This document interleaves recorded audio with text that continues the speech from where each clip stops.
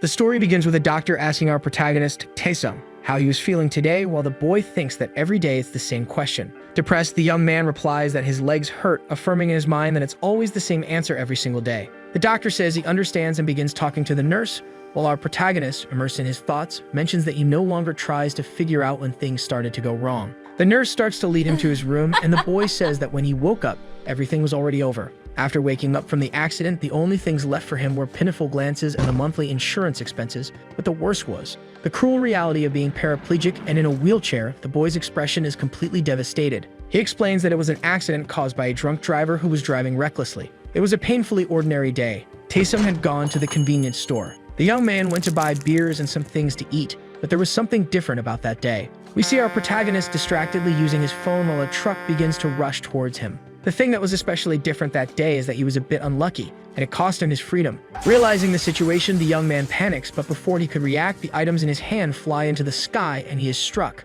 He states that it was a tragic day that simply ruined his life, and at that moment, the nurse was helping the boy lie down on the stretcher. Taesung comments that he felt an immense pain in his legs as if they were always being torn from his body. Looking at his hand with some medicine, the boy thinks that he has no choice but to rely on the medication every night to reduce his suffering. Finally, the boy mentions that people say God only gives trials you can bear, but he would have preferred to die than to go through this. After some time already at night in the hospital, the boy was sedated by the medication but still couldn't sleep. With the phone in his hand, the boy states that there weren't many things he could do being paraplegic, and the most he could manage was to read novels. The boy also thinks that he started reading a new one last week while staring at his phone with a notification that he received 50 free chapters. Taesung thinks that whenever he read novels with happy endings, he also felt happy, and it was comforting to read on days like that when sadness completely overwhelmed him. After staying up all night with a completely empty look on his face, the boy thinks that he had almost finished reading that novel and would finish it that night. Recapping the ending of the story he had read, Taesung explains that the wizard Aiden destroyed everything in his path and in the end claimed victory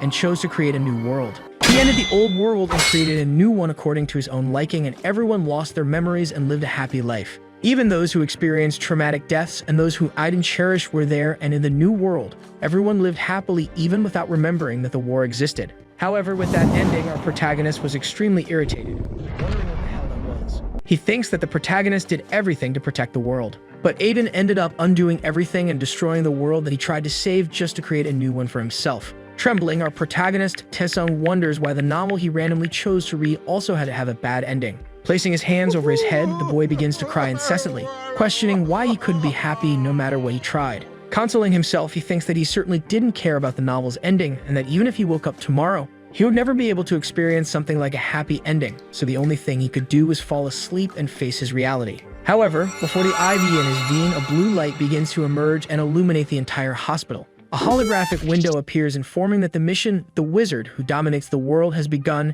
and someone with clear eyes can be seen waking up. Taesung, who was completely different upon waking, is utterly confused about what was happening. He thinks it was as if he had seen a message in front of him and wonders what that was. Looking at his legs, the boy thinks that perhaps this is a hallucination due to the pain. However, when he looks to the side, the boy starts to notice that he was in a completely different house and not in the hospital where he used to stay. Analyzing the rustic appearance of the residence, Taesung begins to wonder where he was and what that was. The boy states that he had fallen asleep in a hospital, and trying to understand more of what was happening, Ta questions if he was dreaming while he starts to search for his phone. During the search for his smartphone, the boy notices that beside him there was a pot of water, and as he looks into it, he begins to see his reflection. Sweating nervously, Taesung realizes that his face and appearance were completely different and he looked like a new person. Our protagonist starts shaking the water bucket, wanting to know what had happened to his face since this was someone else's appearance. Something even more surprising happens, and as he realizes what he's doing, the boy notices that just now his legs had moved. Several holographic particles start to appear in front of him, leaving the young man confused, and then a system screen appears with some messages. Staring at that technology he had never seen before, Taesung begins to question what it was. The system said that this was the world of the wizard who dominates the world, and from now on, our protagonist must live as the character Mord Vernars. Seeing this, the boy realizes that it was the title of the novel he was reading the night before. Moreover, Mord is a supporting character in it, and while the boy tries to understand the situation, the system states that if Mord dies, Taesung will die too. Our protagonist begins trying to assimilate everything that is happening and says that if this is true, looking at his legs, the boy remains incredulous, not knowing whether to believe it. Taesung keeps moving his legs, saying that before he couldn't even feel his limbs, but now he could even move them. And now the boy could even stand up, and at that moment, we see that in his new body, The young man had an extremely athletic physique. He can't stop sweating, thinking that he could even clearly feel the ground beneath his feet and all the sensations around him. The system reappears, materializing in front of Taesung, informing him that it is loading some information. Our protagonist is startled and various pieces of information begin to enter his mind, along with the memories of the character Mord and all the events of the novel. He can feel all the memories of that body entering his head, and putting his hands over his hair, the boy begins to feel desperate about it all. Taesung says he could even see the kind of life Mord led and how it ended in the novel. Mord Verners, a son of the peculiar Vernars family and a warrior who in the future will become extremely powerful. He is an illegitimate son of the patriarch of the family, someone so powerful that even if the protagonist Aiden and his group fought together against Mord, it wouldn't be guaranteed that they would win. However, in the midst of a ritual to gain full control over his mind, Mord was ambushed by the protagonist and his group. And in short, he is a supporting character who only plays a supporting role. And after all this, Taesung questions why he became Mord. The screen appears again in front of him and finally informs him that Taesung must change the world's destructive fate. And with that, our protagonist's wish will be granted. Reading that and seeing the word wish, he becomes extremely interested, knowing that he could do many things with it. Our protagonist is hesitant, wondering if his deepest desire will really be fulfilled or if it's just a deception. With the system talking about destructive fate, he assumes that the hologram was probably referring to the novel's ending. So that system wants Taesung to protect the world instead of Aiden, who will destroy that land later, and with all that, the protagonist mentions that he needs to think a bit. The young man also says that he might be dreaming because he was tired of his previous life. Tae remembers moments from his last life where he hated repeating every day as a paraplegic. So if this were a dream, he didn't want to wake up and didn't care if it was a prank or something like that. And already thinking about his wish, the boy states that he wanted his body to return to how it was before the accident. In fact, he wouldn't be satisfied with just that. Once again, the young man remembers the request the system made while he begins to ponder something. The boy thinks that he had all the information about the novel, The Wizard Who Dominates the World. In addition to all of Mord's power and talent, changing the destructive fate was extremely worth trying as long as his wish would be granted. And finally, our protagonist declares that he wouldn't just try, no matter what, he would succeed. The explanation about Mord Verners continues as he is a part of the bloodline of Artuk Verners and is a bastard son. Without knowing who his mother was, the boy had a difficult life because a few days after his birth, his mother passed away.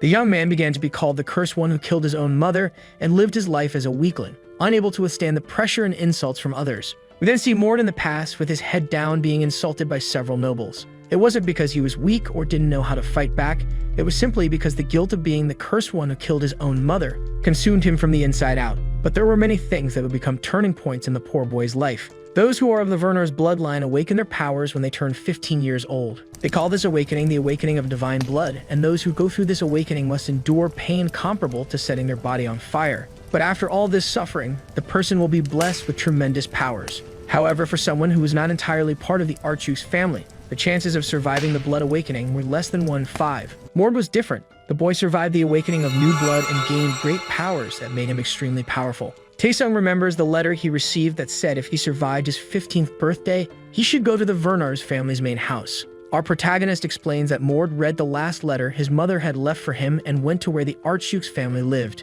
He agreed to undergo a test to be recognized by his father, whom he had never seen before. All of this explanation is Taesung's memories now in Mord's body. The boy thinks that according to all this, he must have arrived the day before at the Vernars' house to take the test. The boy considers that Mord is a supporting character in the novel, but Artuk Vernars is the antagonist of the story, and so the young man says he knows a lot about that family. This family already has several direct descendants, so it would be difficult for Mord, a bastard son, to be accepted by them as they would despise him. But growing up without parents made the supporting character full of a desire to be recognized as a son of the Archuk. However, his father only wanted to use him. Having managed to survive the awakening of new blood made the boy so strong that even the protagonist would struggle in a fight against him. Since the supporting character didn't show all his power in the novel, Taesung sees this test as an opportunity to see the true potential of his new body. However, diverting his attention, a bearded man enters the room, calling our protagonist and asking if the boy had forgotten what day it was. Taesung thinks that this guy, according to Mord's memories, is an instructor named Todd, and he is the one who will personally oversee his test.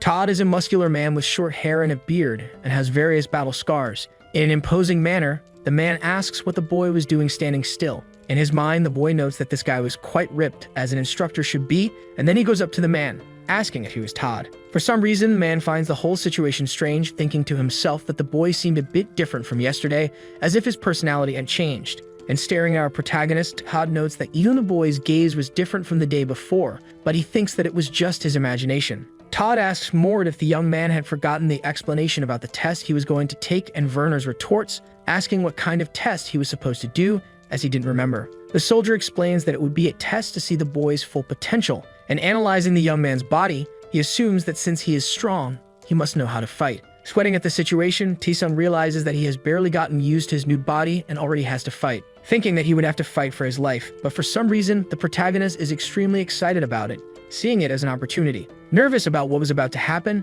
Taesung states that he wanted to test his powers, and this would be his first chance to do so. After a short period, we see the boy walking behind Todd through a forest. The instructor asks if the protagonist had also forgotten what he explained yesterday. But Mord is confused, and Todd explains that he had already mentioned that the boy should not claim to be Archduke's son. Our protagonist then confirms that he understands. Mord thinks that Todd was talking about the unwritten rules for bastards, but it didn't make sense to follow them since rumors were already spreading everywhere. And there are rumors that even the Archduke had already met Mord before, and soon everyone will discover who the bastard is that will become an official warrior. Several muscular students are also standing nearby, and Todd begins to approach them, saying that he had already arrived and noticed that everyone was already there. Werner stays silent, observing the situation, and one of the other students questions if that's the newcomer who will be tested that day. Meanwhile, Mord thinks that the other students seem too young to be ordinary trainees and are probably unofficial warriors. Todd says that he was already assuming that our protagonist knew how to fight, commenting that the way Werner's fights is different from common warriors.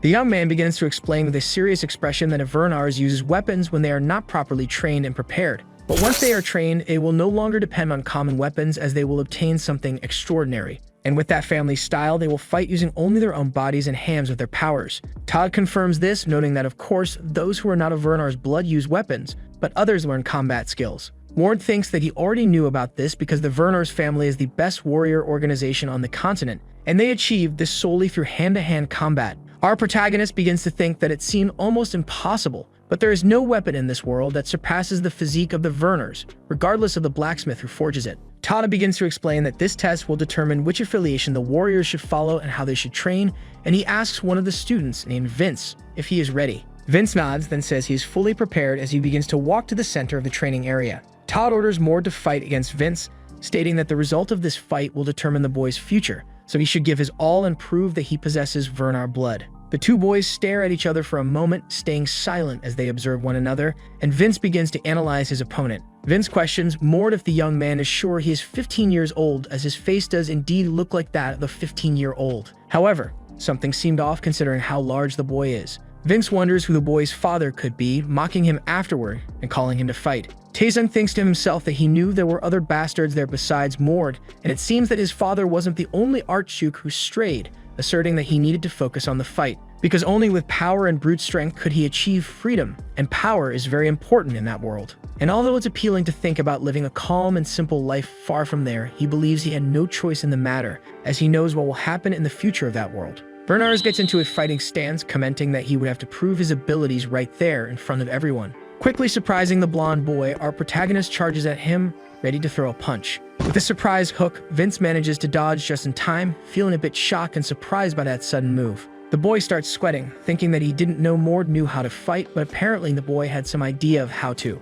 Taesung begins to spin, affirming in his mind that he was more agile than expected, and he thought that the boxing he learned when he was younger was paying off. He learned this fighting style just to pass the time, but it was better than nothing. So with his spin, the boy takes the opportunity to land a kick against his opponent Vince. The blonde manages to defend with his guard, however, he is thrown far away and barely manages to stop himself. Irritated, the boy admits that Mord was extremely good at fighting, and stands up again. The young man tells our protagonist that he was lying when he said he didn't know how to fight and was probably trying to take advantage of that. However, Taesung seems not to understand and says there's no reason to lie. Still, Vince insists that Mord was lying, judging by his stance. Mord, surprising everyone, replies that he just needed to copy what others do, and hearing this, the blonde boy becomes extremely irritated for some reason. Silently, he charges at his opponent with some greenish energy in his hand, leaving our protagonist startled. One of the other bastard sons questions why Vince is using mana, asking him to stop, but the instructor interrupts, ordering the two to continue fighting. Even so, the student remains extremely concerned about the situation, fearing for our protagonist's life, but the instructor insists once more, telling them to let the two fight. Mord is impressed that his opponent is using mana against him. However, despite this, the young man takes a fighting stance without hesitation. Vince, extremely irritated, questions how that bastard dared to insult him. The young man says that from that moment on, he wouldn't hold back anymore, so our protagonist should be happy with the lesson he was about to learn. However, even with Vince's mana-infused punch, Mort easily sidesteps and dodges the attack. Vince is extremely shocked and worried, questioning how that boy managed to dodge the attack and how a novice like him had such skill. Our protagonist was about to say something, but Vince continues questioning how that bastard could so easily predict mana combat techniques, and Mort turns, looking at Vince. The boy finishes his sentence asking if now it was his turn while starting to conjure various mana particles around his hand. Then he suddenly disappears. Vince thinks it's impossible, raising his guard and noting that he spent years training his mana combat techniques, yet he was struggling against a novice. At that moment, Werners lands a solid punch to his opponent's stomach,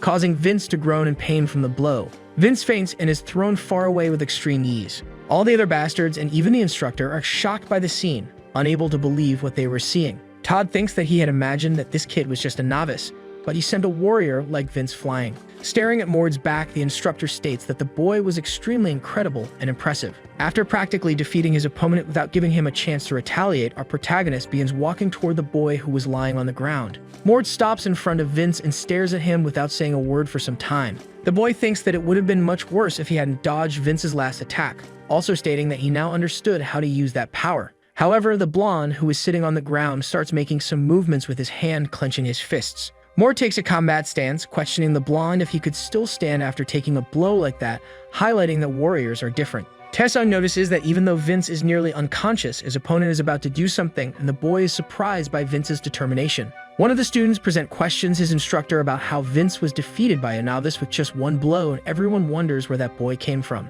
Mort turns to his instructor and says that he didn't know how to control his strength, so he was afraid of killing his opponent if he continued the fight. Todd gets lost in thought, stating that Mord was just a student while he was an instructor. The man thinks that the purpose of an instructor is to measure the potential and power of those being tested, pushing them to their limit, and a test taker should not be able to defeat an instructor. However, he didn't know what would happen if that fight between the two took place. So to avoid further confusion, Todd orders the fight to end, and then one of the other students walks over to Vince, helping him up. Irritated, the instructor approaches our protagonist, questioning why the boy had lied. However, hearing this, Mort is confused. Todd says that the boy claimed he had never learned to fight, but from what he had just seen, that proved otherwise. Mort explains that he truly never learned to fight in his life and hadn't lied at any point. But the instructor asserts that he won't believe it since it's impossible for someone who has never learned mana combat techniques to suddenly use them in a fight. Werners, in an attempt to cover for himself, says that he didn't know that was mana, as he could only use it after becoming completely enraged, and he didn't even know what it was. Todd doesn't believe that explanation and asks the boy if he thought he could really convince an instructor with decades of experience with just an excuse. Still trying to keep his true nature hidden, the boy begins to talk to Todd about his blood awakening experience and what happened. It's explained to us that Mord could use mana before his awakening, which is why he is so talented. The god of combat Werners and the goddess of the heavens Arita. The blood of these two gods runs through Mord's veins. This created an incredible synergy, making the boy a miraculous being. In other words, Mord had a blessed genetic heritage. The boy hadn't received even a minimally decent training until he was 15 years old. Yet, in just 7 years, he would become stronger than Archduke Werners and the strongest successor to the god of combat, and that's how the story evolved. After coming up with an appropriate excuse that was also a half-truth, Todd began to believe it, saying that if it were true, the boy was a monster of talent. The instructor then asked the boy if he had any idea who Vince was, and the boy explained that since he met the blonde for the first time, he didn't know who he was. Vince was a Werners warrior who had been trained from an early age and had gone through an extremely complicated test. And even with all that, a novice like Mord had defeated him just like that. Putting that aside, Todd explained that our protagonist earned 200 points and passed a test that has a maximum score of 100 points, questioning what he would do now. But the boy was confused because he didn't know what to do since the instructor hadn't explained anything. Mord then stated that he still didn't know what this test was for,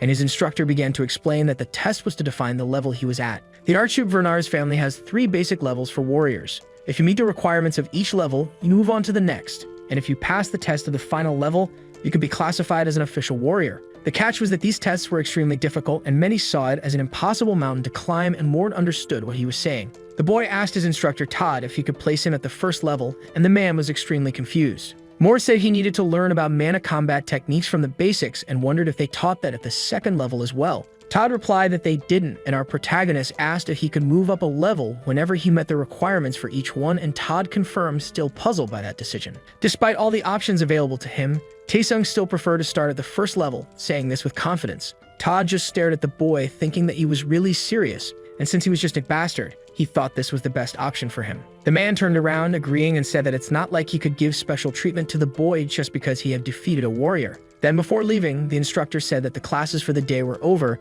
and that he would send someone to explain the first level to our protagonist the next day. Already lying in one of the rooms in that place, the boy began to think that the test had been extremely easy. Taesung wondered if Mord went through this whole process that he was now experiencing, since the novel didn't go into much detail about how Mord became Archduke Vernar's trump card. But that made sense, as the boy was just a supporting character in the story, and there was no reason to delve deeper into his background. The boy only remembered that the Archduke of Vernars tried to maximize Mord's potential and dominate his mind to use him as a human weapon. The boy recalled that Mord was always beaten as a child and never fought back, assuming that in his past life, the supporting character must have been beaten and stayed at the first level. With all these memories and thoughts flooding his mind, the boy stated that he understood why he had possessed Mord's body. In his past life as Taesung, he wasn't someone significant to the world, but he always fought when he felt wronged. In contrast, in the novel, Mord lived a completely different lifestyle, being the complete opposite of him. The boy got up and began to walk towards something in the room while thinking that he was going to save the world from destruction, and to do so, he had to stop the protagonist of the novel.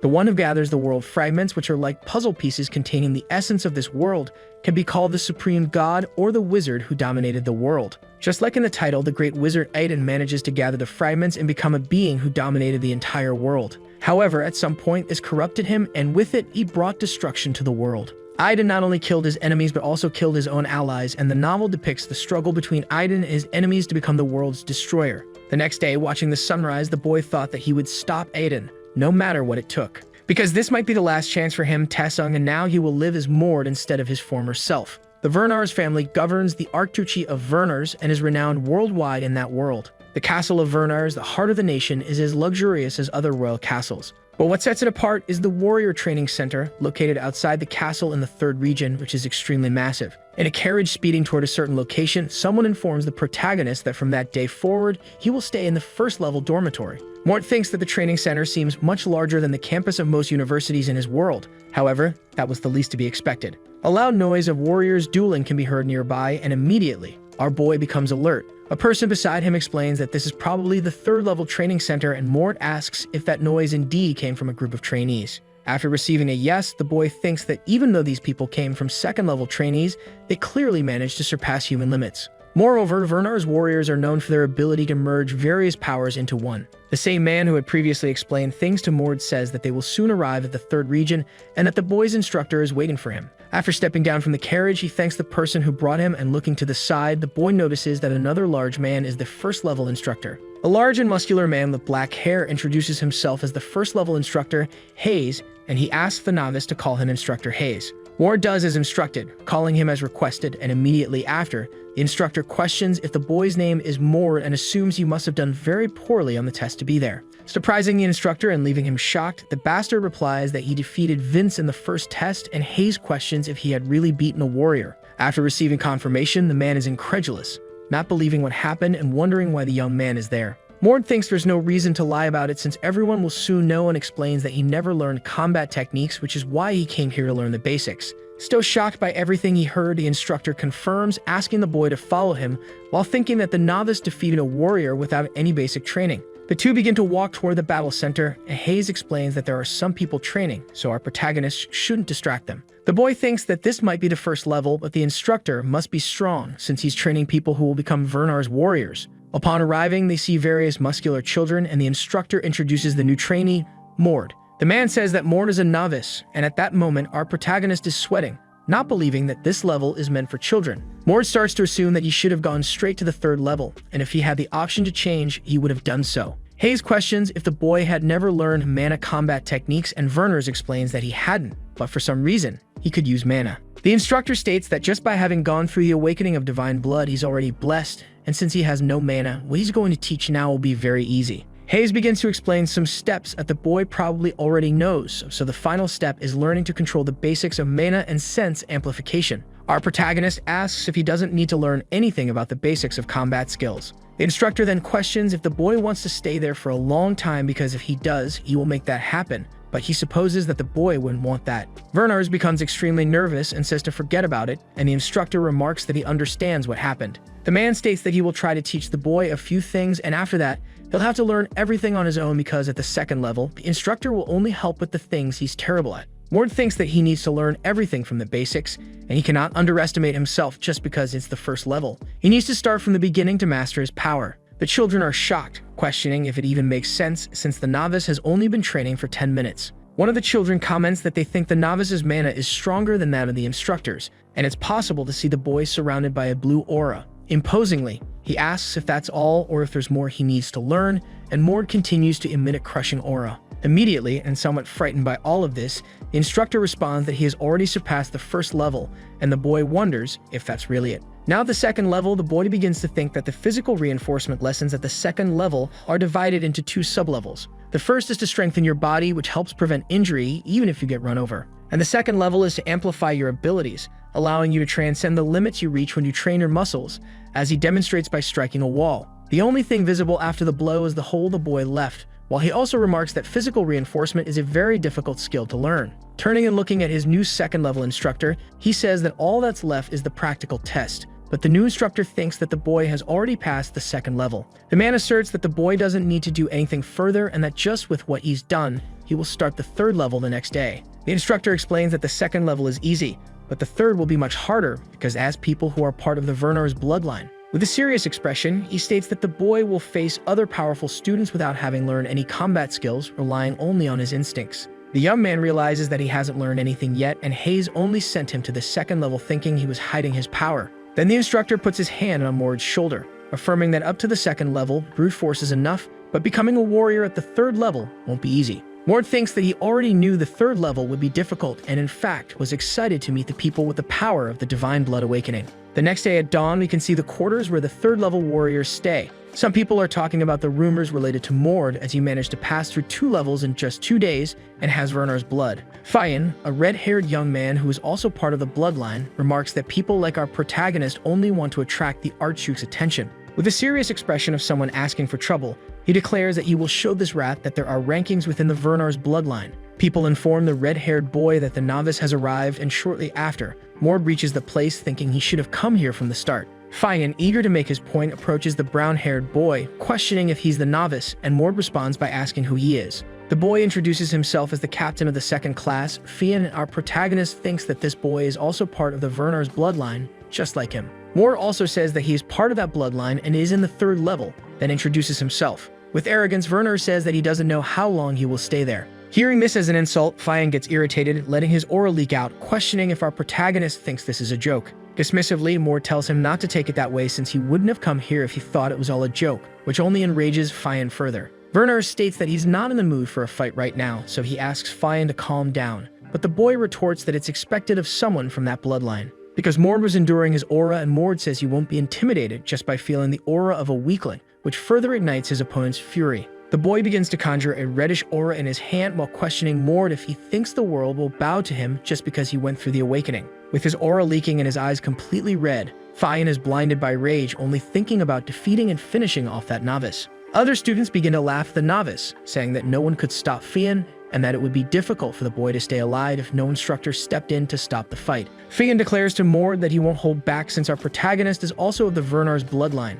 Then quickly, the red-haired boy rushes to attack the novice, trying to grab the young man's head with his hands and end the fight immediately. Blinded by rage, he says he'll make Mord pay for defaming that place and teach him a lesson about how the real world works. However, before he realizes it, a massive crash is heard, and a huge cloud of dust rises into the air, obscuring everyone's vision. The friend who was with Fayan earlier comments that the power was monstrous, and that the novice was very unlucky to run into Fayan, the leader there, but he hoped Mord would survive. As the smoke begins to clear, it becomes visible that one person is standing while another is kneeling as if they had taken a powerful attack and fallen to the ground. For some reason, all the other students are stunned by the scene, watching someone tremble after being struck by a powerful blow. The one standing is Mord, not understanding what is happening since he thought Fayan was stronger and would at least withstand one of his attacks. However, looking at Fayan lying on the ground with blood dripping from his nose and mouth, he remarks that Fayan was nothing more than a bully who barked a lot but had no dignity. Defeated and with his ego shattered, Fayan wipes the blood from his mouth. The young man stands up,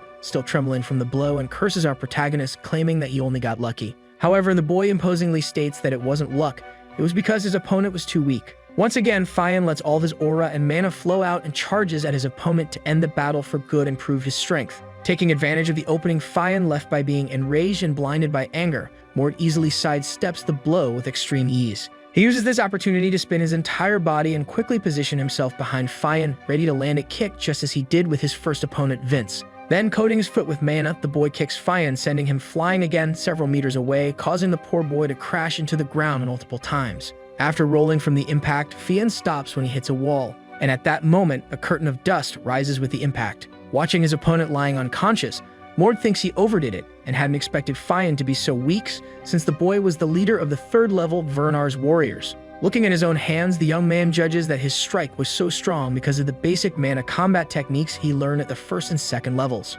Worried, Fian's friend rushes to him, waking the boy to check if he's okay and trying to help him up. However, the warrior doesn't give up, and angry with all the humiliation, he pushes his own friend away, declaring that the battle isn't over yet. Mord, with extreme disdain and pity for his opponent, remarks that the boy had fainted and was unconscious for about 10 seconds. Despite everything, Fian doesn't let go of his pride and insists that it's a lie because Mord only struck him when he was off guard, which is why he was hit. Mocking his opponent, our protagonist says that leaving his guard down while fighting someone who will become a warrior is pathetic. Unleashing all of his rage and inner power, Fian declares that just because his opponent could talk didn't mean he could say everything that came to his mind. Thus, a red aura begins to envelop the young man, and the students, feeling that immense power, panic, realizing that Fian had awakened his powers. They shout at the novice to flee, otherwise he will die, but Mord remains unshaken and stands firm, thinking that Fian must have invoked the divine blood awakening. But he was controlling the divine blood in a completely wrong way, which makes sense since the boy was also a bastard child and didn't possess pure blood. Amidst all the chaos, someone begins to walk toward the two young men, questioning what the commotion was and trying to understand the situation. That person was an elder, and one of the students called him the third-level instructor, explaining that a fight between Fian and the novice had started. Observing the situation, the elder remained silent, and when his student asked if they should stop the two, the old man replied that they should do nothing and just wait for now. The elder thought that Fian was strong enough to compare to a regular warrior and hadn't had many opportunities to test the boy's true power, but now there was an opportunity. Looking at Mord, he assumed that this boy must be the Vernar's child who had reached the third level that day, so it wouldn't be too problematic if a child died. Red electricity began to course through Fian's body, and with a malevolent and extremely irritated smile, he declared that Mord would pay with his life. Mord, realizing what kind of power was in his opponent's hands, couldn't believe that his enemy could use such a technique. Fian clasped his hands together and quickly leaped towards Mord, attempting to strike from below with several powerful bolts of lightning emanating from his body. Seeing the attack coming his way, Vernar's thought that this was an advanced technique that uses the body or a weapon as a vessel to create a powerful magical form. The name of this power was Body Impulse, and finally, Fian landed on the ground, almost hitting Mord, who barely managed to dodge the attack, avoiding being struck. The powerful blow hit the ground, causing the entire area to emit a massive rumble and begin to crack. Seeing the sheer force behind his opponent's strike, Taesung thought it would be bad if he were hit squarely by that attack. But using his new power, Fian quickly approached our protagonist, telling him not to dare run away. And once again, he conjured several bolts of lightning in his hand, charging at the boy to end his life for all the disrespect he had shown. Before Fian could even react, he was quickly struck by a blow to his face, leaving him surprised. With blood once again flowing from his nose, Fian was incredulous at having been hit so suddenly, but he remained determined. A flurry of attacks followed, aimed at Mord, but the young man managed to dodge and counter every one of them. Even with his new power that allowed him to endure more hits, Mord was able to evade all of Fian's strikes without even using his divine blood. The students noticed that the novice wasn't taking any hits, but also commented that Mord's attacks didn't seem to affect Fian, as he appeared to be holding up well. However, the elder instructor pointed out that something was off, as the red-haired boy was indeed suffering and gradually wearing himself out in the fight. The red-haired boy became extremely exhausted, and the old man noted that Fian's impulse was weakening. Mord remarked that it was time to get a bit more serious, and changing his strategy, it was now Vernar's who charged and his enemy to land a blow. With a quick punch, the boy struck Fian's stomach, catching him off guard and preventing him from reacting to the extremely fast attack. When he was hit, Fian groaned in pain, with more tomato juice spilling from his mouth. The boy was once again thrown far away, and Mord remained in his fighting stance, apologizing because he tried to hold back, but seemed to have used too much force. Recovering from the punch, Fian angrily told Mord to shut up, claiming that all he had done so far was run away like a coward, trying to set a trap for him. However, Taesum became extremely irritated by this, merely listening to Fian's threats and using them as fuel. Imposingly, he declared that he would stop dodging and that he had been going easy, but since Fian was getting on his nerves, he would end this. Fian thought he had successfully manipulated our protagonist, assuming the boy had fallen into his trap. He then charged once again at his enemy, telling Mord not to regret it after being defeated. For some reason, the boy simply stared at the powerful punch coming his way, doing nothing to dodge, just as he had said. With the impact of the blow, numerous mana particles were scattered throughout the area, creating a brilliant light. When the students could see again, they realized that Mord was holding Fian's arm. The boy explained to his opponent that impulse doesn't work when your enemy is stronger, so Fian's attacks were nothing because Mord was stronger. Also invoking a power in his hand, but now with a bluish aura, Mord concluded by saying that this was a great lesson. Fian, filled with desperation, realizes that a user of impulse is supposed to always win against someone who doesn't have that power. It's common sense. But this guy Mord had changed everything. The last thing the red-haired boy sees is a punch coming straight at his stomach, and Fian thinks he never had a chance of winning. Once again, he's thrown back, groaning in pain, and soon after, the boy rolls across the ground, already defeated. Finally, he crashes into a wall, raising his hand as if to say something, but before he can utter a word, he collapses unconscious, unable to withstand the impact of the blows. The instructor, shocked, wonders where a monster like Mord came from, as a bastard child had defeated Fian without even using impulse. Watching the scene, he mutters that he has trained many Verners, but he has never seen a bastard child so talented. Mord had managed to close the gap between himself and someone of direct lineage. Mord turns, asking if anyone else wants to fight him, and finally the instructor comments that the boy is only 15 years old and already this strong, which means he's a monster. Daisley begins to leave the area, instructing his students to hurry and take Fian to the medical center, and one of them acknowledges the order. He thinks that if he doesn't do something about this, the chain of command here will crumble. And no matter how talented Mord is, it doesn't change the fact that he's just a bastard child. Imagining Mord as a small puppet, the old man concludes that he needs to find a way to control that boy at all costs. Our protagonist begins to explain that Fian was seriously injured in the fight yesterday and that he has to stay in the medical center now. Because of the blows he received, the boy fell into a coma and hasn't woken up until this very moment. As a result, Mord was placed in solitary confinement for 4 days, during which he spent time reading some combat tactics in a book. Closing the book he was reading, the boy remarks that this theoretical combat test was quite easy. Considering that he did postgraduate studies in his past life, the theoretical test shouldn't be a problem for him, and he would be able to handle it. The boy begins to stretch, stating that staying in the dormitory all day was boring, so he would go practice his mana combat technique. A mysterious figure arrives, telling Mord that he heard he had already caused trouble in the 3rd level training area. When our protagonist looks up, he notices that the person is Todd, and he asks his instructor what he's doing there. The man explains that the Archduke wants to see him. Our protagonist is confused, questioning why such an important figure would want to see him, and the man explains that he'll find out when he gets to the designated location. Todd also mentions that the boy doesn't need to change his clothes since the Archduke doesn't expect him to know noble etiquette, so he's fine as he is. Our protagonist simply agrees, thinking that Archduke Verners didn't care much for noble etiquette even in the novel, and with that, they set off. Todd explains that rumors about the boy have spread everywhere, how he completed the 1st and 2nd levels, and he didn't expect things to go so smoothly. He also mentions that he thought the boy was very smart, and that he's sure others think the same. Mord doesn't understand what his instructor means and asks what he's talking about, to which the man replies that it was all a plan to attract the Archduke's attention. However, surprising him, Mord denies it, saying that he wouldn't risk his morals just to gain the Archduke's attention, since if he wanted attention, he could just become a powerful warrior. Todd thinks the boy isn't wrong and that this is better than the things he has done so far. He then explains to his student that the Archduke received a report about what happened and became interested. Taesung remarks that defeating Vernars would indeed attract the Duke's attention, so he wasn't surprised by this. As they approach the Archduke's training area, Todd advises the boy not to do anything wrong. After stepping down from the carriage, the two observe a battle taking place nearby. Our protagonist's father is surrounded by a pink mana shield while several warriors attempt to attack him. He looks at the man with long hair and a beard, identifying him as Archduke Verners, and notes that the aura is powerful and the man even resembles a muscular giant. The warriors surrounding Verners quickly move in to break the barrier that protects him. Everyone strikes the shield immediately. However, despite the cracks forming, no one manages to break it. Seeing that his guest has finally arrived, the Archduke says that it's enough and begins to do something. A spiraling sphere starts to form in his hand, absorbing the surrounding mana particles, turning a deep red. Suddenly, what was a small marble-sized orb transforms into a large soccer ball in Vernar's hand. The enormous sphere rapidly evolves into a powerful and gigantic magic orb that begins to draw everything around it toward itself. For some reason, upon seeing this, Mord seems to recognize the ability, and then Verners prepares to conclude his attack. The boy explains that this is a powerful ability that absorbs both physical and magical attacks and converts them into a shockwave that throws enemies away. The massive magic sphere that was once gigantic concentrates in the palm of Vernar's hand, and the man launches it at his opponents like a burst of energy. The blast creates a massive crater in the wall, and a curtain of smoke rises as all the other adversaries are flung back. Seeing this, the boy thinks that the god of combat's reflector is the name of this ability, and he believes it's still being developed by his father Vernar's. After launching the attack, the man considers that it's still not enough, and our protagonist concludes that even in its incomplete state, the ability is already incredibly powerful.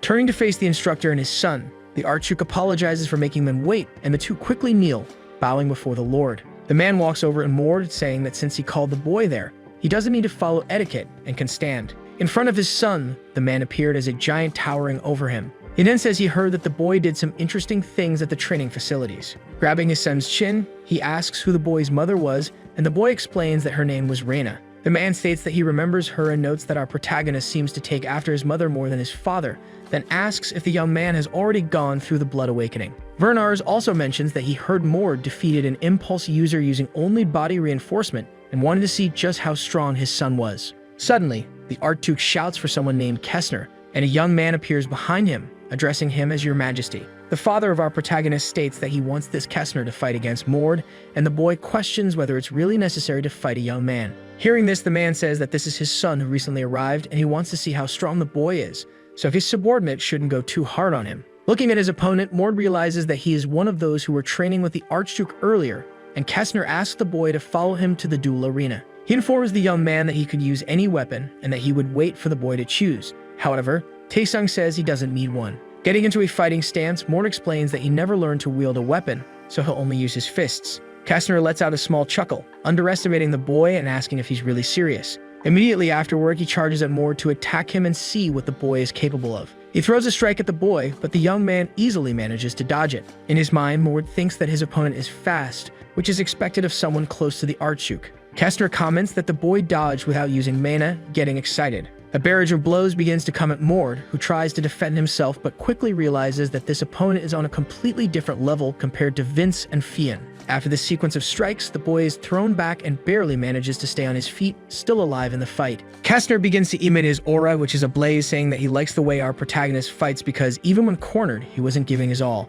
Mord starts to sweat from the heat he's feeling, thinking that his opponent is using mana, and judging by the strength, he must be of the Vernar's bloodline. The boy also acknowledges that now that he thinks about it, he has never fought with everything he has while observing his opponent walking towards him. The young man begins to summon his mana as well, stating that since his opponent is someone from the Archduke's entourage, it should be worth it to give his all, so he won't hold back. A powerful and brilliant blue energy begins to emanate from Mord's body. The auras of the two extremely powerful opponents clashed like a battle in the jungle. The Archduke was impressed by what he saw, and Kessner couldn't believe that this was the mana of an apprentice. Taesung thought that Mord probably never maximized his potential since he grew up hearing people call him the cursed one who killed his mother. The boy likely never had the chance to use his full power due to the guilt he carried on his shoulders. Now in battle stance, the current Mord begins to think that this time would be different because he was going to do this for the Mord who never got to unleash his true power. With a serious expression in his fighting stance, Taesung starts to provoke Kessner, asking him to come at him. Kessner laughs, confirming, and quickly,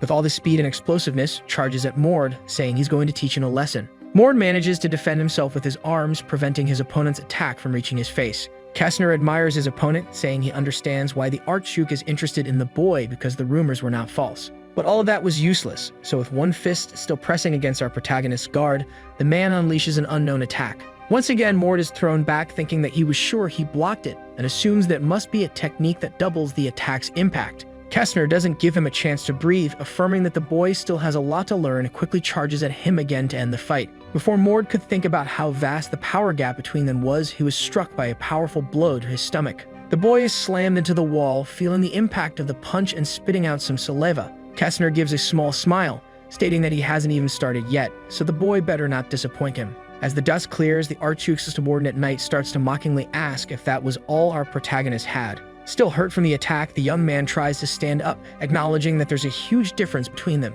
even without the man using impulse. As he struggles to his feet, Mord wonders if he should use the power of divine blood, but he dismisses the idea, realizing that if he did, his opponent would likely do the same. Kessner starts to get irritated, saying that the boys seem to be overthinking things. Mord remains silent, groaning in pain and wiping the blood from his mouth caused by the blow. When he doesn't hear a response, Kestner becomes even more annoyed, stating that if the boy won't fight with everything he has, he'll force him to do so, charging at him again. Kestner notices that the young man is finally about to fight seriously, and our protagonist raises his hand to strike him. However, the man easily dodges, forcing the boy to punch the ground instead. Pleased and excited by the battle, he says this is what he wanted and immediately goes on the offensive again. Preparing his punch, Mord thinks that he didn't want to show everything he was capable of just yet, but getting beaten up was boring, so he decided to hit back. A sincere exchange of blows between the two begins, with punches almost impossible to see. After trying to land a direct hit on his opponent, Kestner dodges the blow and comments that the boy made too many unnecessary movements.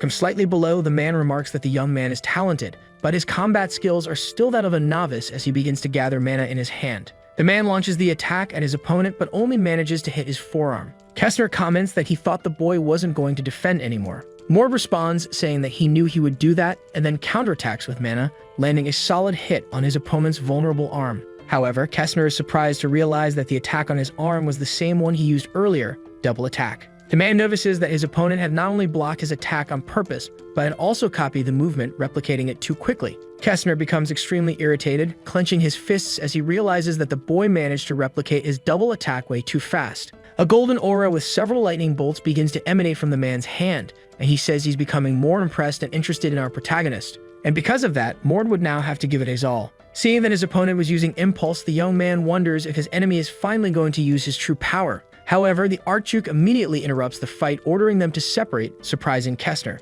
The elder tells his subordinate that what they had done was enough to test Mord's strength. He begins walking towards his son, remarking that it's incredible to see the young man at this level, especially since he just went through the Blood Awakening. However, cutting short the moment of pride, the Archduke comments that there's something else he wants to see and begins to prepare a burst of energy in his hand. The protagonist realizes that it's an impulse sphere and wonders why his father is suddenly using it. Immediately, the boy puts his hands forward, trying to absorb the attack to avoid his death. In his mind, the boy curses Werners while questioning if his body can withstand this force. Trying to push beyond his limits, the young man declares that he won't use his secret ability and will endure it with just his body. Memories of the battle against Fian come back, and the young man comments that he only managed to block the impulse because he was stronger than his opponent, so that wouldn't work here. However, if he used impulse as well, he could block it, and quickly the boy invokes a white aura in his hand, stopping the attack. His father smiles, and Todd is stunned, stating that it's impossible because our protagonist just went through the Blood Awakening. Seeing all the blue energy flowing from his student, the instructor questions how the boy is already able to use that ability. Looking at his own hand, Mord comments that the talents of his body are better than he imagined because he can see someone using an ability and already replicate it. The Archduke is extremely pleased, saying that this is expected of someone of his blood, and hearing this, Mord becomes irritated, remembering that this man uses people. Werners, brimming with pride, comments that he will reward his son since he passed the test, then asks what the young man desires. The nobleman says the boy could have wealth beyond imagination or a mentor to train him, and he could ask for anything. Our protagonist is momentarily confused, noting that she never expected something like this, but she already knew what to ask for. She just needs to collect the world fragments before Aiden does, as that's what's necessary to prevent the world's destruction. The boy replies that he doesn't want such trivial things, and his father then asks what his wish is. Surprising everyone, Mord says he wants to challenge the tomb of the god of combat. Taesum explains that there are places called dungeons in the novel. They are dangerous and filled with monsters. The dungeons in this world are a bit different because they have signs of erosion from other worlds. In other words, dungeons form where this world and another overlap. Almost all dungeons overlap with the demon realm, but the tomb with the god of combat is said to be where the god of combat Werners was created. This place has an overlap with another world, and it's where one of the world fragments is located. Upon hearing his son's request, the Archduke becomes extremely serious and remains silent for a few seconds. He places his hand on his chin, continuing to ponder it, and our protagonist wonders if he asked for it too soon. His father asks what the boy's reason is for wanting to go to that place, since there doesn't seem to be a clear motive. The boy gives the excuse that he heard there are traces of the god of combat Werners there, and he wants to see with his own eyes the source of the lineage he acquired upon awakening. Kestner, who was the boy's opponent earlier, says that this boy is more immature than he thought. He explains that the tomb of the god of combat is the place where the coming-of-age ceremony is held for those of the direct bloodline. And what he's asking for is basically a challenge to the direct bloodline, and a bastard child shouldn't be allowed to go to that place. Unexpectedly, Werners agrees, and Kestner questions why his master would allow it, but the Archduke says he already knows what his subordinate is thinking. He explains that there have been many instances where someone outside the bloodline went to the dungeon for the sake of an expedition, and this has happened in every generation. Werner asks if his subordinate also wants to go. However, the man says nothing and remains silent. Werner thinks that Kestner has lived a miserable life just for being a bastard child, and he's sure that both Mord and Kestner also want to taste the privileges. However, he tells our protagonist that it's too early for the boy to go, but he'll give him a chance when he becomes an official warrior. Clenching his fists, Mord thinks that becoming an official warrior isn't too difficult, but he needs to be faster than the protagonist of the novel Aiden and obtain the fragment from the tomb of the god of combat. With confidence and hope for a promising future, the boy confirms to his father, stating that he understands. Kestner, who had just fought against our protagonist, watches the boy leaving with his instructor, remaining silent. The blonde man asks his master if the boy's name was Mord. However, ignoring his question and surprising him,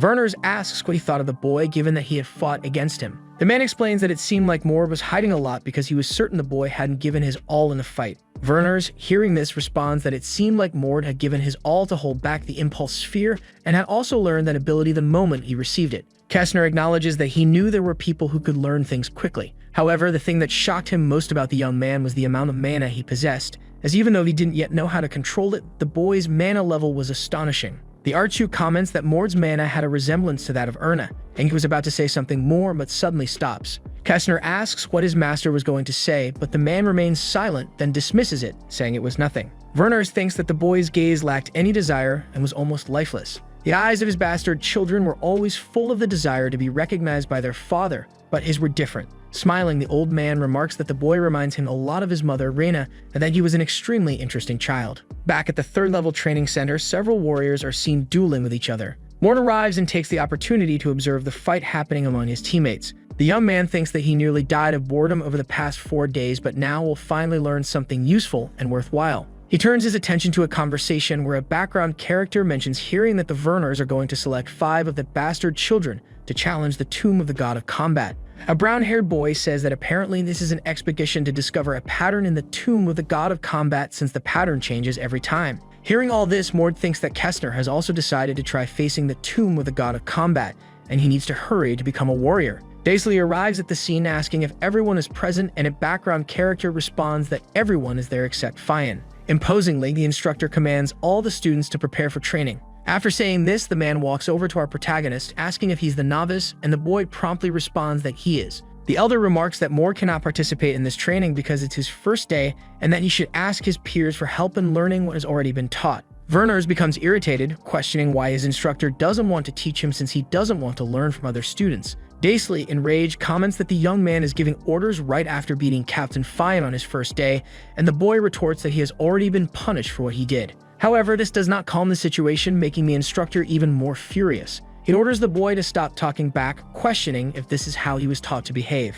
Mord maintains a firm expression, saying that Daisley should misunderstand since he's only speaking the truth, and it's the instructor's duty to listen. The instructor cannot tolerate being answered back and, consumed by fury, strikes our protagonist. After Mord steps back slightly from the blow, the old man seizes the opportunity and grabs the boy by the collar, calling him a brat and asserting that he's giving him an order. The instructor orders the boy to run laps around the center until the training ends and expects him to maintain a high speed while paying attention to the lessons. With this, the instructor begins to laugh with a psychopathic expression, stating that the boy will be punished if he fails to answer any questions. Mord tries to restrain himself but lets a bit of mana leak out as he clenches his fists in anger at the humiliation he's experiencing. Seeing this and realizing that once again his authority is being challenged, the elder loses control. The old man thinks that this brat dares to disrespect his authority as an instructor. This was unacceptable, and then the old man struck our protagonist again while saying that he was mocking his own instructor. Mord became extremely furious but tried to contain his anger, and at that moment, the old man began to lecture him, asserting that the instructor's authority was absolute there. And if the boy continued to resist, he would be removed as a student, immediately asking Mord if he had understood everything. Wiping the blood from his mouth after taking the old man's blow, the boy began cursing him in his mind and wondered if he should hit him. However, he changed his mind, thinking that if he caused another fight there, it could interfere with his test to become an official warrior. And for that reason, he needed to hold back so he could go to the tomb of the god of war. So the young man responded that he understood, addressing the old man as Sir. Stating that his authority was restored, Daisley questioned what the boy was doing because he should be running. And even though he was silent, swallowing all the anger he was feeling, our protagonist began to run as his instructor had ordered. Watching the back of the student who had defied him, the instructor thought he would ensure the young man was punished for disrespecting him. Our protagonist explains that during the time that passed after that event, Daisley seemed to hold a grudge for what happened and continued to punish him for no reason. It became apparent that the boy was constantly being assaulted by the old man. The boy also stated that Daisley had gone mad with the authority he had and let it completely go to his head. If he felt that his authority was being even minimally threatened, he would punish anyone verbally and physically without feeling pain or remorse. And he always imposed punishment in the form of training for all the students. And because of that, no one could resist since it was something he could do. This was how Daisley governed that place, the third level of the Vernar warriors. After a few days, Mord could be seen doing an exercise using only one finger. However, even then, the instructor kept complaining, questioning if he was disobeying his own instructor. The young man thought he knew why his instructor was doing that, as it was just because Mord had used mana in front of the other apprentices that time. Seeing that he wouldn't get a response, Daisley left in anger, realizing that the boy wouldn't answer no matter what he asked. But the man stated that the boy should remain in that position until the end of the day, and if he moved a muscle, he would be punished again. While doing the exercise, Mord thought he held back because he believed the old man had something valuable to teach, but it seemed he was just passing on mediocre training. Inside his quarters, Daisley was sitting, thinking deeply, resting his chin on his arm. The man cursed Mord, wondering how that brat dared to talk back to him, and the punishment he gave the boy should have destroyed anyone's body. But Mord endured until the end, as if he wanted to rebel one day, practically challenging his authority. The man wondered how a bastard child with no training could be so strong, and then he punched the wall. Getting up, he then stated that the boy would fall soon and he would make sure of it with his own hands. The next day, we hear the protagonist saying that he will take the test to become an official warrior. He is staring at an instructor while the other cadets are shocked at what he has just said. The confused old man asks if he is sure about what he just said, and our hero just firmly confirms it. He is immediately reprimanded by the old man, who says he has never learned anything to become a warrior. But that doesn't intimidate Kim, who says it's because the instructor neglected his job. Then he approaches him and says that in reality, the old man is not qualified to teach. This irritates an elder, who tells him to stop talking nonsense as he is the only one who judges who can take the test or not. But while the old man continues to complain, the protagonist gives a malicious smile, saying that he can't say that, and that he officially challenges the instructor Daisley to a combat god's spirit. Upon hearing what the young man just proposed, the old man begins to be in shock, remembering that the spirit of the combat god refers to the sacred practice of duels. And since all those with great powers also follow barbaric traditions, this duel simply means that the strong one is right. They believe that the combat god gives his blessings only to true warriors, meaning that the duel's winner is always the one who is right. Soon the old man questions how the protagonist knows this, but he says it doesn't matter and that, according to the laws of Vernars, an apprentice can request the combat god's spirit from an instructor. In fact, this came from a legend where the combat god grew up without knowing his true abilities, as when he was younger, he was harassed by powerful beings. Soon after he took the throne, he told all his descendants that those who dictate over others must have the necessary ability for it. Therefore, in Vernar's laws, it is allowed for apprentices to challenge instructors for the combat god's spirit. The protagonist thinks the old man was crazy when he considered this, but now will dare to use it in his favor. However, soon Daisley grabs his collar and says he is just a child to be asking for this, and that he is too young to talk about such an important sacred right. But the protagonist quickly tells him to shut up and not to fool himself, since he does not have the right to deny the combat god's spirit. He then lets go of the instructor's hands and slowly walks away from him, while his back is being watched by the same. The protagonist then prepares to do something with his mana, and shouts for everyone to hear that apprentice Mord requires the combat god's spirit to duel against third-level instructor Daisley. He repeats this message as a shout that echoes throughout the palace so that everyone can hear what is happening. But this displeases the instructor. However, before he can say anything, the protagonist turns around, telling him not even to think about denying his request. But if he plans to do so, he will spread to everyone that he ran away from a disciple. Daisley gets irritated by the brat's presumptuous actions, but our hero remains firm and asks if he still hasn't understood what is happening, and that this is his last chance to prove himself a true instructor, warning the old man that he no longer wants to waste time with useless people like him. Feeling the pressure the young man is emanating, the instructor begins to think he should have come wearing brown pants, and that it seems he didn't show all his power when he faced Fian, thinking that now he can't hold back, and even if he is talented, he is still just a child. Daisley then says that he will regret acting like this and begins to prepare the day of the duel, but before he finishes his sentence, he is interrupted by the protagonist, who explains that the challenger is the one who chooses the time and place, and that the duel will be held in the same place in 1 hour, since he doesn't want to waste time with useless people like the instructor. And as he begins to walk away, he says he won't stop him if he wants to flee, completely scaring the instructor, who wonders where this psychopath came from. A little further from the training ground, the protagonist's shout echoes, making the blonde man standing by the window curious about an apprentice requesting the combat god's spirit against an instructor. The man knew he wasn't an ordinary child, but he never imagined he could entertain him in this way. Soon he calls his servant, who promptly responds and says they will go to the third-level training center.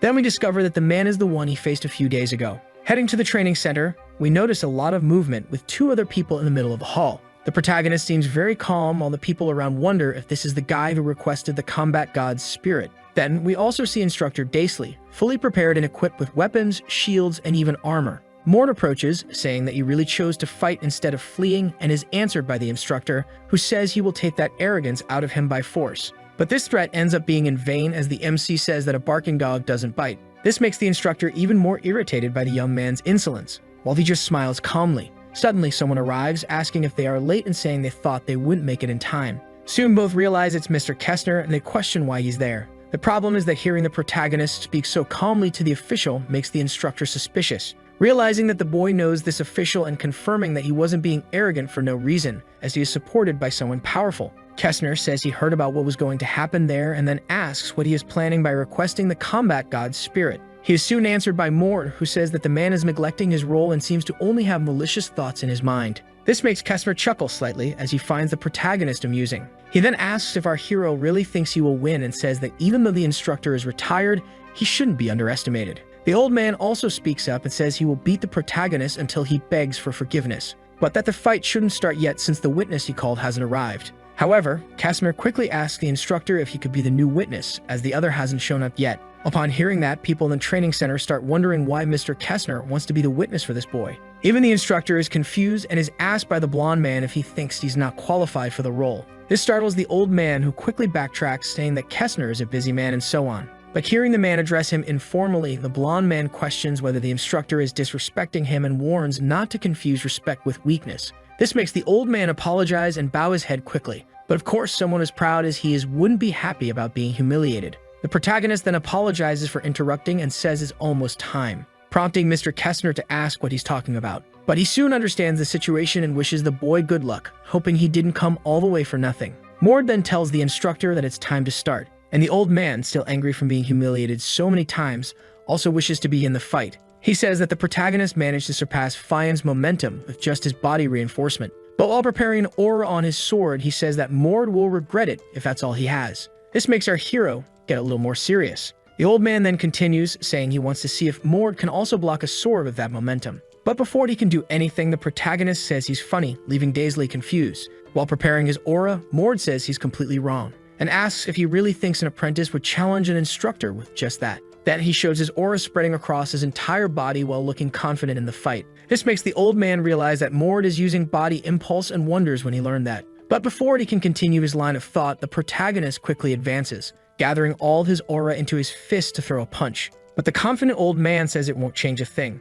and soon the two attacks collide, causing a powerful shockwave. However, the protagonist's fist ends up winning, shocking the old man, who realizes the attack is coming his way. And soon he's hit by our hero's strength, being thrown backward, where he uses all the strength in his legs to stop, becoming extremely confused, wondering how Mord pierced through his attack and sent him flying. But once again, the protagonist advances, already preparing a new attack. This time, it's blocked by the instructor's shield.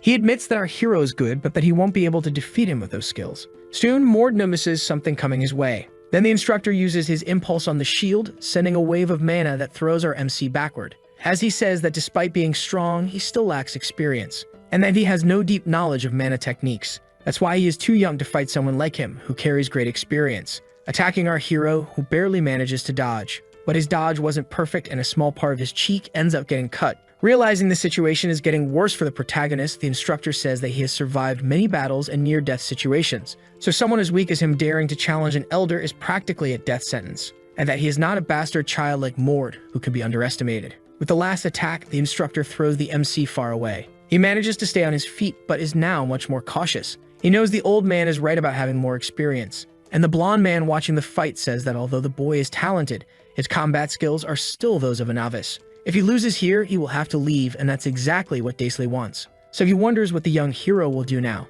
Back in the fight, the instructor asks if a cat got the protagonist's tongue, but Mord just approaches, saying that even though the instructor is a jerk, his skills aren't bad, impressing the old man with his arrogance. Even so, Mord remains cold and says that if the instructor thinks he will lose, then it's clear he's an unqualified instructor. But the old man just laughs, saying he will train him right here and now. However, the MC says that's impossible, startling the elder, who wonders where all this energy came from. Looking closely at the protagonist, he notices some changes in his physique, in addition to the aura emanating from him. When he realizes that the young man now has completely white hair, the instructor instantly knows he has lost, since his divine blood has been unlocked. Our hero just opens his eyes, determined to finish off this old man. And as he approaches, the elder is now absolutely certain that he should have come to this battle wearing brown pants. Mord says this is the first time he's fought like this, and he doesn't think he will be able to hold back, so it's better for him not to be resentful when he dies and becomes a ghost. After going through the divine blood awakening at 15 years old, those who belong to the Vernar's lineage can use the powers of divine blood.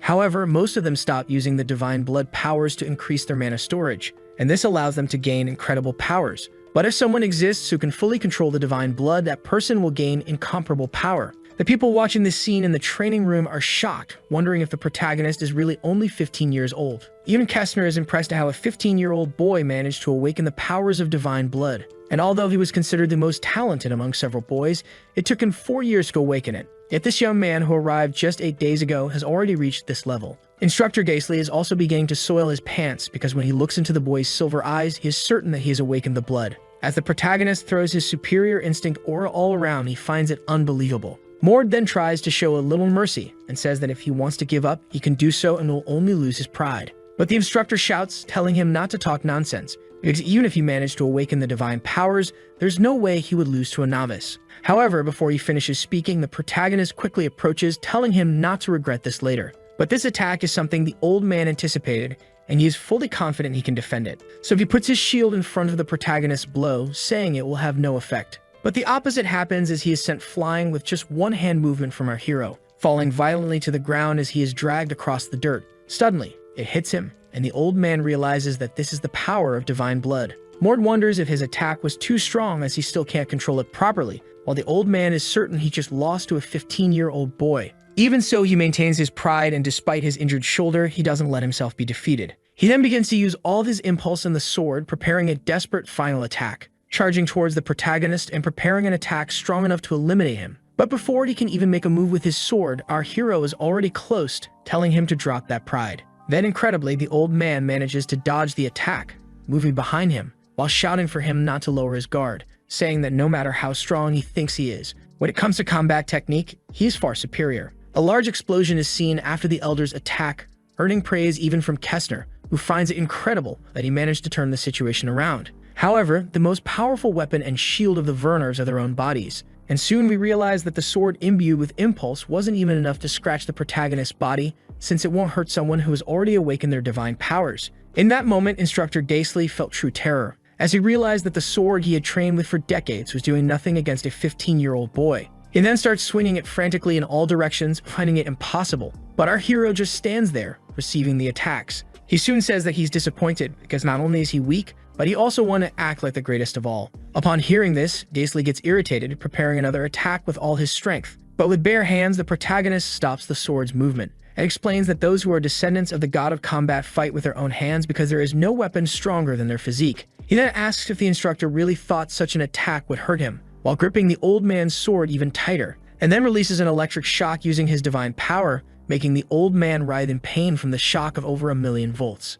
The elderly man then falls to his knees before the protagonist, and looking down at him, Mord asks if he's in shock and tells him to accept his defeat, or else he swears he will eliminate him right there and then. Gately, who is not only in shock but also soiled his pants, is now terrified of that boy, realizing that from the beginning, he was never able to win against this incomparable power. He then lowers his head coldly and accepts his defeat before our hero. At that same moment, the crowd watching the battle begins to shout that the son of Vernars defeated Gately. Even the blonde man finds it impressive how a bastard son who awakened the divine blood managed to use the blood powers. Not only that, but he nearly killed his instructor in the combat god's spirit duel, so he has no idea how strong he might become. And as he watches the protagonist walking away towards a gate, he remarks that it was a good battle. In the distance, we observe 2 other people who were spying on the battle. The hooded one says that boy was incredible, and mentions having heard that he was quite brave and unafraid of being defeated. We then discover that the hooded person is a beautiful woman named Erna Vernars, 7th in the direct lineage of the Vernars. Let's now go to the castle of Archduke Vernars.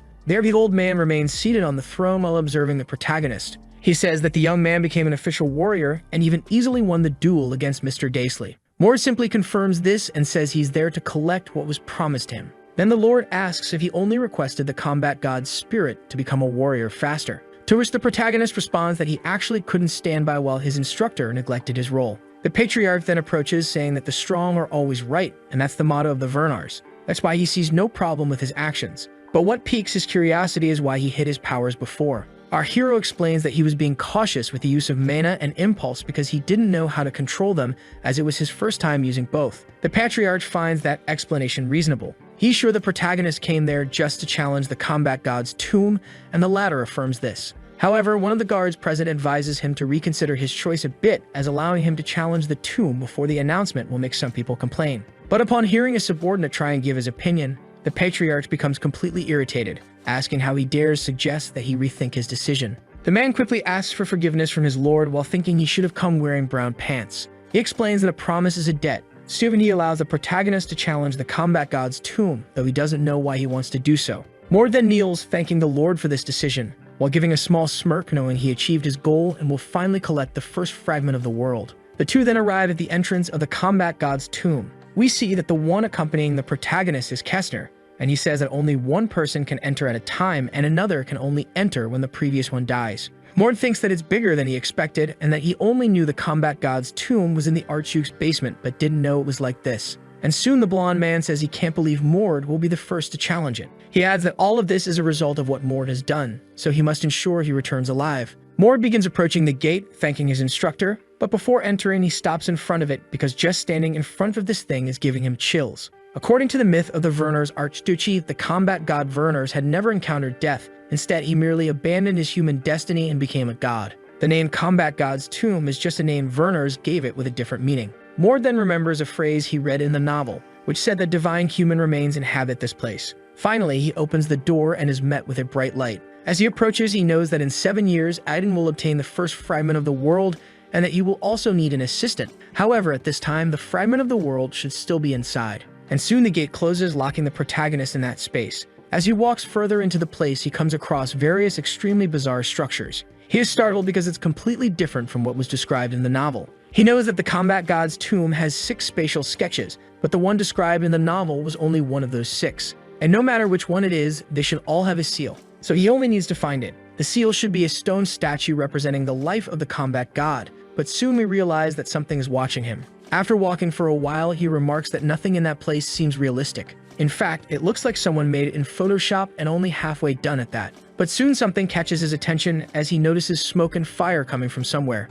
realizing that it's hellhounds ready to attack him. Moreover, there are 2 of them, and our protagonist seems cornered as the rabid dogs watch him. Mord, who thought he wouldn't have to face so many monsters, feels a little disappointed, and soon he sees one hellhound charging at him. But with a quick strike, he neutralizes the first hellhound, immediately preparing to go after the second. However, he doesn't even need to get close since he uses his mana to separate its lower half from the upper half. As he continues searching for the statues, he remarks that it's unnecessarily exhausting. Soon he seems to reach his destination and finally finds the hidden seal. He sees a statue that appears to be the combat god defeating Etten in his youth, but he doesn't understand why it was turned into a seal. He comments that for him to have placed a statue like that, it seems he had a lot of self-love and must also be the man standing on top of the creature. The protagonist then begins to spread his mana around, and with just one leap, he jumps to the top of the statue, landing skillfully there, and he comes face to face with the statue of the ancestor. Upon observing the statue, he realizes that it's meant to be Vernar's at 10 years old and understands why all his descendants seem like they overindulged in the juice. Mord quickly activates the combat god's blood and makes a small cut on his arm. He then approaches the statue of the founder and pours some of his blood onto the statue, thinking that it would have been difficult to find if he hadn't had a hint. And who would have imagined that after awakening the divine blood, one would have to place some on the combat god's statue? Then he quickly jumps down from the giant statue and thinks he should be glad to be the first to do this. But he needs to hurry and move on to the next seal. However, as he is leaving, we notice that the statue is now staring at him, and its skull seems to be cracking. Sometime later, we see that the protagonist has come a long way, having faced giant snakes, hellhounds, skeletons in armor, and various other monsters. In fact, he is now finishing off one of the skeletons. Yet these monsters continue to appear out of nowhere. He thinks that since the place he's in is just an alley, there's no way to avoid them. As the giant snake attacks him, he thinks it would make more sense for the combat god's test to be more straightforward. He then begins to condense his mana into his fist, deciding to finish off all the enemies that appear along the way. He believes this must be the type of test the combat god is proposing.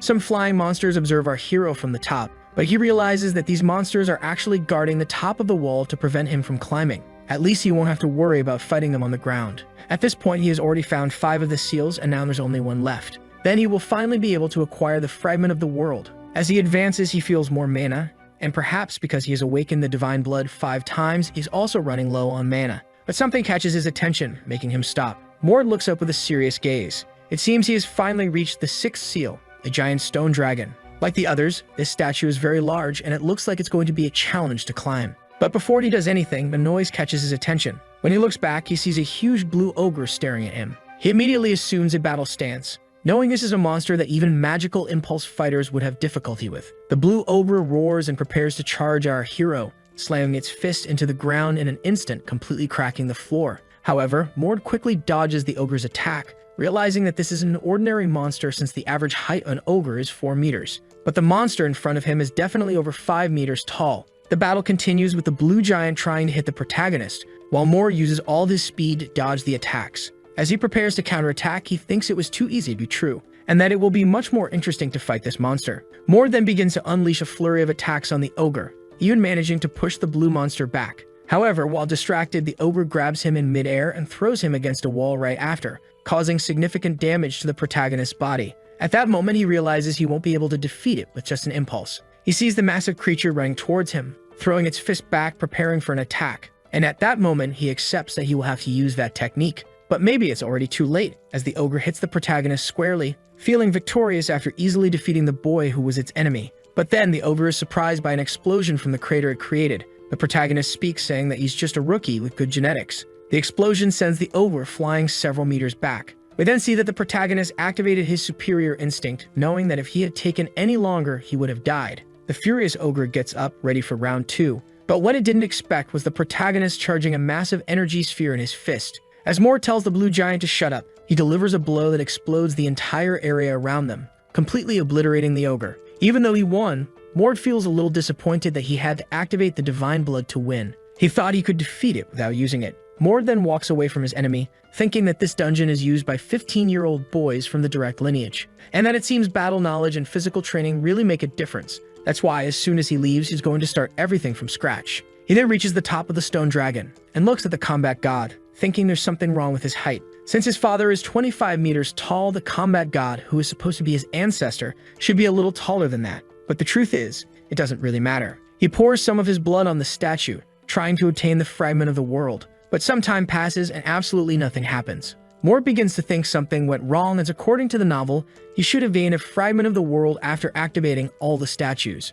And he thinks that maybe he forgot a seal, so he decides to retrace his steps and find each one. But suddenly, he hears a voice saying it's disappointed and that it expected its descendants to be a little stronger. When he turns around, he finds himself face to face with a mysterious man staring at him. We soon realize that the man is the statue of the combat god, now brought to life, and he says that if he had been left there, he would have been sad about his descendant. The reason our hero decided to enter the combat god's tomb is because he remembers the protagonist from the novel obtaining a fragment of the world inside. However, the only thing he's seeing is a moving and talking statue. Our hero wonders if this is some kind of hidden text. He then asks the man who he is, but the man ignores him, instead asking how old Mord is. But as Mord activates his superior instinct, he remains determined to find out who this man is, which impresses the elder. The protagonist quickly charges in, delivering a punch that causes a powerful shockwave. However, the attack doesn't affect the man at all, who simply says that Mord is overstepping his limits. He immediately counterattacks, throwing the protagonist backward, causing him to crash into a wall, leaving him a bit confused about what just happened. But then he sees the massive figure leaping toward him, saying it's time to give him a proper welcome. Mord receives a punch straight to his stomach, launching him into the ground like a cannonball. The impact is so strong that it kicks up a massive cloud of dust. Soon, we see the protagonist emerging from the crater slightly battered, as he wonders if he's experiencing some kind of illusion, since this was just a stone statue a few seconds ago. The old man then asks if Mord truly doesn't know who he is, while the protagonist responds, saying he knows he's the stone statue of the combat god. But the man quickly explains that he isn't exactly a stone statue, but rather the human shadow that the combat god left behind. Upon hearing this, our hero is shocked, as it was mentioned in the novel that the combat god's tomb contained his human remains, and this means the tomb was meant for his human form, not his divine one. However, the novel said that the statues represented achievements in his life, and it probably means they were also imbued with his will. The elder says that although it's hard to believe, it's the truth. but you will show Mord a bit of his power to make him truly believe. The protagonist then sees only a shadow of a hand approaching, while the elder says that reality checks are called shocks because they hurt for real. He delivers a punch to his descendant, who barely manages to defend himself. Excited, the elder says the protagonist is weaker than he had imagined. But our hero doesn't retreat and begins to prepare his Saitama punch, which excites the ancestor, who is thrilled that Mord has the energy to fight him. Mord then throws a straight punch, but the hero dodges and moves into the elder's blind spot, impressing the old man with the young man's speed. While Mord prepares an attack powerful enough to kill him, he charges a Kamehameha imbued with his mana. However, the truth is that the elder seems disappointed that he used such a trick, effortlessly slapping the condensed energy sphere away as it approaches. Mord takes advantage of the smoke caused by the explosion to strike the old man, surprising him that the impulse ball was fake. But in the next instant, the old man grabs the boy by the head and throws him far away, saying only a weak and foolish person would use such a trick. Even in the air, the man manages to catch up to him, delivering more blows, while psychotically saying he loves hitting people with his bare hands. As Mord takes the hits, he realizes he won't be able to defeat him with divine power alone. He even wonders if he's dreaming, since the power difference between him and the elder is massive. He is then furiously slammed into the ground. While the elder continues to strike, saying that Mord has a long way to go, he suddenly stops with a smile on his face, since the protagonist is already completely beaten. But even so, he delivers a final kick, sending Mord crashing into a wall. The elder then says he's disappointed that the protagonist has such little strength. He explains that if this were a real battle, Mord would already be dead. But even trembling, our hero stands up, saying it's not over yet. However, he becomes alarmed as his divine blood power suddenly stops working. This disappoints the old man, as just a few attacks were enough to stop the protagonist's ability, and he wonders how his descendants became so weak. As he approaches, he asks if this is enough proof that he's telling the truth, while the protagonist questions whether he is really the combat god. But the old man replies that here, Mord can call him Vernars. He adds that he has seen many descendants face this dungeon, but Mord is the first to awaken in this way. However, when Vernars learns that 500 years have passed until someone managed to awaken, the old man is incredulous that so much time has passed. He says it doesn't make sense since it's not something that should have been that difficult to resolve. Mord explains that after he ascended to the heavens, 2 of his sons got into a conflict, each claiming to be the successor of the combat god, and the loser took his subordinates and left. The old Hulk never imagined it would cause so many problems once he left. He then looks at the protagonist a bit disappointed, saying he shouldn't have revealed this side of himself to the young man. He then turns and asks if the young man has any idea what awakening truly means. With conviction, our protagonist says he has no idea. Hearing this, the old man can't believe it and asks why he put his blood on the statues then. The protagonist responds that he was searching for the fragment of the world. In the novel, when Aiden obtained the fragment, the combat god didn't appear, so he figures that the god only awakened because the blood Mord placed was from his direct lineage. The old man then explains that the meaning of the awakening and the reason he left this shadow behind is to teach about the personification of divine blood. This puts the protagonist on high alert,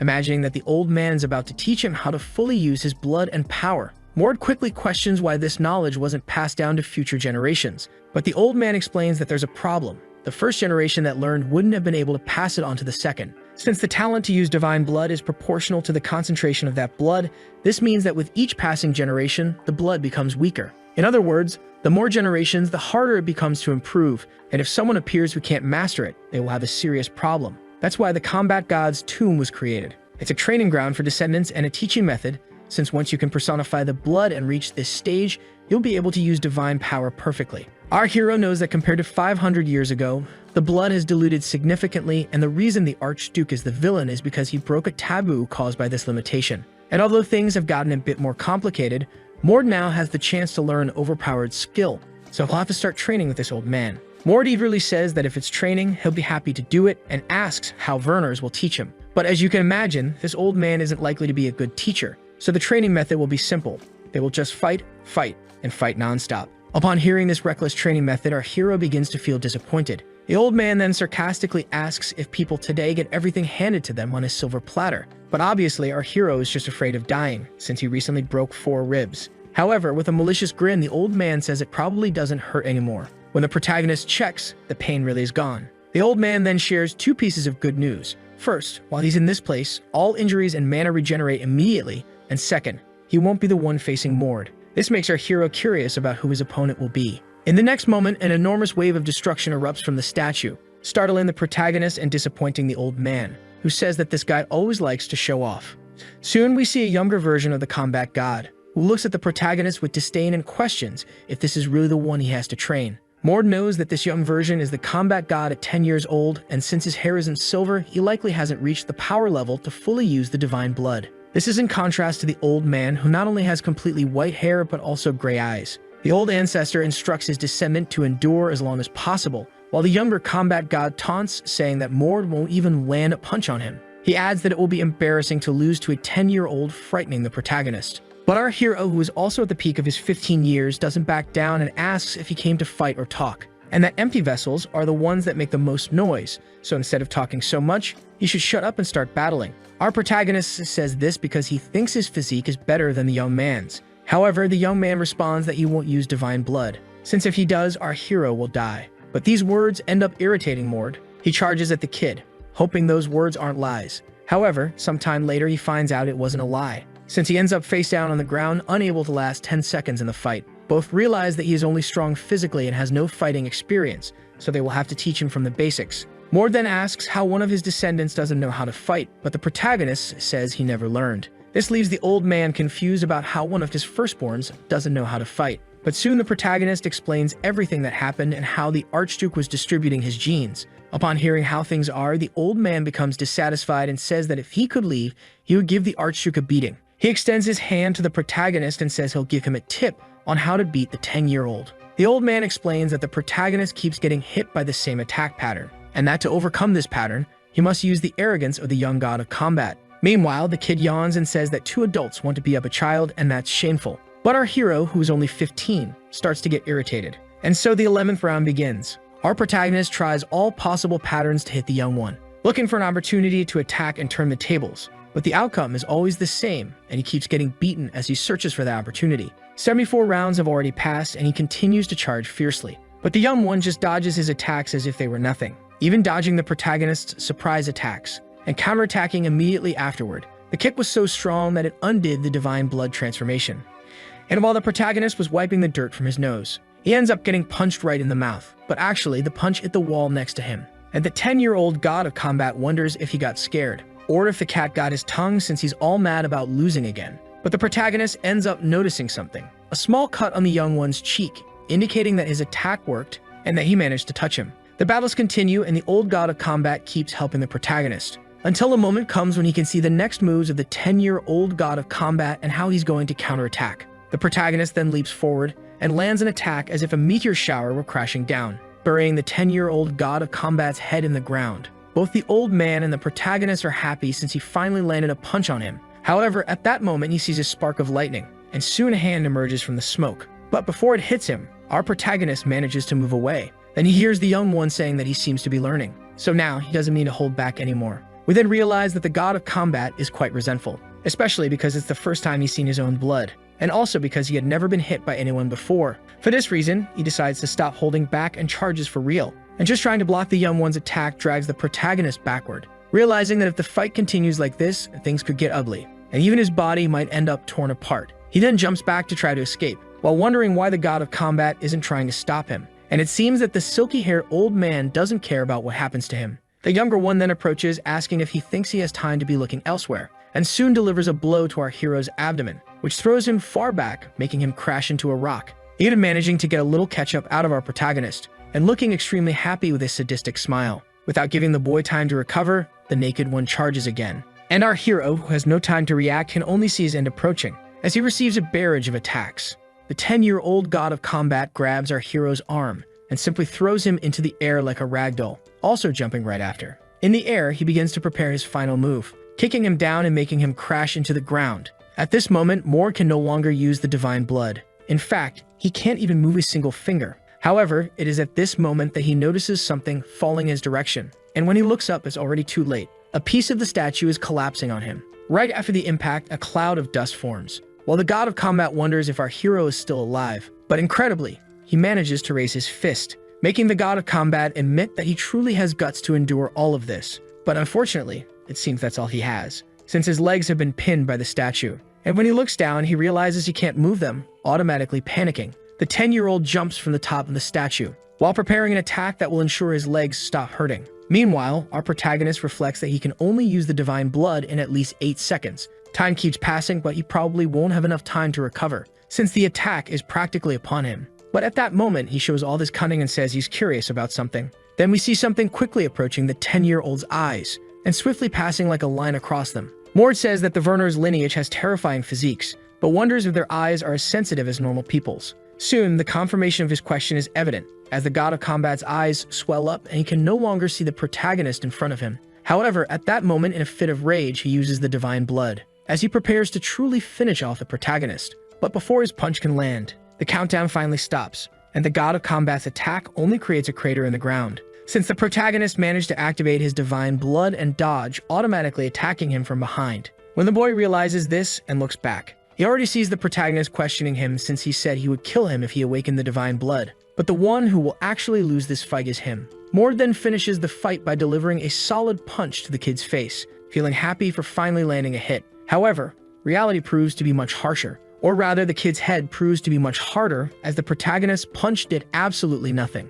The 10-year-old then grabs him by the neck and prepares an attack, saying that this is how you really strike, making the protagonist feel disappointed, as it seems the boy is too much for his current power. But at that moment, the old man intervenes, ordering him to stop fighting, and soon the protagonist is thrown far away, leaving him confused, wondering what happened. But when he looks forward, he sees the old man's back, and realizes that he stopped the younger one's attack with just one hand. He then questions what he's doing, as he told him to teach, not kill. So the training is over. The younger one asks if he would say the same if he were in his place, but the elder just gives a cold stare at his younger self. And like a child who disobeyed his father, the younger one quickly reverts to his normal form and starts agreeing. The protagonist, who is observing all of this, realizes that the younger one is afraid of the elder, and is just happy to have survived. But at that moment, he begins to hear an earthquake. And when he looks up, he notices the entire subspace collapsing, while the elder says it's time to differentiate between dream and reality. He explains that the protagonist has divine blood different from his, and it's likely because he's a descendant of Arita, who was also part of the Wernhers. In fact, not even the elder knows what this combination will do, as even though he is the son of a goddess, he never imagined someone from the Wernher lineage would have their blood mixed with hers. He then points his finger at the protagonist's head and says he will grant him the blessing of the body of the god of combat as a reward. The protagonist then begins to feel a small energy taking over his body and spreading through every cell of his organism, granting him immense strength. When he looks at his body, he says that he's never seen this appear in the novel, and then the old man says that's all he can do. He hopes to see him again, and even telling his younger self to say goodbye, but the younger one seems clearly irritated. However, his attention is caught by the protagonist, who says that he has only faced weaklings so far, but it seems that he's different and believes the current generation can't even reach his level. For this reason, he thanks him for everything he learned. And although the 10-year-old boy has the physique of a man who's been on steroids for 50 years, his personality is still very easy to please, and he becomes quite happy with the protagonist's compliments. Our hero then wakes up lying on the ground, and as he gets up, he wonders if that whole subspace was just a dream. But when he looks forward, he finds his objective. The fragment of the world, a tool used by great ancestral gods to create the world, is right in front of him. This piece is the perfect world that Adam used to gain enormous power and eventually bring this world to its end. Our hero then touches the fragment and begins to absorb its essence, while thinking that since he got it first, now the novel's hero won't be able to become as strong. And even though it's disappointing that the protagonist is losing to a supporting character, it's all for a good happy ending. We then return to the real world, where someone is calling for Lady Erna. The man says that Mord has returned from the tomb of the god of war. The young woman explains that's why she's creating a plan to appear as a cool sister to her adopted little brother. Unlike other families, the candidates for succession in the Wernher's family aren't just the Duke's children, but all the children, whether from the direct bloodline or not. Among them, there are 5 candidates who are at close levels to duel for this position: the 7th, the 6th, the 4th, the 3rd, and the Archduke. But the fact that the protagonist completed the Tomb of the God of War caused a massive effect on all of them. We then see a young man drinking tea while mentioning that all the successors are trying to recruit Mord, and that he can't let such a talented child fall into the wrong hands. We discover that this young man is the 6th child, Vidin. Next, we move to the Archduke's castle, where some servants are showing the protagonist his new residence. His room turns out to be extremely luxurious, and we discover that he has been sent to the first outer region of the castle, where the richest stay. While most common warriors reside in the 2nd region, he was sent to the 3rd, probably because he has Wernher's blood and awakened the divine blood. They even placed him near a training field so he could train. In addition, they assign him 2 servants to carry out his orders, making him happy that he's finally living a noble's life. Suddenly, someone arrives knocking on the door and asking if Mr. Mord is there. But when the servant opens the door to see who it is, she gets startled. However, the 2 men completely ignore her and ask if the protagonist is Mord.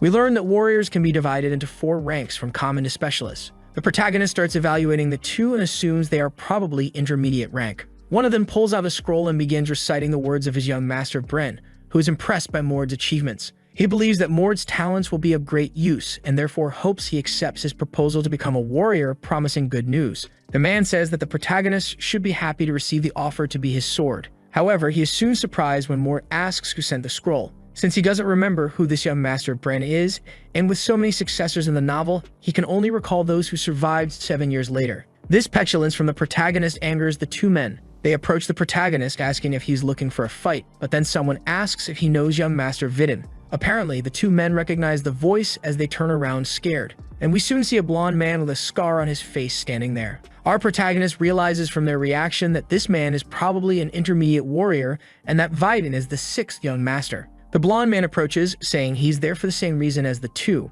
while explaining that the strongest should gain the protagonist's loyalty. But these words irritate the other warrior, who asks if he's up for a one-on-one fight. However, what the warrior didn't expect was that the blonde man with a beastly look was actually up for a one-on-one fight, inviting him to step outside and settle it. And if the man isn't confident, then he should tuck his tail between his legs and disappear, taking the opportunity to inform him that his young master is a loser. The warrior, unable to do anything, just grits his teeth, while telling Wolves that he'll regret this. Observing the two backing down from the blonde, our protagonist realizes that not all intermediate warriors are on the same level. Soon, the man turns in his direction asking if he is Lord Mord, introducing himself as Wolves while our hero questions whether he should address him as a veteran. But the man says no, since those two idiots were older than him but weaker. The true measure of a warrior is not their age or rank, but their strength. Our hero agrees and says that the reason he came is to try and get him to join Vidin's side. Wolves says that's exactly it, and since he's a rising star, he brought this incredible offer. And as he approaches with a menacing look, he warns that he'll do whatever it takes to make him accept following his lord,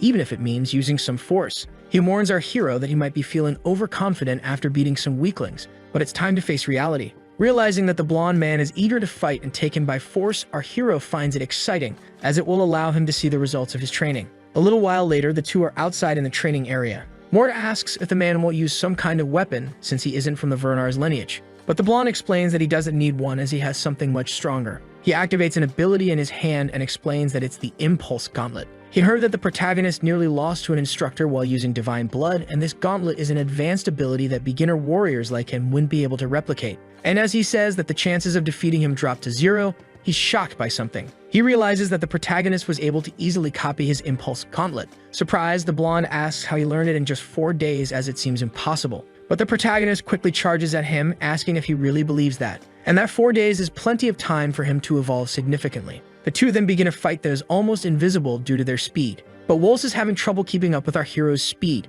and while he tries to formulate a counterattack plan, he nearly has his head hit by the hero's fist. Now on the ground, incapacitated and scared, the only thought likely running through his head is that he should have come wearing brown pants. With just one punch, the protagonist was able to create a giant crater in the training room. The blonde realizes that he may have become much stronger in these 4 days, or that he had been hiding his full strength. However, he tells the protagonist not to underestimate him. And that's exactly what he does. He starts amplifying his mana even more. Looking at him with a superior tone, he says he was just warming up. Wolves begins to lose confidence, saying that there's no way he almost lost to the instructor with this amount of mana, and that even as a Vernar's descendant, it's impossible to have this much mana. That's why he assumes the protagonist was hiding his strength and questions him about this, asking if he was holding back during the fight with Instructor Daisley. Our hero knows he wouldn't believe him if he explained what really happened, and that he truly evolved in 4 days. In reality, this tremendous evolution is due to receiving the blessing of the body of the god of combat, and beyond bringing innate talent to the surface, his physical abilities and mana gradually increase as a result. Furthermore, the Fragment of the World acts as an almost infinite mana source, and although he hasn't used the mana from the Fragment of the World yet, it's amusing to see them react like this when he's not even using his maximum power. The blonde admits that he underestimated him, but now he will fight seriously, since he would like to see the protagonist's true strength. Watching what the man is doing, our hero starts to feel a little scared. As his clothes begin to tear, and his hands transform into terrifying claws, along with his jaw that resembles that of a dog with sharp teeth, the protagonist wonders who his mother really is. He remembers that in the novel, there are people who suffer from the full moon curse, and when that day arrives, they transform and start attacking those around them. However, among them there are some who manage to overcome and control their power. This fusion between man and monster is called a lycanthrope, and it seems that Wolves, besides having a name similar to a wolf, is indeed a lycanthrope who perfectly controls his powers. He then casts a bloodthirsty gaze and asks if the protagonist is ready. Watching that sinister transformation, the only thing going through our hero's mind is that the guy just got even bigger. However, he charges into the fight, knowing he has more mana than wolves. He throws the first punch, but his punch seems to have no effect, leaving him confused as to why Wolf's wasn't thrown back. The monster says that while the hero's mana is indeed better than his, the difference in their physiques is staggering. The werewolf then begins preparing an attack, and before the protagonist can do anything to defend himself, he's hit squarely by a punch from the giant wolf. He's sent flying backward, crashing into a wall behind him. The impact is so strong that it leaves a crater where the protagonist hit. It even causes some ketchup to spill from his mouth. Realizing that the werewolf is stronger than he imagined, our protagonist still refuses to use his divine blood, as with his greater mana, the fight is still even. He then gets up, asking the wolf what he thinks about ending this. However, the man gets irritated and thinks the protagonist has realized he's going to lose and is trying to end the fight without using divine blood. But the protagonist explains that he doesn't know what will happen if he uses it and fears he might accidentally kill him. This only irritates the werewolf further with such arrogance. So instead of using divine blood, the protagonist decides to use the fragment of the world. While preparing the mana in his heart, he explains that he hasn't used everything he has. He explains that people with the fragment of the world can use it by extracting its mana after completing the tomb with the god of combat. He managed to do this by using a training method he read in the novel, but since he only has one fragment, he can only use the blessing of the body of the god of combat for 20 seconds. But that's enough time to break the imbalance in the fight. Upon realizing the young man has increased his mana even further, the monster says that the protagonist is the real monster. Still, he launches a slicing attack toward the young man, but the protagonist just stands there watching the attack approach. However, with quick movements, he dodges all the slashes. Then he advances immediately to capture the wolf. Mord places his hand on the ground and uses his entire body to propel himself forward. And when the werewolf realizes what the protagonist is doing, it's already too late. The protagonist is concentrating a lot of mana in his hand. With just one blow, the wolf is struck with a shock powerful enough to send him flying and completely destroy one of the nearby buildings. The others who are watching the fight are worried about wolves, while the protagonist is more concerned about his home. Afraid that the werewolf might have died, they quickly rush to check on him. But it turns out the man is fine. He's just a little sad for having lost and won't be able to face his master after failing. He remembers the conversation he had with Vidin, where Vidin said Mord could become a tremendous help. So he asks Wolves to bring him in, even if it meant using unconventional methods. The werewolf slowly begins to get up, while the protagonist remarks that the fight is over but that he also lost his house in the process. At that moment, something approaching startles him.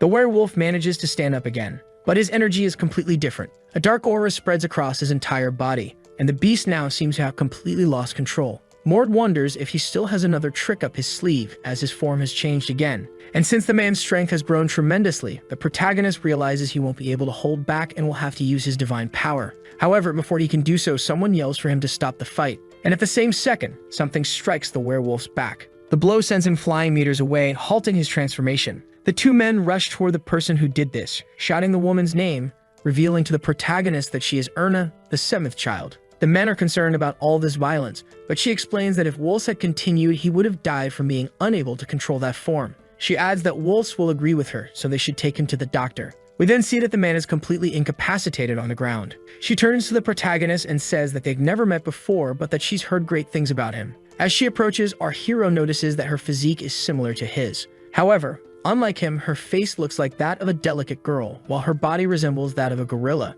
When she says she wants to be called Big Sis, the protagonist immediately refuses, thinking this girl is very strange. A while later, we see Erna in her room, hugging a pillow and screaming in embarrassment. Her butler comments that this is why he told her not to execute the cool big sister operation. Since Mord is an illegitimate child who has lived his whole life as an inferior, it would be strange for someone superior to suddenly want to be his friend. But that's exactly why she thought he'd like her. She's also impressed that he defeated Wolves without using divine blood. Even her butler is shocked, as despite Wolves' inexperience, his abilities are those of a specialist warrior. Of course, the defeat of Wolves quickly spread rumors about the protagonist throughout the Artucci. Soon, everyone was talking about how he defeated Wolves. As the butler suggests they try to persuade him with a good proposal, someone bursts into the room. Before the woman can say anything, the man announces that Viscount Winsel has declared that Mord will accompany him on the obstruction mission. The next day, we see the protagonist returning home, surprised that's already been repaired. He thought the wolf would be furious for losing the fight, but in fact, Wolves accepted defeat and even paid for the repairs. However, when he looks up at his house, he sees Mr. Kessner watching him. Kessner says that the protagonist has been causing trouble since he returned, but the hero explains that everyone is fighting over him, so it's not his fault. Kessner then says that in 10 days, his subordinates and he will go on a mission and asks if the protagonist will join them. Our hero already knows what kind of mission this is, and the man confirms that it's to prevent demonification. Demonification occurs when the demon world attempts to contact humanity, causing monsters to mutate, and a demon appears, becoming the core of the dungeon. In short, demonification can be separated into 3 stages. The first stage is when an unknown vortex appears. The second stage is when the vortex solidifies, making it possible to enter. The third stage is when the region around the vortex begins to corrupt and creatures from the demon realm become more powerful. When the third stage is complete, a dungeon break occurs where demonic monsters fully connect to the world. To prevent damage from the third stage, it's best to stop at the second. Kestner explains that although it's a good opportunity, it's a dangerous mission where many people die, so he won't force him. Our hero knows that Kestner, the Archduke's right-hand man, will be very helpful in the future, so it's worth the risk. And since he's already gained a lot of attention after the fight with the wolf, it's better to accept Kestner's offer and be under his protection. He then gets up from his chair and says he accepts, asking if he should start training in the afternoon. A while later, the protagonist heads to the training hall with Kestner, where he's introduced to the team he'll be joining. The blonde explains that this is the boy from the rumors, the one who defeated instructor Daisley and recently bested an intermediate warrior. Mord looks at the team, trying to evaluate them. He notices that none of them seem very interested in his presence, but he knows they're advanced warriors at the very least. They're probably concerned about a rookie warrior being thrown into a special mission, so he has no choice but to prove himself. One of the men begins walking toward the protagonist, and he prepares for a fight. However, before anything happens, the man grabs his hand and introduces himself warmly, saying that he's the rookie everyone's been talking about and that it's a pleasure to meet him. This unexpected attitude leaves our hero confused, as he was expecting hostility, but he soon realizes that everyone accepted him quite easily. Before things get out of hand, Kestner calls for attention, ordering them to focus. For the next 10 days, they will focus on teamwork, and he mentions that he needs to challenge the tomb of the god of combat, so he won't be able to participate. He instructs Eriksson to take care of Mord, which Eriksson confirms. The man starts by telling the protagonist that they should get to know each other first, introducing himself as an advanced warrior, and Reek, who is also from the Vernar's lineage. In the strategy they will use, our hero will help Reek support Kestner, and since teamwork is important, he hopes they all get along well. However, the protagonist looks at Reek's unfriendly face and wonders how he's going to get along with this guy. Eriksson then calls their attention, saying they don't have time to waste, pointing to the training area and telling them to start. 10 days later, Viscount Kestner emerges from the tomb of the god of combat. Some men ask if he wants to eat something before heading out, but he says he must prioritize the mission. Kestner bids farewell to his subordinates, who urge him to take care. He's worried about the protagonist, wondering if he has adapted well. But when he arrives at the training grounds, he sees that Mord has adapted all too well. There is a battle happening between 2 people using divine blood. Not even Kestner can immediately identify whose power it is.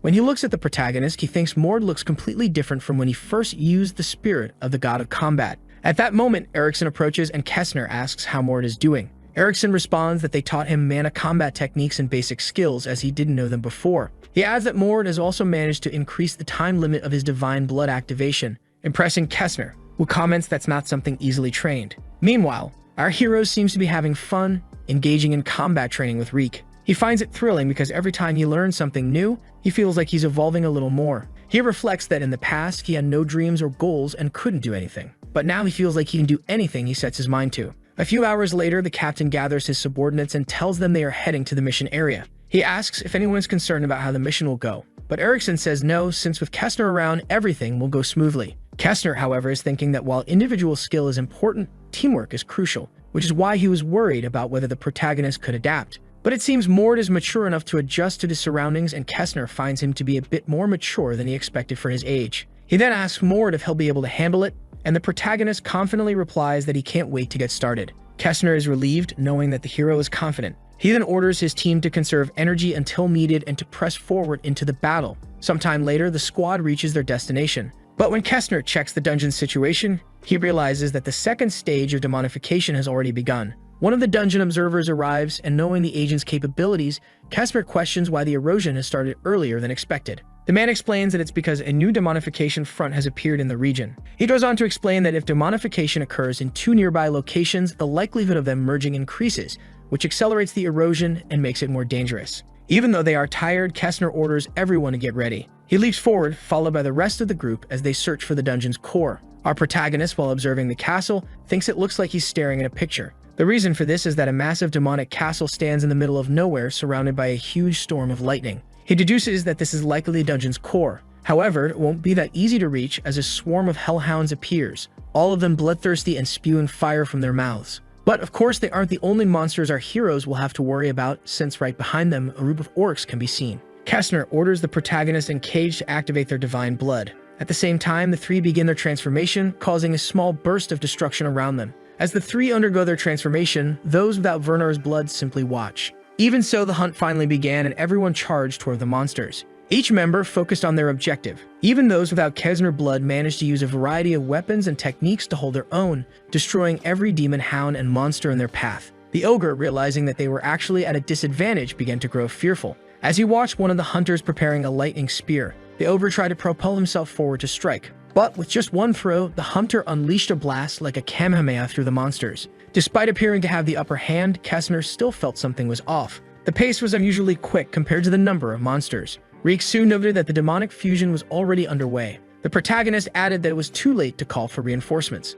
Therefore, the plan had to be executed perfectly, and they needed to clear a path to the center as quickly as possible. Kestner ordered the protagonist and Reek to handle the Cyclopses, while he took care of the rest. The protagonist immediately began preparing his attack, once again concentrating mana in his fist, and with just one punch sent several Cyclopses flying backward. Reek was impressed, noting that even though it was Mord's first time facing demonification, he showed no fear. He realized the protagonist was truly different from a normal person. The problem was that Reek became too distracted watching his friends battle, failing to notice a demon right in front of him. The creature began condensing energy in its mouth ready to fire. Reek knew he needed to cast a spell as quickly as possible, but it seemed like there wasn't enough time. However, before the demon could fire, a light descended from the sky, and like a meteor, something fell, eliminating the monster. It was the protagonist who had managed to stop the beast's attack, telling Reek he was there as his reinforcement. Reek nodded in agreement, and the two of them charged at the creature, attacking in unison and forcing it to its knees. This was the moment the protagonist had been waiting for to strike its weak point,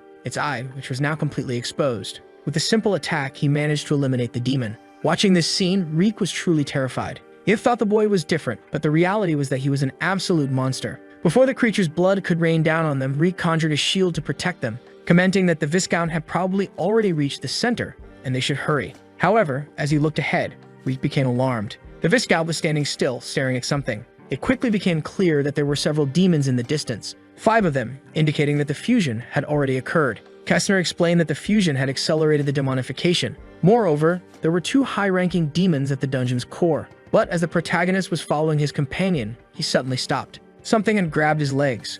The monster let out a malevolent laugh, and the protagonist was immediately pulled down. He tried to call out to his superior, but when Reek looked back, it was already too late. The protagonist had been taken. He fell hard onto the ground, confused by what had just happened. But soon he heard a voice remarking that he had fallen from that height and was still intact. So he was probably a young man with the blood of the god of combat. Surveying his surroundings, the protagonist began to grasp the situation. He had been taken to the demon gate that connects to the demonic world. This was likely the deepest part of the dungeon, and the man standing before him was its core. The demon introduced himself as Baron Ultrace, chosen by the root of formidable darkness, one who would bring death and chaos. On the surface, Reek informs his captain that Mord has been taken, alarming Kestner, who wonders when it happened. The bald warrior tells him to follow as he knows where Mord was pulled. When they reach the location, however, they are surprised by what they see. Meanwhile, down below, the protagonist questions Baron Ultrace about why he brought him there. The demon explains that when 2 demonic territories merge, one leader must remain to become the core, and in this case, it was him. For now, the other leader is up above having fun. Since he lost the duel, he became the core, but with 3 people carrying divine blood, he decided to at least devour the youngest one. He explains that he always prefers the young over the experienced because fresh meat is tastier. Even the protagonist isn't confident about fighting a demon of this level. It's explained that the stronger the demon at the core, the wider the variety of demons spawned, ranging from common to advanced. However, there are nobles ranked from Marquis, Count, Viscount, Baron to Baronet. A Baron is strong enough to kill most specialist warriors, which is why Kestner, up above, realizes this is bad news. He knows the boy has immense potential but hasn't fully unlocked it yet. Therefore, fighting a noble demon will be difficult. Kestner remarks that the demon is disgusting for choosing to capture the youngest while being confident in devouring them. Reek says he'll help, but as he begins to transform, the captain tells him there's no need. He fully activates his divine blood and says he'll handle it alone. Meanwhile, the protagonist below is thinking that there's no need to test this demon any further. If his only option is to fight, then he'll give it everything he's got. The demon, still confident, questions if the protagonist really thinks he can do anything with divine blood. But before he finishes his sentence, he's hit by a kick from our hero that sends him flying. The demon, however, manages to stay on his feet and acknowledges that the protagonist is better than expected, but warns that his end is near. The red-skinned demon clasps his hands together and begins performing a ritual, summoning a circle behind him. From the circle, fireballs are launched toward the protagonist. But as the attacks approach, the protagonist simply readies a punch. He strikes the demon's magic, shattering the entire illusion. What he didn't anticipate was that the fireballs would explode on impact with him. The Baron mocks the hero, saying he'd hoped to toy with him a bit before killing him. But before he can continue talking nonsense, he's punched straight in the mouth, sending him flying and kicking up a huge cloud of dust. As the demon checks if his jaw is still intact, our protagonist is already preparing another attack. He summons several energy spheres into the air and hurls them all at once toward the demon, causing a massive explosion. Reflecting on how he's fought many people since becoming Mord, this is the first time he's truly gone all out. The problem is, when he looks ahead, he's shocked. The demon, having lost 50% of his health, has entered his second phase, triggering Berserk mode, and the protagonist is stunned that he can still move after that attack. Even so, Mord had anticipated that it wouldn't be easy to defeat this demon. The Baron begins to approach, destroying the ground with each step. With no other choice, the protagonist starts to tap into the power of the crystal, raising his mana to match the demon's. The two energies clash, causing a shockwave to burst in all directions. However, a sword begins to materialize in the demon's hand. Its sheer size alone matches the height of the protagonist. Baron Ultraze readies his first attack, but the protagonist is closely watching the sword's movement. Before the blade can reach him, he charges at the Baron, delivering a punch with all his strength. After the successful strike, another cloud of dust rises from the impact. As the protagonist looks back to see if the demon has finally been defeated, it seems that the Berserk mode took its toll, as the demon's head is now consumed with rage. At that moment, the demon's body begins to fall slowly, and the only thing left floating in the air is the dungeon core. Realizing what it is, the protagonist is left astonished, while the core glows, showing that he finally managed to complete it. On the outside, it seems that Kessner was also successful in his fight. Stippy orders Reek to collect everything, since he must head as quickly as possible to the deeper layer to try and rescue the protagonist. Reek says it's dangerous for him to go alone, and that he should wait for the group, but he quickly leaves, telling the man to stay calm. However, when he gets there, he finds the protagonist unharmed. He becomes startled, looking around and wondering where the demons are. Our hero says there was only one wielding this sword. Then the man says that this is a sword used by a noble demon and wonders if he killed him. The protagonist says he got lucky since the monster let its guard down, but Reek thinks that even with its guard down, it would still be impossible for a noble demon to lose to a boy who just awakened. So he says that the money this sword will bring in is quite a lot, thanking the boy and finally considering him a true warrior. We know that Kessner brought the protagonist on the mission so that he wouldn't get involved in the conflicts of the successors. He wanted to become a protective shield until it reached a point where Mord could choose what to do, and for that, he thought it would take at least 5 years, but now he thinks 1 year will be enough. After completing the mission and preventing demonization, they received a few more, which is why it took a month and a half to return to the Archduchy. There, Kessner explains that in a few days there will be a banquet, where they gather everyone who has completed missions to receive rewards, and it's held every 2 months. Since the rewards are given by the Archduke himself, it's an important event, so he tells him not to be late. Our hero knows that many important people will be there, and he is sure that the successor candidates will be too. In the novel, the protagonist faced many life and death battles with the Archduke and therefore devised a plan to resolve the conflicts with him. The key to this was getting close to Leon Werners, someone who left the house. He made him Archduke, and after that, the succession war began with Leon Werners at the center. So when he won and was officially recognized as Archduke, the Werners family became an important ally of Aiden. Since our hero is against the protagonist and against everyone who is his enemy, the best ally now is the Werners family. So he needs to bring the Archduke to his side, and so far there are 5 strong candidates, and they will all probably be at the banquet, so he must keep an eye on everything that happens. Erickson appears, calling Mord, and when asked if he was waiting for him, he said that probably no one would accompany him, inviting him for a drink after the reward ceremony. Someone then calls the expert warrior Erickson and the common warrior Mord to enter, and as soon as they step in, everyone at the banquet begins talking about the protagonist who managed to defeat a Baron demon alone, talking about his physique and that he might be even stronger than the legitimate sons. Someone then greets Erickson, saying it has been quite some time, and he quickly bows his head, explaining what he truly does, introducing himself to the young master Dren, the 3rd candidate to succeed the Werners. He asks the young master to give him a moment as he would like to speak to Mord alone. However, someone appears saying they don't find that polite and calls him brother. Soon the blonde man with a goatee looks back, questioning what he is talking about, then realizing that the young man is Vidin, the 6th candidate to succeed. Vidin says it's obvious what his brother wants to talk to Mord about, assuming he wants to bring him to his side. However, the man with the goatee says his brother is completely wrong, and that in fact he came to apologize for the rudeness of his subordinate. Last time, he sent a letter to the protagonist through his allies and clearly instructed them to be polite, but it seems they were rude to our hero. So he must apologize for not controlling them properly, handing a small golden box to the protagonist. and hopes he will accept it as his apology. But our hero realizes that he is only apologizing in front of everyone, so that he can't refuse. In truth, this man is much smarter than he had imagined and probably excels in socio-political matters. Mord thanks him for the gift while the man remains smiling. But someone who is not at all happy is the redhead watching the scene, who is furious with his brother, thinking he is trying to take Mord for himself. So he also approaches the protagonist, explaining that he met him through his subordinate wolves whom he had previously defeated. But before he could finish speaking, someone calls for the protagonist, and immediately the redhead knows whose voice that is. Soon our hero turns, greeting his sister Erna, while she says there's no need for all that formality. She also turns to her brothers, saying she wants to talk the protagonist for a little bit too. This makes the redhead even more stressed, saying he doesn't want to lose him to a younger sister. His sister says that he's someone who really likes younger relatives and even hurt his arm in their last encounter. But the redhead responds that it was a necessary punishment because she hurt his legs. The bickering continues while the protagonist analyzes that Vidin is the Duke's son and Erna is the daughter of the Duke's sister, so they likely don't get along well. Looking around, he realizes that there are only 3 successor candidates present: Dren Vernars, who is careful but not very trustworthy, Vidin, who is a spoiled daddy's boy, and Erna, who is somewhat odd, though he still doesn't know what her real abilities are. However, at that moment, another person arrives, giving orders to the younger siblings. Erna is surprised that her brother is there since she thought he would be busy. Even the redhead can't believe he came, as he doesn't like banquets. But soon the young man explains that he only came to personally meet the star of the event, introducing himself as the expert warrior Huron.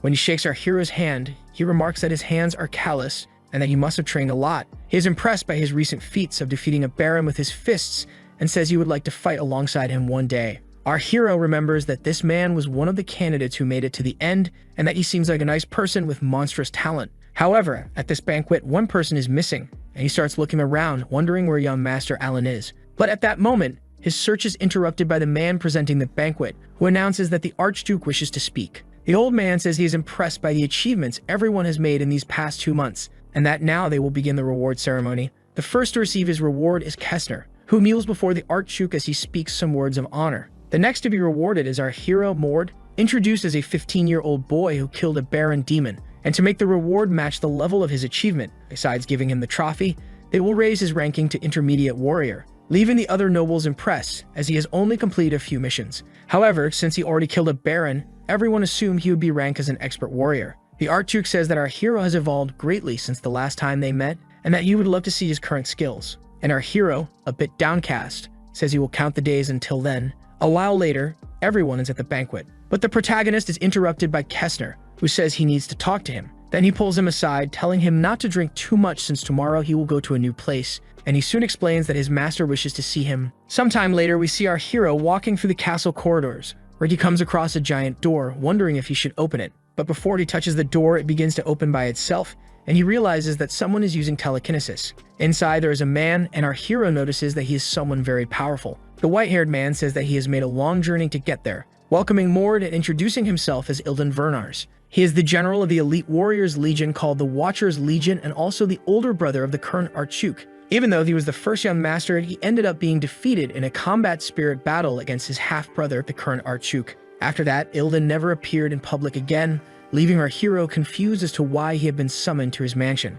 The blind old man asks to see the protagonist's face, and as he analyzes the hero's features, he says that he doesn't look much like his father. Then he asks if he knows why he was summoned. Seeing that he doesn't, Ilden explains that he wishes to make him an offer, but first he would like to test his abilities. The protagonist recalls that in the novel, Ilden wanted someone's help to take down Leon, who had tremendous potential due to Aiden's support. However, if he proves his potential here and now, the old man will choose him. Seeing the child before him activate the divine blood makes the old man give a small smile. As he already prepares for combat, with a leap, the protagonist advances quickly, attacking Ilden before he could do anything. But his attack ends up hitting a ball of energy that appears in front of him, and the moment his fist collides with the ball, he is instantly thrown back. Realizing that the ball reflected his attack, he understands that it's not an ordinary impact ball, since it was enveloped in his aura, which is something even masterclass mana fighters cannot do. Moreover, he is controlling dozens of them at once. This is impressive because controlling aura is not easy, as it is beyond the realm of mana control.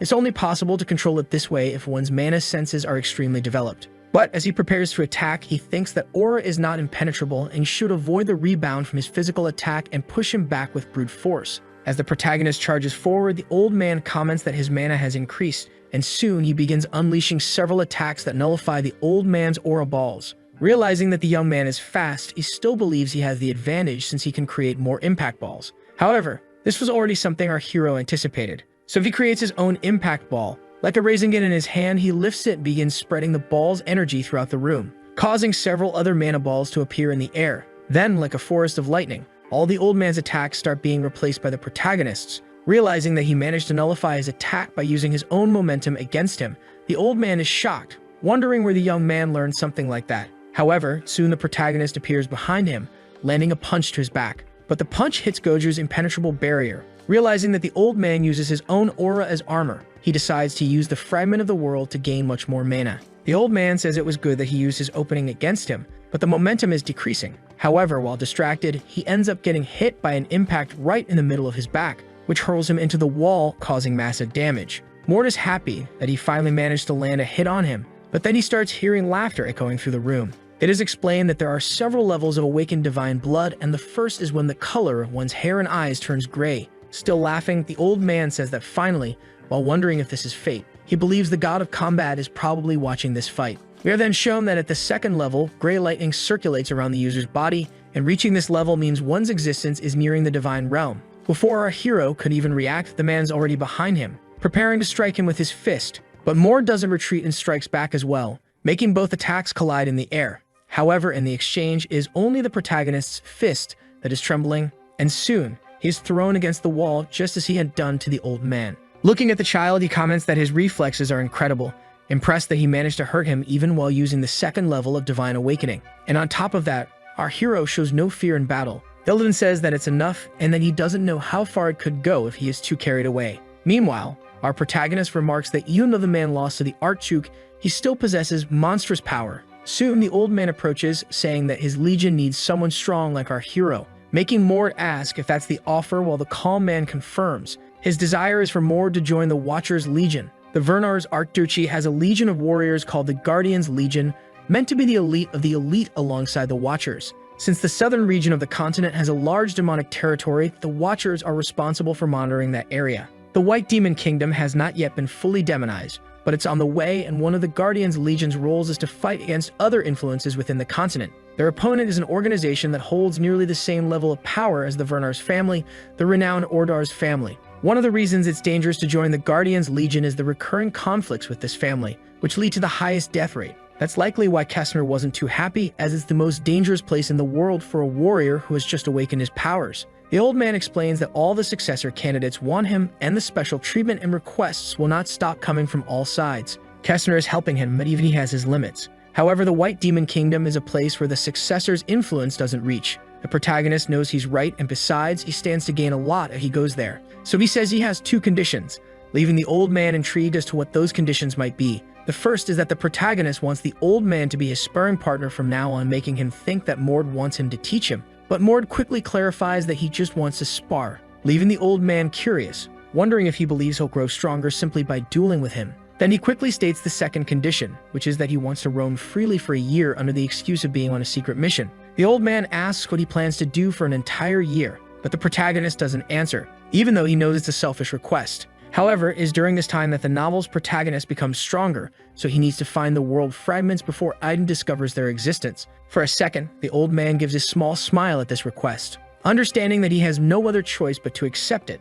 but he will only allow the protagonist to roam for 8 months. This was expected, and it shows that Ilden is very generous with those he holds high expectations for, as was depicted in the novel. Even though he doesn't fully understand why he's giving his all to make Leon the Archduke, this is still a great opportunity, so he thanks the old man for his generosity. While he thinks that even the current lord wasn't as strong as him at his age, and as a bastard son, he cannot become Archduke, but he can be the shadow of one. Sometime later, we see the protagonist talking to his servant, asking why those soldiers are there. But he finds out that they are Erna's subordinates and that she is waiting for him inside. Upon entering her residence and finding his sister seated, he begins the greeting, but she explains that he doesn't need to be so formal since they are not in public. She then places a box with some inscriptions on the table and tells him to take it. His sister asks if Dran's gift was good, discovering that it was just an expensive healing potion. Then she quickly says that this is much better than a simple potion. As he opens the box, he begins to see a glow coming from it, revealing a crystal ball of blue liquid inside. He instantly realizes it's a treasure that can make any human incredibly strong.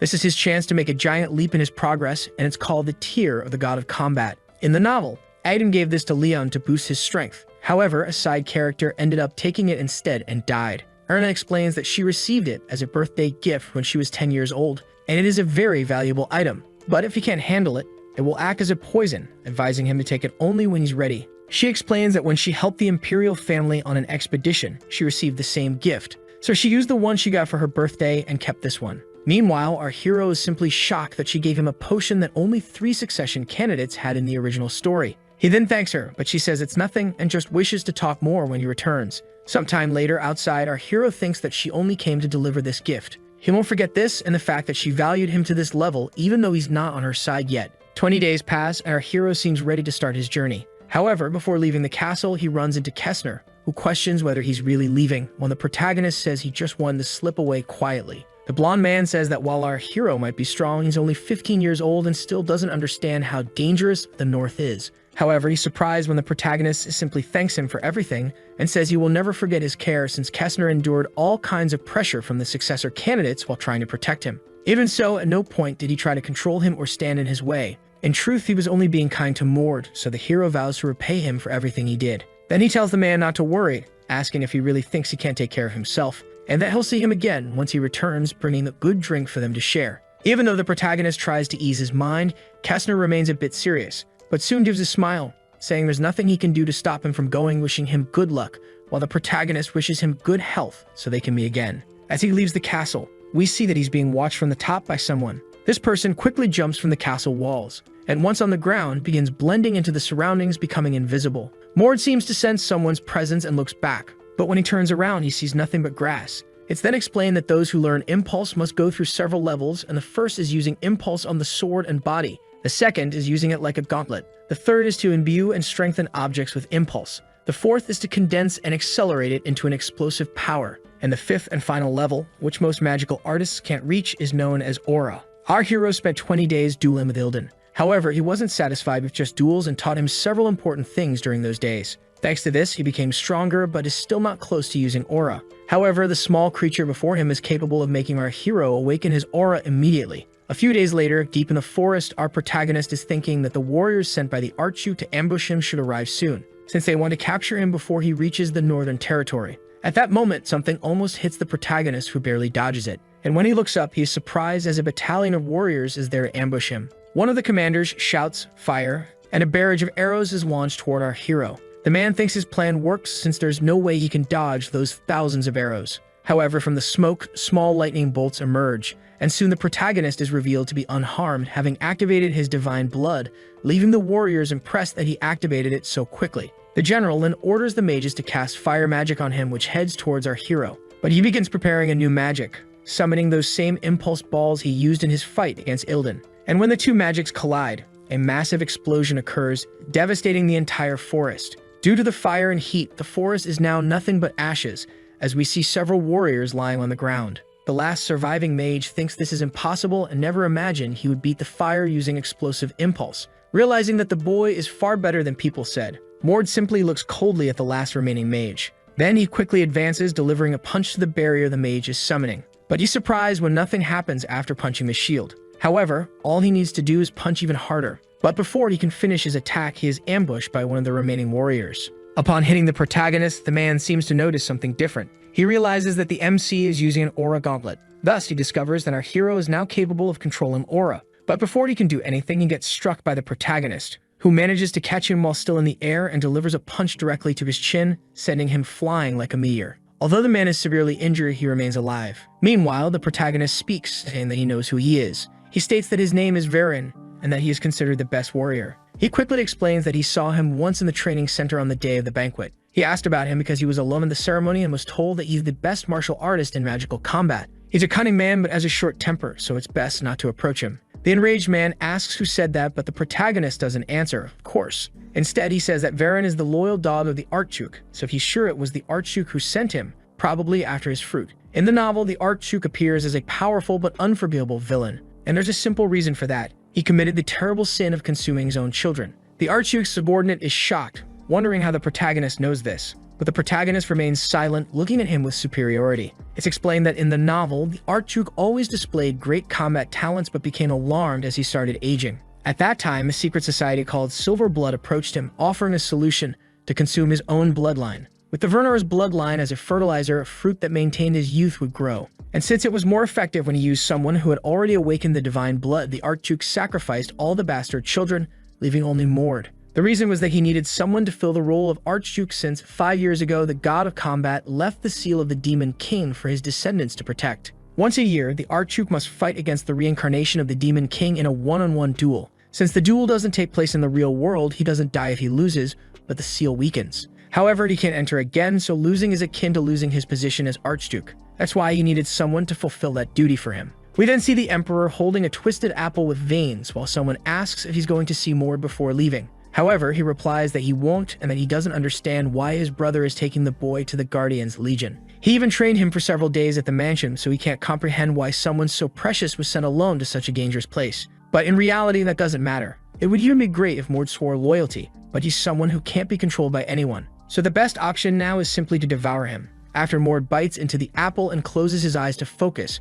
when the Emperor opens them again, his transformation is complete. Lightning bursts from his body, showing that he's in the second stage of divine blood. He then turns to Varen, ordering him to bring the protagonist no matter how much power it takes, warning him that Kestner is also keeping an eye on him, so he must be very careful not to get caught. Varen thinks that only those chosen by the Archduke can know about his dark side. And even though Kestner is the warrior the Lord trusts the most, he doesn't know about this place. That's why Varen is determined to prove to the Archduke that he is better than Kestner. But currently, the man who is confident in capturing the protagonist finds himself severely injured. Meanwhile, the protagonist questions whether he came to capture him to obtain the fruit. Our hero had guessed this because it wasn't hard to figure out that the Archduke wanted to capture him. For the bastard children, there are only two paths. Considering the fact that the bastard children have been disappearing more frequently, he likely already met with the Silver Blood. Also realizing that he can't use him, the Archduke must be thinking of simply getting rid of our hero by consuming him. Mord was sure they would send a master-rank magical combat artist, which is why he acquired aura by using the tears of the god of combat.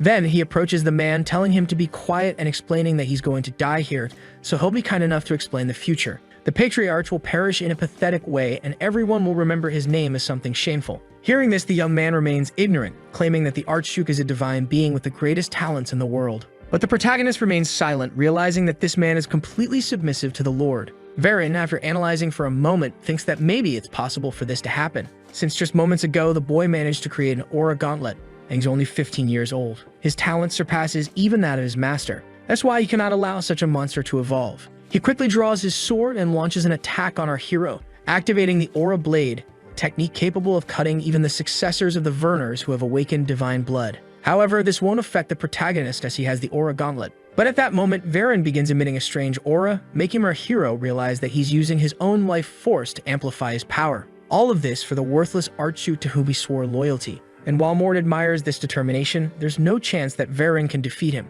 Soon the energy balls launched by the protagonist explode, while the charred young man realizes that he combined aura with impulse to make this happen. This should have been impossible since he had just learned how to use aura. However, the protagonist appears, bidding farewell to the Archduke's loyal dog, and finishes his opponent with a well-placed punch. The masked man, who had been observing from a distance, thinks that Mord is much stronger than they were told, and that he knows about the fruit and the silver blood, making him a huge risk to the organization. He immediately starts running to inform his superiors. But what the mage didn't count on was that the protagonist had not forgotten about his presence, finishing him off with a simple attack. As the mage falls to the ground, the protagonist looks at the remaining blood on his hand, noticing that it has a silver hue, realizing that the man was part of the Silver Blood organization. Mord thinks that he got involved with them sooner than expected, and it's going to be annoying if they come after him. But that doesn't matter. He just needs to become stronger and eliminate whatever comes his way. However, at that moment, he ends up punching the air and hitting something. He then says to the invisible person that he knows they've been following him all along, asking them to reveal themselves.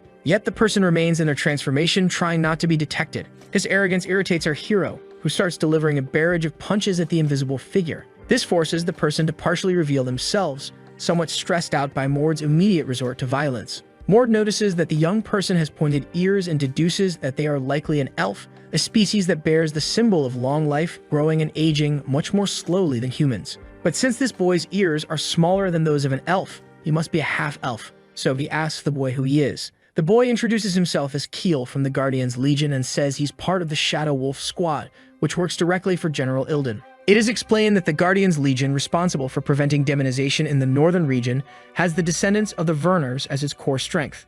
However, there are other squads like the Shadow Wolf, which specialize in different tasks, such as protecting allies and assassinating enemies. For this reason, they possess stealth abilities that are different from the common Vernar's warriors. The young man believes his stealth is the best among all the Shadow squads, but even so, the protagonist managed to detect him. He then explains that his master sent him to escort Mord, and that he was supposed to help him when he was in danger to ensure an escape route if necessary. But after seeing how easily the hero destroyed those men, he realizes that Mord is a much greater monster than the general had described. To prove it was a direct order, he hands over a bracelet, explaining that his lord said this would be proof enough. Upon seeing that mysterious item, our hero understands that it was indeed Sir Ilden who sent him, as this is the bracelet he himself broke in battle. When the young man hears that the protagonist managed to break the general's bracelet in a one-on-one fight, he's astonished, while the protagonist tells him to go back home. Turning away, Mord tells the young man to leave since he has already failed his mission, or rather, neglected it. However, the boy knows he can't return as his general would be disappointed. Thus, he says that he will repay his failure by assisting the protagonist throughout the journey.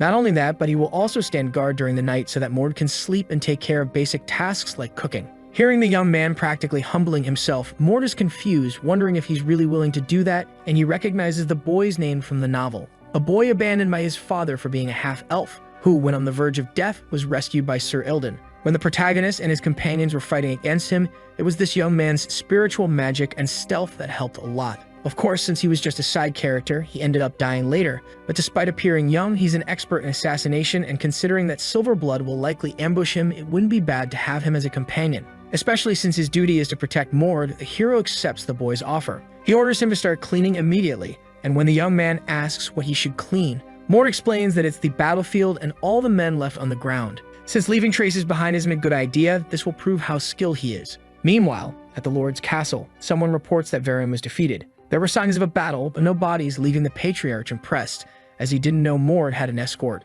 Even so, he orders them to let the boy go for now and just keep an eye on him, knowing that the Silver Blood organization likely suffered losses as well. Thus, even if they do nothing, Silver Blood will act on their own. We then return to the protagonist, where Keel is impressed, saying that this was the tomb Mord was looking for, and that it took them 5 days to find. He soon asks what they should do, but the protagonist simply lies down, saying he will wait until nightfall. He orders the half-elf to stand guard until then so no one gets close. The young man tries to ask why they're doing this, but our hero is already deep asleep, leaving the young man disappointed since he realizes Mord won't tell him anything during the trip. By nightfall, the half-elf looks a bit frustrated while lighting a fire. He is a respected person in the Arctucci and an advanced warrior with 10 years of experience, but now he's practically working as a cleaner for a child who is only an intermediate warrior. He tries to calm himself, thinking that this is just a job, but as he's about to curse the protagonist, he hears his name. He quickly pretends that he wasn't talking about anyone, but Mord merely warns him that it's starting. When the young man wonders what is starting, he notices a dimensional rift forming in the air.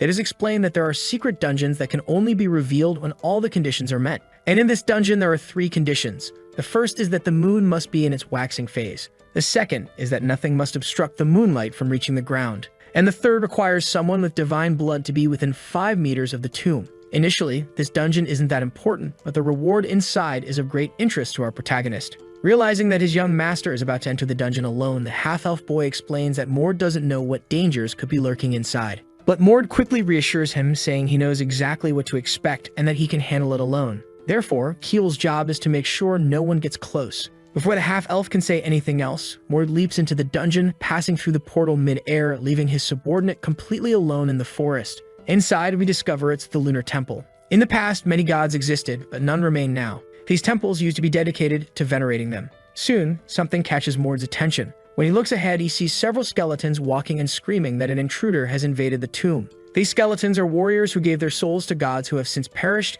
leaving only the madness of their souls behind. Looking around, Mord realizes there are more than 100, but it doesn't matter, as he just needs to get rid of them quickly. It's said that these souls are terrifying in the real world, but in this realm, defeating them is possible with ordinary methods. All because of the mana, and we see the protagonist easily smashing through several skeletons. Even though they are easier to deal with here, they are still warriors from past lives. So Mord prepares a mana ball using aura and hurls it at the skeletons, causing a massive explosion. No matter how strong these warriors once were, our protagonist is far stronger now. Now that all the minions are gone, he just needs to deal with the Guardian. As he approaches a statue of a goddess with a dog's face, he says this is the core, and the Guardian is this creature now rising before him. We then discover that the Guardian is another werewolf, angered because Mord has trespassed on sacred ground without permission and declares that he will be sacrificed to the goddess. Mord recalls that this lycanthrope was supposed to be a powerful enemy in the novel. Even though Aiden was stronger than most advanced mages, he struggled against the werewolf because it had magical defenses thanks to the blessing. While the werewolf warms up, he says that the protagonist has invaded the sacred realm alone.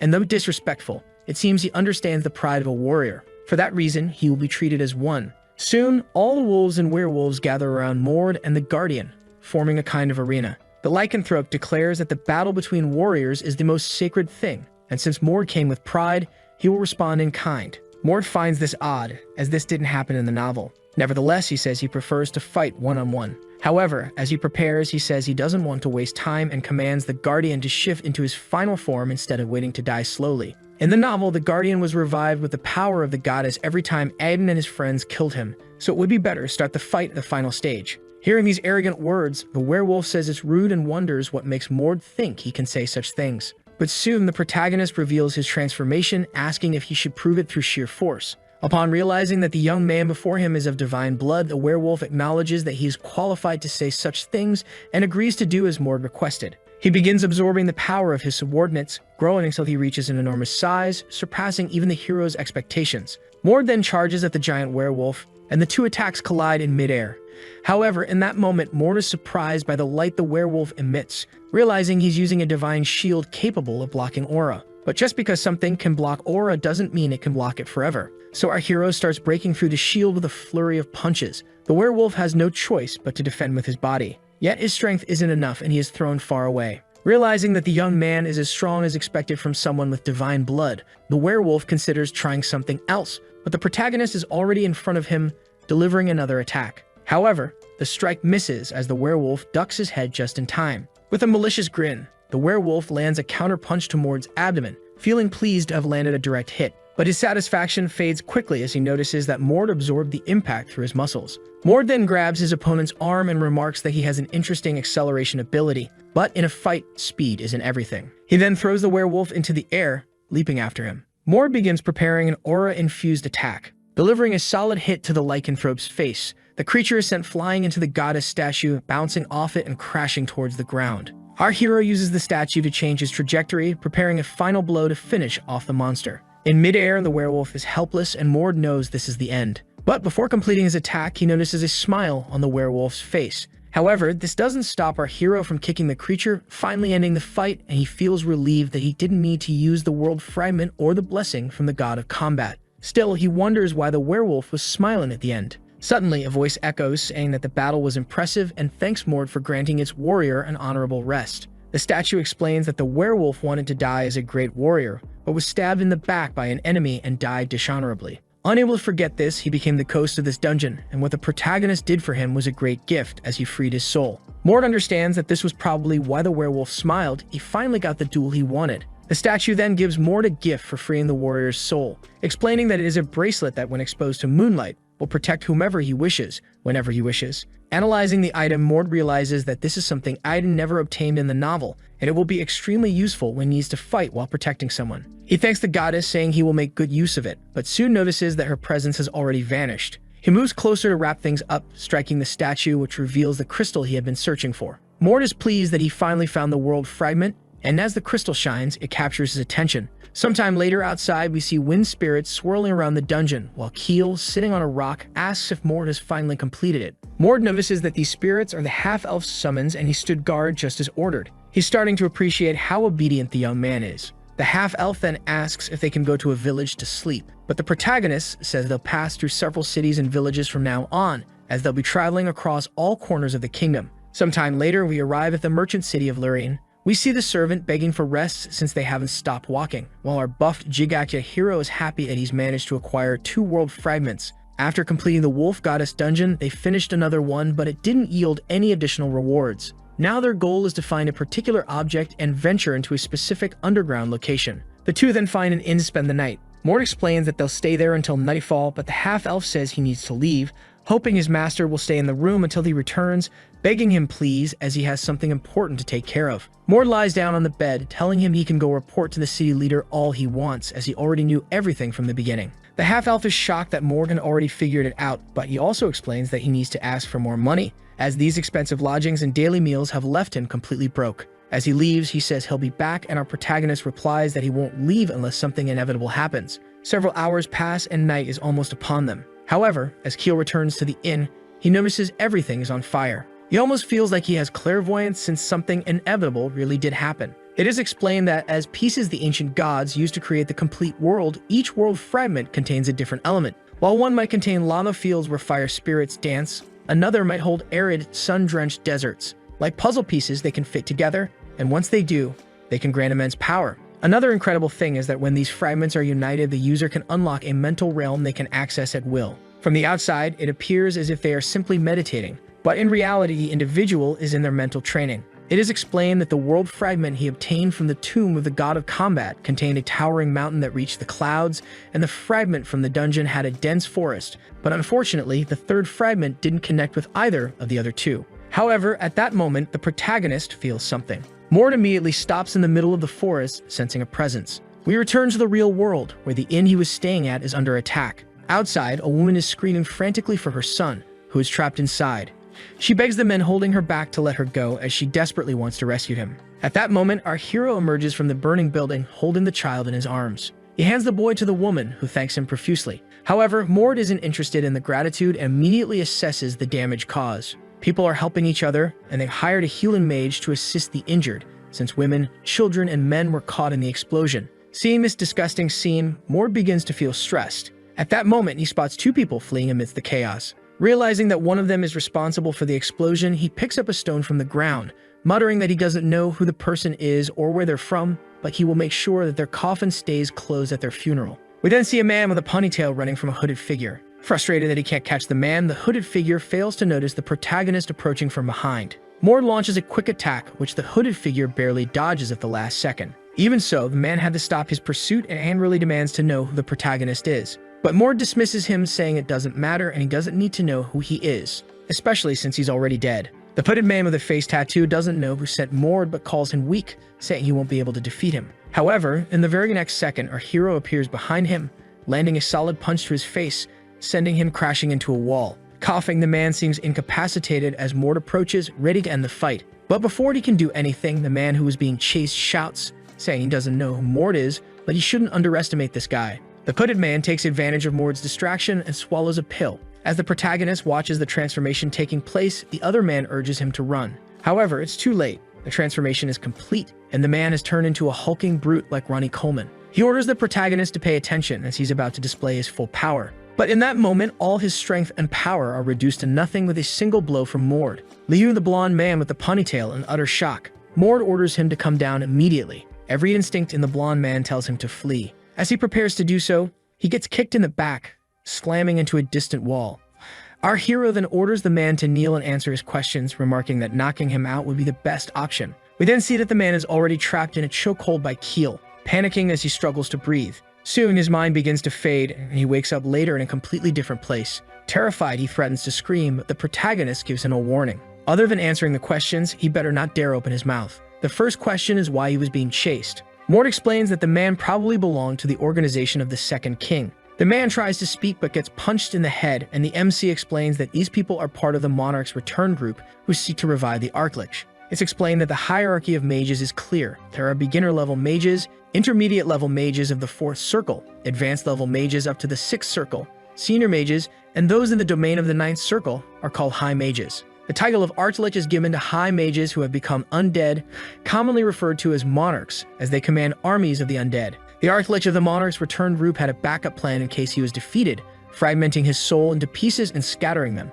Once all the pieces are gathered, he can be revived, and that's what the Monarch's return group is seeking. But even knowing all this, Mord still doesn't understand what this man has to do with it, wondering if he's a subordinate of another secret group. The blonde man, realizing that Mord can use aura, knows he must be of Vernar's blood and thinks it would be a problem if the Archduke opposed their group. However, his silence only angers the protagonist, who prepares to punch him again, causing the man to quickly blurt out the name of his group. The blonde man explains that their goal is to prevent the 3 prophecies of ruin from coming true, one of which is the return of the monarch. He further explains that if the Archlich that these people worship is revived, the world will practically come to an end. Mord recalls that in the novel, the Lich was easily defeated by the protagonist, and he finds it amusing that someone like this is trying to stop the world-level disaster. He then returns to his first question, trying to figure out why that man was following him. The blonde man finally speaks, saying it's because he stole something important. Mord shows him a key and asks if that's what he's talking about, discovering that it's a key that opens doors to ruins. Since this group called Grumolder and this key didn't appear in the novel,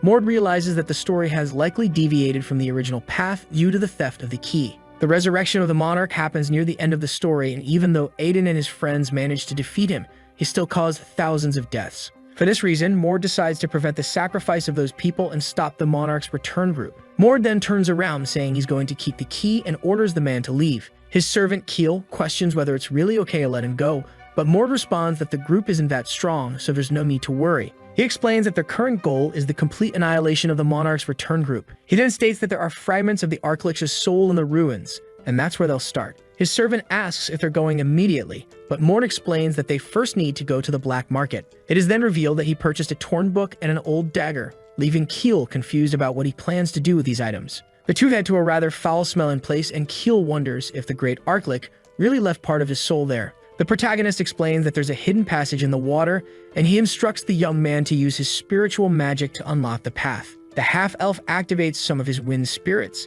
and has them search through the water until they find the passage. He's pleased that he succeeded, while the protagonist notices that even though Keel complains a lot, he still follows orders. The wind spirit then begins preparing a gust that splits the water like the Red Sea, revealing the hidden path. However, when they reach the door, they find it sealed with magic. The protagonist explains that the dagger will come in handy now, so he makes a small cut on his hand, saying that long ago the gods were at war with one another. At that time, the warrior god lost everything to the gods who wielded magic as their weapon. That's why he sacrificed his own existence to create this weapon, an artifact that only those with divine blood can awaken. Moreover, its function evolved to work as a key for ancient ruins. To use it is simple. Just invoke anti-magic and destroy the magic. Throwing the dagger towards the sealed door, we see it begin to glow and shoot out some lightning, quickly dissipating all the sealing magic. Mord calmly calls the dagger back to his hand. The half-elf is impressed that Mord bought these overpowered items for the price of a beer, but Mord remarks that this is exactly how the black market works.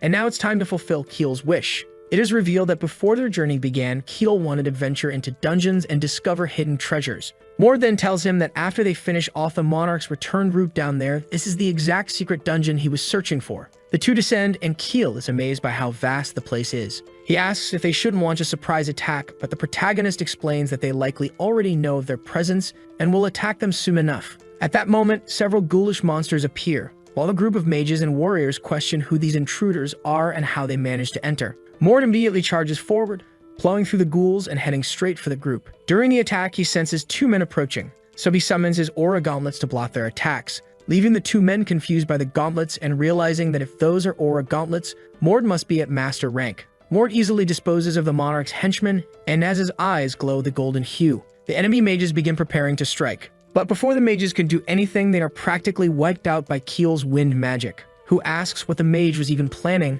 as multiple wind spirits swirl protectively around him. A little later, we see the same mage crawling on the ground, screaming that he's being chased by a monster. However, in the next moment, this mage will meet Hades personally. Keel, who finished him off, thinks to himself that he's not so bad after all, but of course, they are nothing compared to Mord. He then points to a large door and says it must be the entrance, while the protagonist mentions that first they need to destroy all the magical objects because they are dangerous. After destroying all the cursed items, they finally stand before the door, and the protagonist says that now the dungeon truly begins. He uses the key he took from the man the day before and opens the gate, realizing this seems to be some kind of demonification dungeon. This is a dungeon created by borrowing the powers of demons, but it's not necessarily connected to the demon realm. Since there was no detailed information about this dungeon in the novel, the only thing Mord knows is that it's subterranean and goes down 9 levels. It follows the standard dungeon pattern. The deeper it goes, the stronger the monsters become. It was definitely not supposed to be an easy dungeon, but the two of them cleared it in under 10 minutes. Keel looks quite happy with their loot, having acquired several good magical items, and says that with all these, he won't need to worry about meals for months. Looking ahead, he notices their true objective. We then see the Archlich monarch seated on his throne. The Lich remarks that it's been a long time since he's seen something alive. Just from the energy alone, the half-elf can sense the Lich's strength. But Mord says there's no reason to be afraid, as this is only a fragment of the original. This surprises the Archlich, who acknowledges that despite being an unwelcome guest, Mord knows of him. However, as Mord begins to transform, he says that he doesn't know much about the Lich, nor does he need to, as he's merely a relic of the past, and he'll make sure to render him even more dead. Seeing Mord's transformation, the Lich recognizes him as being of the Werner's bloodline, and remarks how strangely only the most arrogant seem to pass through here, yet all of them have been eliminated. He explains that the protagonist is nothing more than a remnant left behind by the god, and for that, he will teach him the greatness of magic. He then summons 2 diamond golems, but the protagonist quickly appears behind one of the golems, destroying it and creating a cloud of dust, while the Lich expected him to have this level of power. What he didn't expect, however, was the punch that was about to come his way. The Lich reacts quickly, casting a defensive spell to block the MC's strike. Yet, as he stands there, a wind spell begins to swirl around him, forming a tornado with the Lich at the center. Even so, the Lich finds the trick annoying and with a single stomp, activates the Forest's curse, which suppresses all of Keel's magic. Upon realizing that his spell was nullified with just a single movement, Keel is terrified. But this is the moment the protagonist was waiting for to throw a dagger at the Lich. The Lich finds it irritating that the dagger bypassed his defensive spell but believes it won't do much damage to his body. However, it's at that moment that the dagger begins to glow. As you may know, an Archlich is a being made entirely of dark magic, and the effect of an anti-magic weapon on a creature made of magic is completely lethal. Thanks to the immense shock, even the Lich's robes are torn to shreds, and he can't comprehend how something like this exists. Taking advantage of the opportunity, MC remarks that letting one's guard down in a fight means death. He then activates the mountain destruction technique,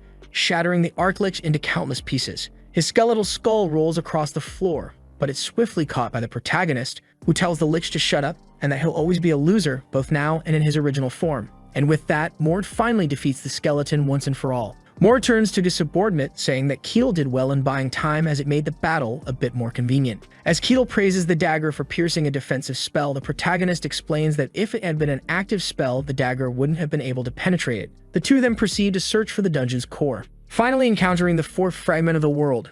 And when they destroy the core, they finally return to the real world, with the dungeon's entrance being a fake room. There, Keel looks around in search of something, but when he realizes that the thing he's looking for is not there, he starts screaming in despair for having lost all his loot. Then he looks at the protagonist, who is also a little confused. He then asks if the protagonist knew this was going to happen, and that no matter how much he thought about it, a dungeon that had been closed for more than 200 years maintaining so many intelligent undead is strange, questioning if it was a dream of chaos. It is explained that the dream of chaos is the boundary between reality and a dream. It's like a very powerful illusion, but everything you experience there is real. The problem is that nothing from this dungeon can be taken to the outside world. Mord thinks that his hypothesis must be correct, since being locked in this place for 200 years would lead to a mental collapse, but it's different if these minds are fake. He then says that he didn't know this and that he wasn't trying to deceive him. But since he was part of the battle, he will give some loot to compensate for what he lost. He then prepares a punch while warning him not to complain about the loot. That punch was directed at the ground, and the two begin to fall into a secret room that was right below.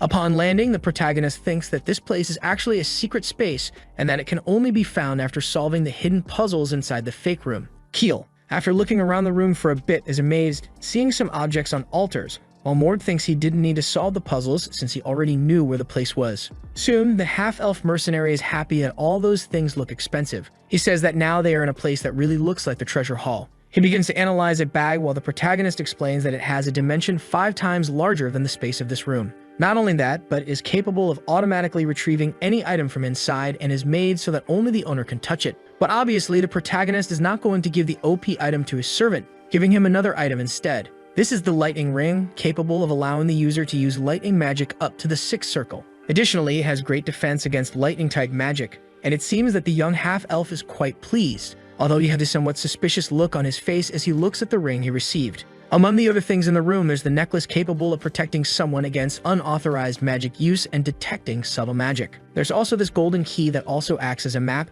prompting Keel to ask how many parts there are in total, discovering that there are 7 and soon questioning if our hero wants to find them all to prevent the resurrection of the Archlich. He says yes, but also because the 7 parts are fragments of the world, and now that they've taken everything, they must leave. But before leaving, they approach the skull that is in the center, and Mord explains that this is the part of the Archlich. What they defeated in the dungeon is the manifestation of a consciousness imbued in this part, and if they don't destroy it, he could come back. In the novel, the protagonist and his friends imagined that this was just decoration and ignored it. As a result, the Archlich was revived. However, now this insect will not hurt anyone else. In front of an apple tree, Ilden picks an apple, stating that it's the last one. He then asks the young man behind him if he believes Mord will be the next to be buried there, and he answers that he thinks so because the Silver Bloods are handling that. There are several secret organizations in this world, but few have lasted more than 500 years, as that was when the Mortal Age began and the Age of Legends ended. The Silver Bloods are one of those, and besides most of their executives having divine blood, they're the biggest and best MWDW organization. However, Ilden warns that last time they were all killed, including Master Varen, and that was definitely a hard blow to their pride. He wonders how much they prepared this time to kill him. Meanwhile, in the dungeon where they fought the Arclic, a red-haired man approaches alongside a blonde woman and wonders what happened there, complaining about the destruction left by Mord. The girl touches the cloth and after analyzing it, states that it's only been a few days since he passed through there, and that you should be easy to find now. The guy beside her likes the news and drawing his sword says he can already see how all this will end, complaining about how much trouble Vernars gives him. Blasting the wall ahead with a strike, he says he'll make him taste hell, while his partner thinks about how they should enjoy their vacation. A few days later, Mord tells Keel that his plan won't work, making him ask if he's giving up, which he answers with a yes, because they'd only waste time. Not everything in MWDW was well explained, many parts were extremely summarized. Mord remembers what he read, but not the summarized parts. Keel asks what they'll do now, as there are only 3 months left until the promise with General Ilden. With not much time remaining, they need to act on what they already know. Then the protagonist tells his friend they're going to free the cursed witch. They'll do this to obtain an ancient sword. And his friend, already knowing it's not just any sword, asks how he knows all that, and he replies that he has a good informant. Keel asks who it is. Mord replies that he has divine traits that allow him to have visions of the future, but seeing his friend's strange look, he warns that he already knew he wouldn't believe him. The elf finds it annoying, while the protagonist thinks that even when telling the truth, no one would take it seriously. But it'd be nice if someone believed him just once. The two walk through a forest as Mord says they're heading to the region of the Kingdom of Lufton. Days later, already at their destination, the blonde boy comments that the place is creepy and asks if it's because of the witch, getting a yes in response, since she can disorient people. In the village they passed earlier, they were warned of a legend about the swamp witch, the devourer of people. No one has disappeared in the last 5 years, but they were asked to reconsider. Mord explains that the witch uses the mist to affect your mind and control your actions however she wants. The elf says he can feel her trying to invade his mind, but since he's resistant to mental control, he'll be fine. However, right after that, he realizes his friend has disappeared, leaving him in a panic, thinking the swamp is also capable of generating illusions. Then he starts shouting for the protagonist. But while trying to call out to Mord, he starts feeling extremely sleepy and his legs begin to move on their own, realizing the witch's power.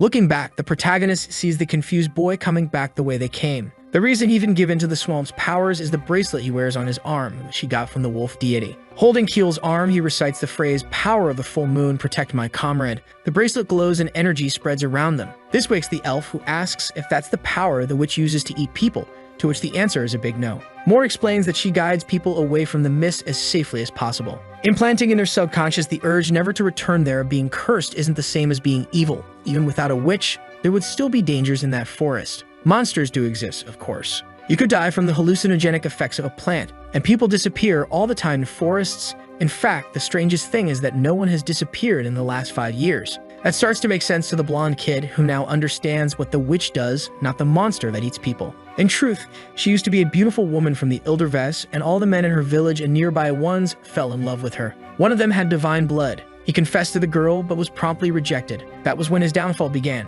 The man possessed powers and came from the most powerful family among the divine forces, even holding noble status. But he broke the family's golden rule by summoning a demonic spirit, which ended up possessing him. Feeling unable to face punishment, the man fled. That's when he met the girl, and after being rejected, he tried to force her. So the entire Ilderva family acted to stop him, but the man, already enraged, killed them all. And the girl fell into his evil hands. At that moment, the skies opened and Maris appeared. The man had been caught by the family patriarchs due to the excessive use of his powers. He begged for mercy. But upon seeing what had happened, Maris punished him, sealing him into a sword along with the demon he had summoned. And the girl, for the sin of tempting a noble being while being immortal, was sentenced to guard the sword until the demon's spirit faded. Only then would she be freed from her crime. In the end, the witch was never a monster that devoured humans. She was only the victim of divine wrath. Mord then shouts to the witch that he will restore her name. Someone hears him, and suddenly a strong wind starts blowing the mist forcefully in his direction. But the boy stands his ground, unlike his friend who's already stabbing his knife into a tree to avoid being blown away. He watches as Mord prepares his attack, and once fully charged, it's unleashed against the mist,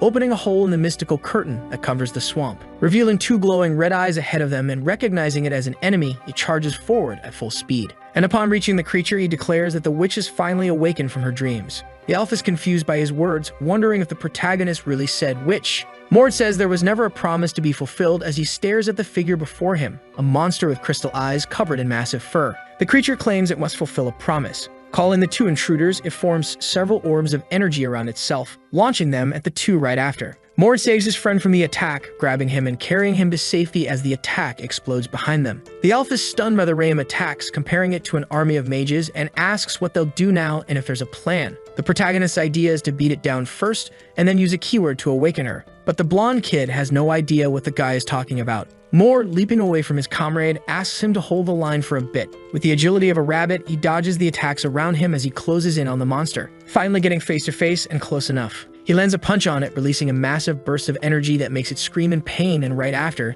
he says the name Elderva, changing the creature's expression. He says that's the name of her species and those who fought for her. This makes her remember the past and the lifeless body in her arms. With that opening, Mord lands a solid kick on the monster, dealing heavy damage. The witch screams in hatred and pain, and again the protagonist speaks another name, Calvis, as he approaches her, preparing another strike. That was the name of the one who killed her family. Hearing it awakens the monster's fury, and she is struck again in the face. Mord says the name Marius, already ready to land another blow, making the creature see in him the face of the god who cursed her. As he unleashes a flurry of attacks, he says there was never any promise to fulfill, only a curse. He begs her to remember what must not be forgotten, for the sake of those who died needlessly. In preparing the final blow, Mord shouts that at last she must remember who she really is. Placing his hand on her head, he calls her Sadia. That was the name her parents gave her on the day the sun shone the brightest. He asked her to open her eyes as the glorious child of the spirit of the sun. Kilo realizes the attacks have stopped and is about to celebrate his victory when a massive explosion occurs. The sun shines there once more, and Mord celebrates because he had always hoped for this instead of the depressing military life in the kingdom of the white demons. An incredible adventure like this, saving the witch from her curse and helping her recover her beauty. The former cursed witch, calling him the savior of the unknown god who freed her from the curse, asks how she can repay him and what his name is. While Keel stays with the giant girl, Mord introduces himself as a descendant of Verners, god of combat, but the giantess has never heard of him. But considering his power, she imagines he must be an incredible god. The protagonist explains that he's a god who emerged at the end of the Age of Legends, which is why she doesn't know him. The giantess is confused to learn that the Age of Legends has ended, and Mord says it ended 500 years ago, and the only thing left of it was the giant blue crystal in front of them, a fragment of the world, a piece of the perfect world that the ancient gods used to create this one. When the Age of Legends ended, its fragments were scattered across the world. When he touches the crystal, it shrinks. That is the fragment of the misty swamp, starry night and mountain peaks combined with the floating swamp mist. Now the three fused fragments and the two individual fragments are together. Turning to the giantess, Mord speaks about his reward when he hears a loud crash caused by a sudden explosion. The giantess protects him. The ones causing all that chaos and looking for him are three people. One of them says he's there to beat him up, calling him the illegitimate son of Grand Duke Verners. He says they're there to capture him, but he asks who the bombshell behind him is, while Mord questions who he is and whether he belongs to the Silver Blood, prompting the man to ask how he knows that. The protagonist explains it's obvious since they have divine blood. His attacker finds it strange that the guy can tell where they're from just by their divine blood, but that doesn't change his goal of capturing him. The red-haired swordsman is ready to educate the rookie, but before the fight begins, his friend tells him to activate his divine blood first, making him question why, since he just wanted to have a little fun. However, he's warned again not to underestimate him because this guy isn't just anyone. The redhead gets pissed and activating his divine blood says he needs to hurry up and become a high-ranking officer. Meanwhile, the blonde girl on the team looks like a corporate drone, dying to take a vacation already. Their leader, transforming into a wolf, warns them not to kill him. They need him alive. While Keel panics in the background, Mord reflects on the activation of divine blood and recognizes their leader as a descendant of the beast god. The swordsman doesn't know her, but the woman is clearly Yahello, an intermediate officer of the Silver Blood, a 7th Circle mage with excellent tracking skills. In her awakened state, she can reach the power of a first-class mage. To make up for her weakness as a mage, she depends on the red-haired guy to act as her vanguard and close the distance with their opponents. So he tells Keel to take Sadia and come back later. The blonde boy says that even though he's skilled, his friend can't defeat 3 holders of divine blood. Activating his awakening and turning to his friend again, he tells him to go. The one-eyed mage is impressed by the mana coming from a boy only 15 years old. Seeing his friend distracted as the perfect chance to escape, he calls Sadia and points the way. But just in the direction he pointed, a lightning bolt crashes down. It was the work of the one-eyed woman, who sarcastically asks where they think they're going. She says the blonde kid has a lot of faith in his mediocrity, but that won't work with her. Keel tells his friend there's no way, they'll have to fight because their lives are at stake. But Mord says he'll create an opening so he can escape with Sadia, because the girl has nothing to do with this. Meanwhile, the enemy group's swordsman says he'll show him hell, imbuing his blade with lightning. He charges at the protagonist, delivering a strike powerful enough to create a massive energy sphere that destroys the surrounding landscape.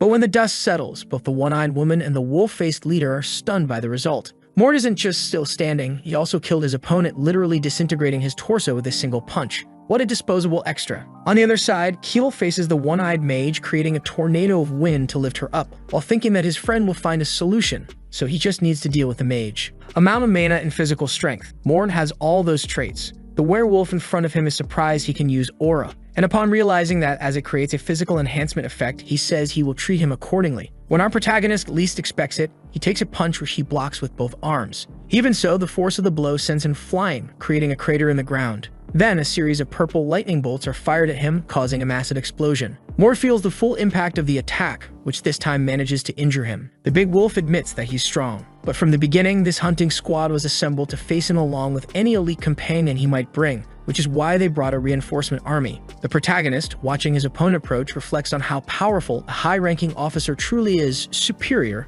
in every way. Besides that, the big wolf is using an artifact. When the mythical era ended and the gods left this world, the artifacts also vanished, but a few mortals with divine blood were granted permission to use them. The werewolf starts boasting about how favored he is, wondering how long Mord can last against the power of the gods. However, our hero is also curious to test something. Now with the 3 fragments of the world, his magical power has grown even if he doesn't yet know how much of the war god's power he can use. As he prepares to strike, he wonders how much his opponent can take, then lands an uppercut to his chin. The big wolf flies off with the force of the blow. Mord's movements and power have suddenly changed, and in seconds, he reaches his opponent while still in the air. Skyfang. Before he can land another hit, a powerful spell strikes him and sends him crashing to the ground. He recognizes the voice behind the spell. It was the one-eyed mage still mocking the wolf for losing to a 15-year-old boy, and the mud agrees with her. The rookie they're facing is giving them more trouble than expected. Mord wonders why the mage interfered in the fight and what happened to his friend. Turns out that on the other side, Keel is being chased by the Silver Blood support troops who have just arrived on the battlefield. But now is the time to worry about that. The big wolf in front of him admits he was shaken by the attack and says that after that last spell, Mord won't go much further. He then charges at the boy, promising to make him pay for what he did. It seems like the end, but he halts the attack when he hears a scream. It's the mage from his team whose foot is on fire. She's the one responsible, saying that her savior doesn't want her interference, but she can't just stand by and watch this. It's Sigia, who stares at the sorceress and calls her arrogant for thinking herself a god while being nowhere close to that. Calling them fools, she releases torrents of fire in their direction. The one-eyed mage wonders how she forgot about the giant and how she didn't sense her with her abilities. Stydia replies that the Ildervez share divine power among themselves. The more of them there are, the weaker each one becomes individually. However, right now she is the last of her lineage, and for that reason, she is as strong as it's possible to be. Her flaming aura is proof of her power. But for some mysterious reason, she starts to feel unwell and collapses to the ground, wondering what happened to her powers. Since the Age of Legends ended, Stydia should not exist. Using divine power requires giving something in return, and she has nothing left to offer. Mord tells the giant to take it easy. He just needs to focus on the opponents in front of him, and he'd appreciate it if she could help Keel. The Ilderva protests, but the boy tells her not to worry, because his opponent will fall as long as he keeps punching, and then charges an energy sphere. The wolf in front of him sees the sphere in his hand and says he won't win with just that, charging toward Mord. But what he doesn't know is that the orb in his hand is imbued with lightning, and the consequence of that is a devastating destructive power. Guardian of the Thornbush Forest, as he throws his attack, several bolts of lightning hit and trap the wolf, making any counterattack impossible. He wonders why he can't move when right in front of him appears Mord, unleashing a barrage of fast and powerful punches. Voidbreaker, an attack capable of concentrating all of his power into a punch with explosive capacity. The beast questions why he isn't hurt after that many hits,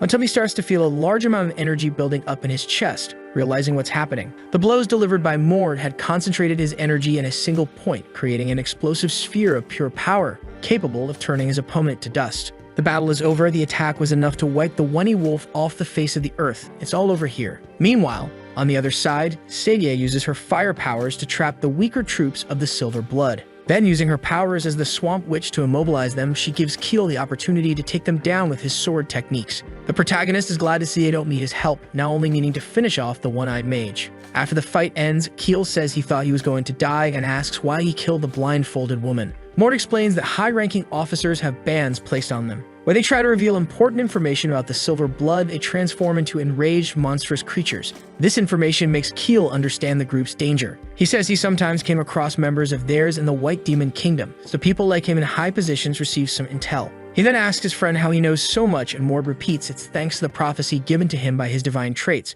but the unlucky guy doesn't believe it. Sadia understands what he meant and asks if one of Werner's powers is to see prophecies. Keel asks if she really believes him, and the giantess asks why she wouldn't. Mord answers her question, saying that lately there haven't been as many revelations. Sadia asks if he means divine powers, and he says yes, since things like prophecies are a thing of the past. Then he picks up a sword on the ground. It was the weapon of one of the enemies, a blue sword. Mord hands it to Keel. The elf immediately glows with joy. Shaking his ass behind the protagonist is finally paying off. As for the small army that was chasing them, they turned into a bonfire, all thanks to Sadia, who made sure no one would rise again. She even sealed their spirits. That makes Mord wonder how powerful a god really is and how mortals don't even compare. After finishing, the giantess talks to her savior, saying she still owes him a reward and asks what he was talking about earlier. What he was going to ask for was the sword she was guarding, the cursed weapon, because he knows a way to break the curse. The reason the sword is so dangerous is the demon that resides within it, an object with a consciousness capable of driving its wielder insane and leading them to ruin. So Mord just needs to invade the sword with his own consciousness and get rid of the soul, but Sadia questions whether that's really possible. And in fact, back when she was cursed, it wasn't. But now that the demonic soul has weakened, it is. Aiden freed himself from the curse in the same way. During the battle, Mord realized that the second level of divine blood isn't something that can be achieved just through training or talent. He had observed Kestner and Ilden since they reached that level, but only now it became clear. You need to do something grand enough to be considered a legend. That's the only way to achieve this status. Only a great victory can grant it. Mord achieved that today with a significant victory over 3 people at the second divine level. And the one responsible for wiping out the entire race of giants, Vikalos, is perfect for that. He asks Sediat if she can place his consciousness into the sword. Excited, the giantess agrees.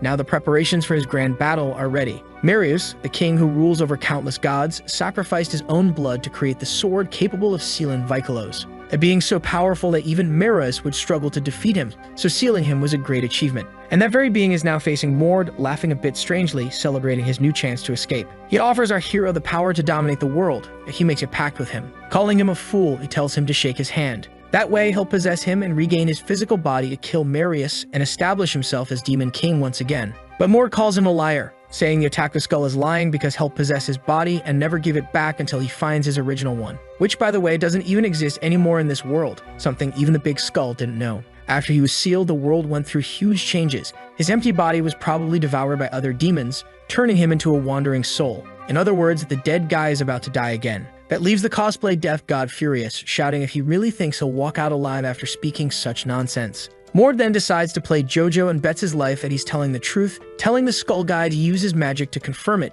and he accepts with pleasure. The two stare each other down, both determined to prove who's right, with Vikalos calling him arrogant. Saying the mortal will regret this, the demon uses his magic to summon a Reaper and binds the protagonist with chains. The boy then repeats that Vikalos' body was completely devoured by countless lesser demons. The Skull refuses to believe something so cruel, to think he was eaten until not a single bone remained in his body. That shatters the demon, breaking his pride into pieces, and collapses to his knees before Mord. Not satisfied yet, Mord asks what it feels like to have witnessed the truth. In fact, it's amazing that Vikalos managed to preserve his sanity for so long, but upon learning that his body no longer exists, he crumbled from the shock. And now, approaching him is his death. With everything finished and Vikalos' consciousness destroyed, Keel admires the now divine sword and, already excited, asks Mord if he can have it, but it already has a rightful owner. The pointy-eared trickster asks who, but his friend warns that he wouldn't know even if he told him. Besides, he just got a sword. Mord asks what Sidia will do now. She isn't sure. She's a being that shouldn't exist, doesn't know when she'll die, and has nowhere to go. She believes she doesn't have many options. But the protagonist says there's still a chance for revenge because Marius exists in this world as a member of the Silver Blood. The giant is shocked and asks how that's possible, and Mord explains that he'll look different than she remembers since a lot has happened. She understands, and even though she doesn't know what happened since her sealing, if Marius still exists, then she has a reason to be here. This world denies her existence, so she has no choice but to seal herself until the right time comes. When she enters the door behind her, she will be sealed. She then asks Mord to carry with him the key to her seal. She became the strongest witch of her kind and is certain she could kill a god. However, such power is meaningless if she can't use it. So handing over a key, she asks Mord that when he fights Marius, he breaks the seal so that she can have her revenge. He asks if she's sure about that, and the giant replies that she is, so our hero agrees. Meanwhile, in a distant place, the old god laughs. Someone asks him what he finds so amusing, and Maris responds that he feels his power being unleashed in a fog-covered swamp. Then he's asked if there were still traces of his power in this world and why he left them behind instead of reclaiming them. He answers that he would have died if he tried, and that's why he planned to retrieve the sword and the fragment once he had gathered a few more, but someone went and did all the work. Normally, that would be a problem, but in this case, the old god is grateful, as it spared him from seeing someone he didn't want to see, and so, when he recovers his sword, he intends to reward the one responsible. Back to our main group, currently breaking through a mountain with punches. Keel is stunned to see that it's actually possible to reach the treasure in the ruins just by breaking the surrounding walls. There, they find 6 relics left by an ancient mage long ago, but they're all for magic users. Only one of them is useful to the elf, the golden bracelet. It's capable of summoning a fire spirit, which can be controlled to cast its spells. The blonde kid again questions if that's really possible, and Mord, already tired, explains that it was made by a mage with divine powers, and divine powers make the impossible possible. Keel is a valuable teammate for the protagonist, but he still falls short, considering what lies ahead. The solution our hero found was to strengthen him with magical spirits. Mord has already decided who he'll give some to. As for the rest, he'll use them himself. The ring he put on his finger can detect ambushes and then raise a protective shield. The bracelet, meanwhile, allows him to store mana for later use. All the items are quite powerful. While they eat, Mord explains that the Silver Blood have trouble locating them, but they have a huge problem, which Keel will discover soon. Taking the cue, the elf asks if his friend also feels the strange atmosphere in the place with people whispering around. As they continue commenting on the weirdness of the area, someone approaches them and asks if the two are mercenaries, causing Keel to go silent. Mord asks if the guy needs a mercenary, and he replies that ogres have been appearing for the past 2 weeks. Ogres are terrifying creatures, far too much for humans to handle. The stranger had heard of them before but never seen one. Luckily, his village is made up of skilled warriors and they managed to defeat the creature, but that wasn't the end. The monster invasions continued, and as the number of wounded increased, so did the fear that followed us. However, 3 days ago, a guy appeared, and the moment he saw the state of the city, he offered help. He tore apart all the monsters. Even the new ogres that keep showing up now bear the mark of his sword. But after going out this morning to kill more of them, the swordsman did not return. Mord seems to recognize this person, and to be sure, asks what he looks like. He's described as a muscular man with brown hair tied back, carrying a large two-handed sword. Now more eager to confirm his suspicions, Mord asks the guy to show him the way to this mysterious figure. The path there is covered in the bodies of dead creatures, looking like a small-scale hell, almost like a dungeon break, but it's not that. Keel wonders who the village's hero is. His actions have earned him quite the reputation. Mord believes he's probably someone from the Vernar's lineage, but the elf reminds him that the figure uses a giant sword, and his friend explains that it's not a rule that descendants of that lineage fight unarmed. He could be in disguise. In MWGW, Leon told Aiden that while passing through a rural area, he coincidentally found the ruins that gave him the blessing of the god of combat. After walking a bit, the group reaches what seems to be the origin of the area's demonization, where there's a large vortex of dense red energy. Mord believes the ground collapsed after an earthquake, revealing the ruins and making that spot the source of the problems. As he gets closer, he's sure that the monsters are coming from there, and he feels lucky enough found the ruins, because thanks to that he's about to meet the character he's looking for. Inside the tower, a man is kneeling, while his opponent comments on his strength, but questions why the hell he uses a sword if he's so bad at it. Wiping the blood from his face, the fallen warrior asks what kind of question that is. The man activates his divine blood, and by observing the fighting style of the undead, it becomes clear they were made from the remains of the Vernar's lineage. One of the skeletons laughs at the boy's arrogance for still fighting, but doesn't mind as long as the fight continues. However, the boy's divine form dissipates, and he wonders how the remains of his ancestors ended up here. At the same time, he already tastes death in his mouth. Still, even if he dies, he refuses to give up. Right after saying that, one of the undead reaches toward him, ready to attack, happy that the boy will fight to the last moment, since that makes it all much more fun. But before it reaches him, it's struck by a blow and collapses to the ground. The one who did it is Mord, arriving all flashy while one of the undead questions his interruption and asks who he is. But shamelessly, the Vernar's descendant throws the question back at him. He says those creatures aren't the core of this dungeon, and in fact, everything is being controlled remotely through some trick, so he asks again, who is he? Getting up after being dismantled, a monster complains about how Mord is underestimating him. Calling him an arrogant bastard, he wants to see how long he can hold out against the group of undead. Immediately, the skeletons, who ironically have noses, rush at the boy, preparing to strike him. But they receive an uppercut imbued with energy, and without wasting time, Mord charges toward the rest of the opponents. And without giving them a second, he hits them with a flurry of blows, tearing through their formation like a beam of energy. Right after, he launches a series of energy spheres that hit the skeletons precisely, causing a massive explosion. In the end, he didn't even need to activate his divine blood. Mord asks why the man in front of him was being so dramatic while playing with those puppets, but before he gets an answer, the skeleton on the ground starts talking. He no longer had mana to regenerate and introduces himself as Count Wergun from the demon world, saying he'll never forget the humiliation he suffered. Tired of all the drama, Mord punches the skull and destroys it, saying she was the only arrogant one there. The boy next to him, watching everything in disbelief, wonders if that was a man or a monster, believing he wouldn't be able to beat him even with his divine blood. Keel arrives shortly after and, calling the boy Leon Werners, asks what he's doing there. But aggressively, he responds by asking who they are and whether they were sent to bring him back to the main house.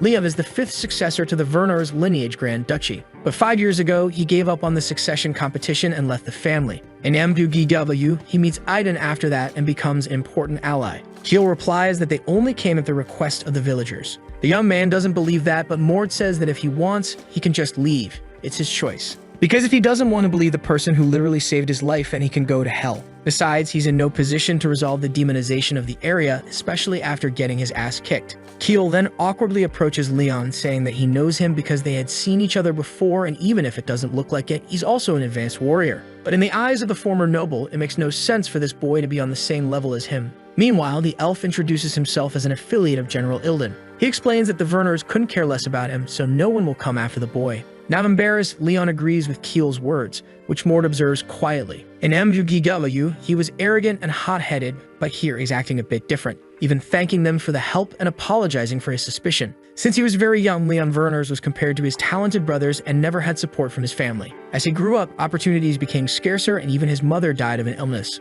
Little by little, he kept falling in the hierarchy until he finally left his family, eventually obtaining the inheritance of the god of combat in a ruin, thus becoming stronger than his brothers. 5 years later, he met Aiden, who saw his potential and convinced him to enter the competition to become successor. And with his support, he achieved the rank of Archduke at the same time. He was given all the fragments of the world, believing he would be the savior to protect the world from evil. But that trust would be completely shattered. Handing a red potion to Keel, Mord asks him to guide Leon outside, prompting Leon to ask if he's being kicked out of the raid. The protagonist explains that he doesn't know what will happen next, so it's not a good idea to bring along someone who's injured, even if the fake swordsman insists he can still fight. But Mord repeats that he should leave and asks if he really wants to become an obstacle to the one who saved him, just to feed his own ego. Swallowing his pride, the young man decides to comply, leaving his savior relieved that he won't have to knock him out and carry him outside. Keel says they're heading back and asks if his friend will keep going, to which he's told yes, and that if he needs to find him, he just has to use the wind spirit. As the two head out, Mord recalls that after falling into a trap and ending up in those ruins, he obtained the inheritance of the god of combat. He wonders how he'll find it, and no better idea comes to mind than destroying the whole place. And it seems to work, because that way he finds the record of each person defeated in battle by the power of the Werners family. A series of books teaching and explaining combat techniques, he's not sure if they have any value, but since he has a magic bag, it won't hurt to take them. Looking ahead, he sees a coffin he recognizes as the box that can only be opened by someone with Werners' blood, likely the inheritance he's seeking. Touching it, the door emits a glow and opens, revealing a fragment of the world. That would be 8 when combined with the ones he already has. 3 plus 3 plus 1 plus 1 equals 8. Alongside the crystal is a stone plick, and he wonders if it can summon the god of combat. Touching it, a bolt of energy flows from the stone through his body as if a wave of power were running through his soul. Just touching that thing made him crave a fight. It's definitely not an ordinary plaque. It apparently makes you feel the same as the deceased god of combat did. Mord believes that's the inheritance of the god of combat that helped Leon awaken his hidden talent. Dragons are creatures that no longer exist. Digging through the coffin, he finds an item made from parts of these creatures hunted by the god of combat, the combat belt. At that exact moment, Keel returns and asks if that item is a magic object, and he's told no. It's just an ancient relic made from dragon hide. That makes the elf wonder why this piece isn't enchanted, considering all items of similar rarity are. Mord thinks it's because the god used it up until the moment he ascended. But in any case, both think it looks really stylish, with Keel even asking if his friend sent Leon away just to avoid showing him the artifact. Meanwhile, outside, the said boy is still sulking about someone so powerful being left out, until he finally notices movement at the dungeon entrance, from which Mord and Keel emerge. The blonde says he went in excited to find a demon, but there was nothing left, and the protagonist asks Leon if he's feeling okay, and the boy confirms he is. He then takes the opportunity to ask the name of his savior, who introduces himself and says he's from the other side of the Werners family. He had already expected him to be a descendant of the lineage, but doesn't know anyone by his name, so he asks how old Mord is. He answers that he's only 15, leaving the poor guy in shock and making him collapse.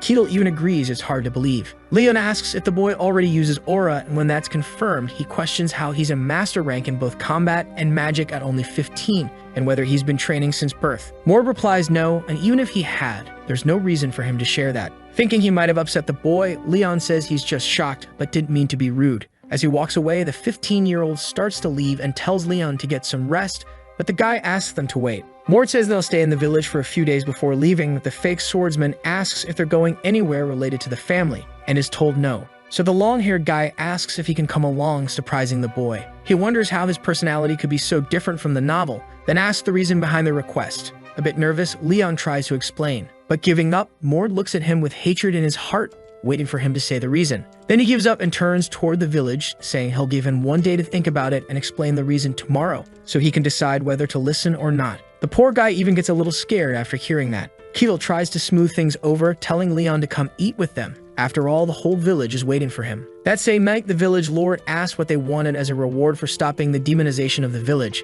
Ketil asked for money and Leon for a new sword. Mord asked for a place completely isolated from the outside world and was taken to an empty hall, where he placed the stone plaque on the floor. Then he spilled his blood over it while in his divine form. Immediately after that, he was transported to his mental domain, but it doesn't seem like he had control over what the place would look like, until someone arrives behind him laughing, commenting that it's a good place to take a quick 5-minute brawl. He then says it's been a while since he saw a descendant. Mord recognizes him as the same figure who appeared to him last time, something confirmed by the figure, claiming to be a projection of the will of the god of combat. He asks if the boy wants to continue the last lesson, something confirmed by Mord, who then raises a question. Why is the god shorter than his descendants, and does having potential come with some disease? The god doesn't understand the question, so Mord explains how the Vernar's family has changed and the things the Grand Duke is doing to avoid aging, leaving the god quite displeased. The boy explains how the Grand Duke is called the reincarnation of a god with level 4 divine blood, but he ages very quickly. Verners responds that it might be due to mixed bloodlines.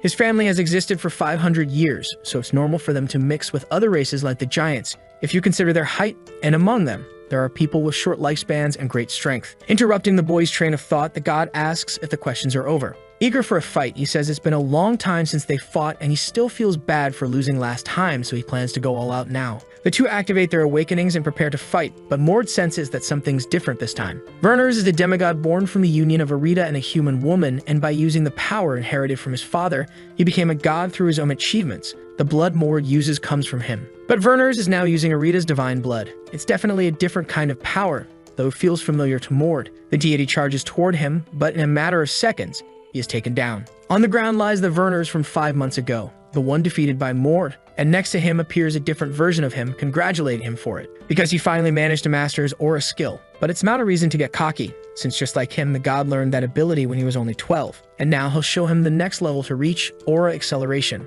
This ability consists of moving a large concentration of aura and accelerating it at the exact moment, producing an overload of destructive power. The boy also knows how to use this power. He trained it countless times in his mental domain, but never used it in a real fight, and this is his chance. So he lands a powerful punch on the god, tearing him apart completely and causing a massive explosion of energy, splitting the deity in half. The young man wonders if he won, because that was too easy, and a new version of Vernars appears, saying that unexpectedly, yes, he did win. But Mord doesn't accept that. The deity says that in skill he was superior, but his arrogance was his poison. His descendant says you can't be a legendary hero without luck, even if you're skilled, and Verners asks if he's trying to comfort him, to which he's told no, because the boy doesn't feel like a winner. The god apologizes for disappointing him and says that his 23-year-old self won't let him down. This version introduces himself and says he will do his best for his older self. This time, this projection of Verners has an appearance closer to the divine, and he hasn't even awakened his divine blood or released his mana. He's closer to Mord's level, a true monster.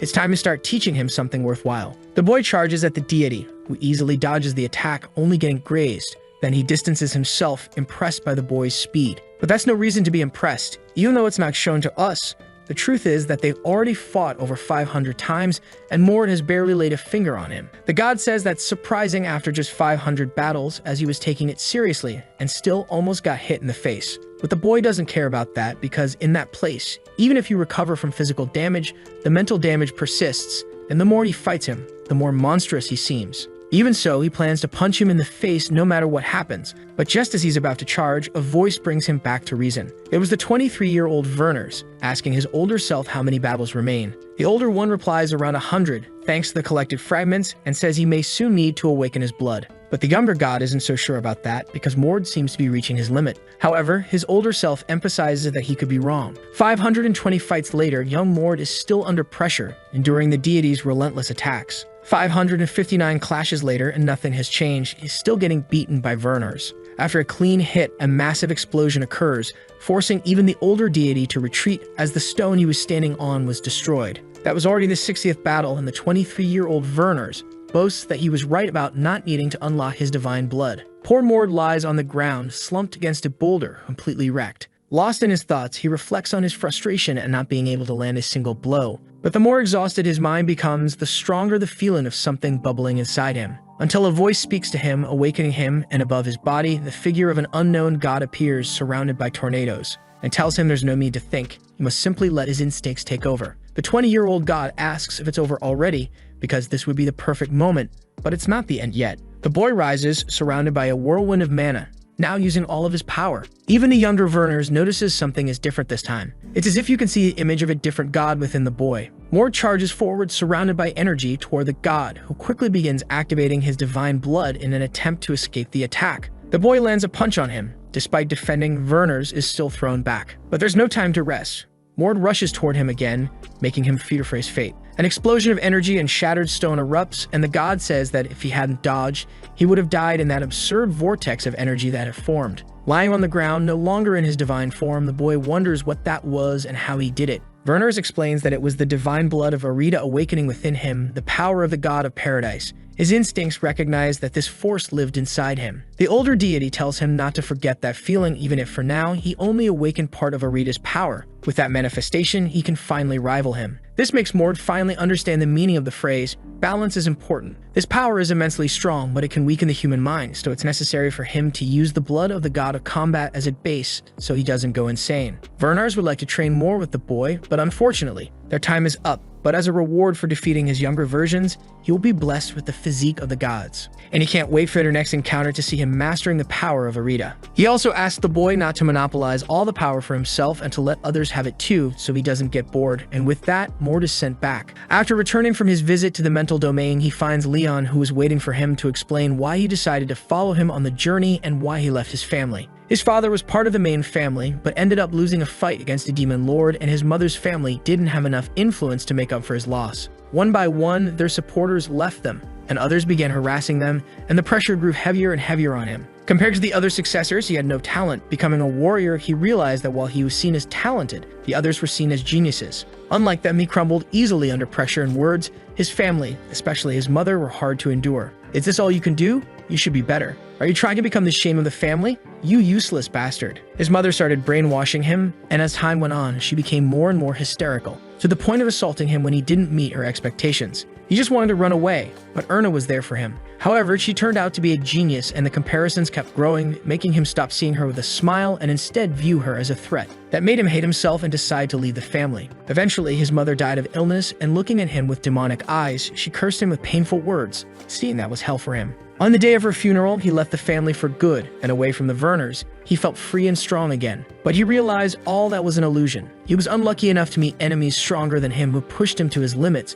making him feel powerless. He only learned this at death's door. But then Mord appeared, as if the world were giving him one more chance. That made him feel like it was fate, and that's why he wants to go with him, to figure out exactly what he felt in that moment. Mord, tired of it, asks if the monologue is over, leaving Leon confused. Our protagonist actually enjoyed hearing something that wasn't an MWW, but the guy just talks too much. He then warns the boy that this journey is more dangerous than he thinks because they're being hunted by the Silver Blood. Leon says he's heard of them, that they work as mercenaries, but he wasn't sure if they actually existed. Mord says they're even stronger than the Werners. The boy doesn't know when they might run into them, so his relatives should think more before deciding, but the desperate guy doesn't want to think and just wants to join the group, because he's sure he'll be useful in battle and can repay them for saving his life. Even though he's unsure about the boy's motivations, Mord decides to accept him. After all, he's still a Werners, and with the right push, he'll be strong. Liam is happy with that. I'm just surprised because all this time Keel was in the room and asks if it won't be a problem to take him north with them, to which he's told no. Leon says they don't have to worry because now he's just someone who gave up on the succession competition and won't bring them any trouble. Finally, Mord tells everyone to head to their rooms now because they're leaving tomorrow, and Keel asks where they're going this time, being told they're heading to the country of Palos. Already at their destination, they notice a lot of mercenary activity in the area, drawn there because of the monsters coming from Mount Limnos. Keel changes the subject and asks why the lion bought that thing. And he, holding a giant sword, says it's to hide his identity as a member of the Vernar's family, even with Mord on the team, fighting barehanded. Besides that, he's already used to using a sword since he left his family, and Keel roasts him by saying that's why his combat skills suck, because he dueled several times with Mord on the way there and got beaten every time. As a way to defend his honor, Leon says the kid is a master, so it's not fair. But Gelf keeps teasing him, saying the master is 15 while he's in his 20s. Our protagonist stops the fight, saying they need to find the black market. Keel gets excited at the idea, and Leon says he knows a way in. After they pass through there, he asks why, out of all things, Mord bought something so small,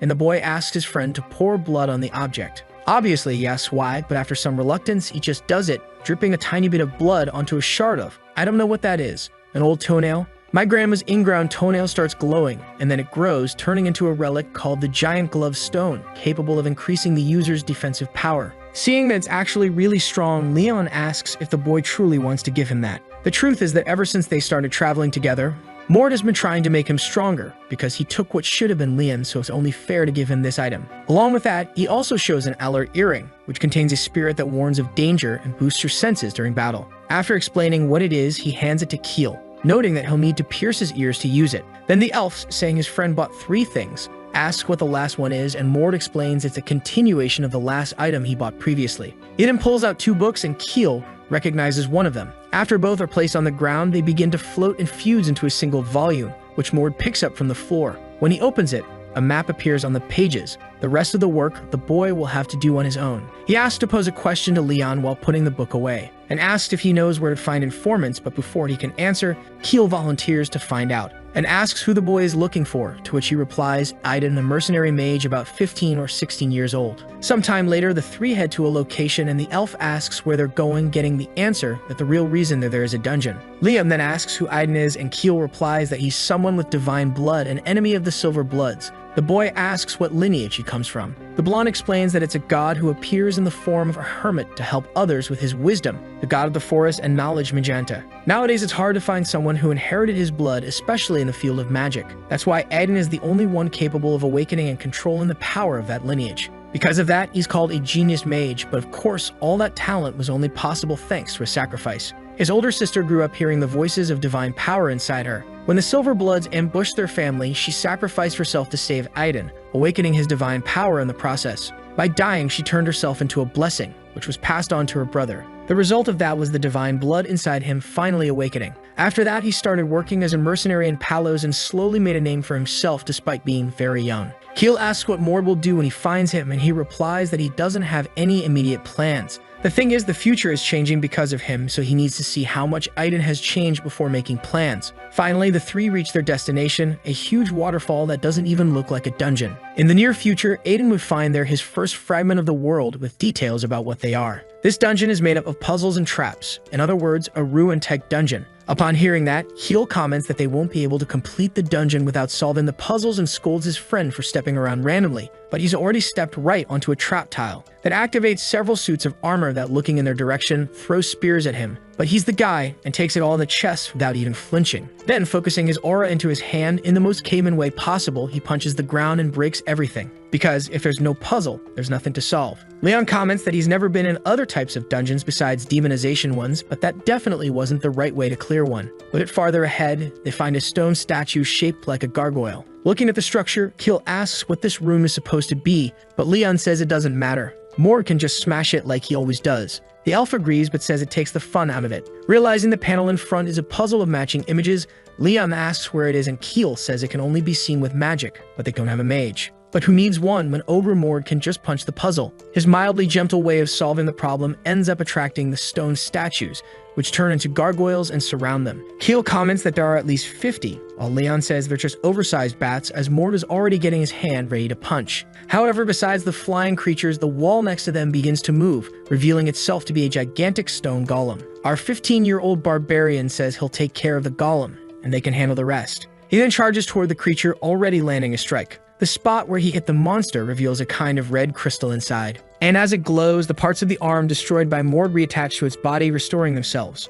This makes the boy realize that the magical power in the room is being amplified by the golem, possibly because of the core inside it, which means it won't be destroyed until that's broken. On the other side, the gargoyles fire energy blasts toward Lian, who's able to dodge but can't land an attack. He complains that they're slippery opponents, but Keel asks why he doesn't just fight using his fists. He then uses the power of the spirits he controls to stop the monsters from flying. His attack manages to trap the creatures, immobilizing them. Taking advantage of the opportunity, the elf surrounds himself with lightning and leaps toward the gargoyles, slicing them to pieces in a single motion with no difficulty. Looking back, he sees each of the creatures falling. Meanwhile, Mord keeps pressuring the golem. Seeing that the monster keeps regenerating even after all those hits, it's clear the core needs to be destroyed. But for that, he'll need more than just punches, so he uses aura acceleration. With a powerful attack, he shatters the creature's entire body into tiny pieces, blowing it up completely. The small red core inside is hit, turning into glitter. Liam is stunned to see that the boy destroyed that giant golem. He had seen geniuses before, but that was a monster.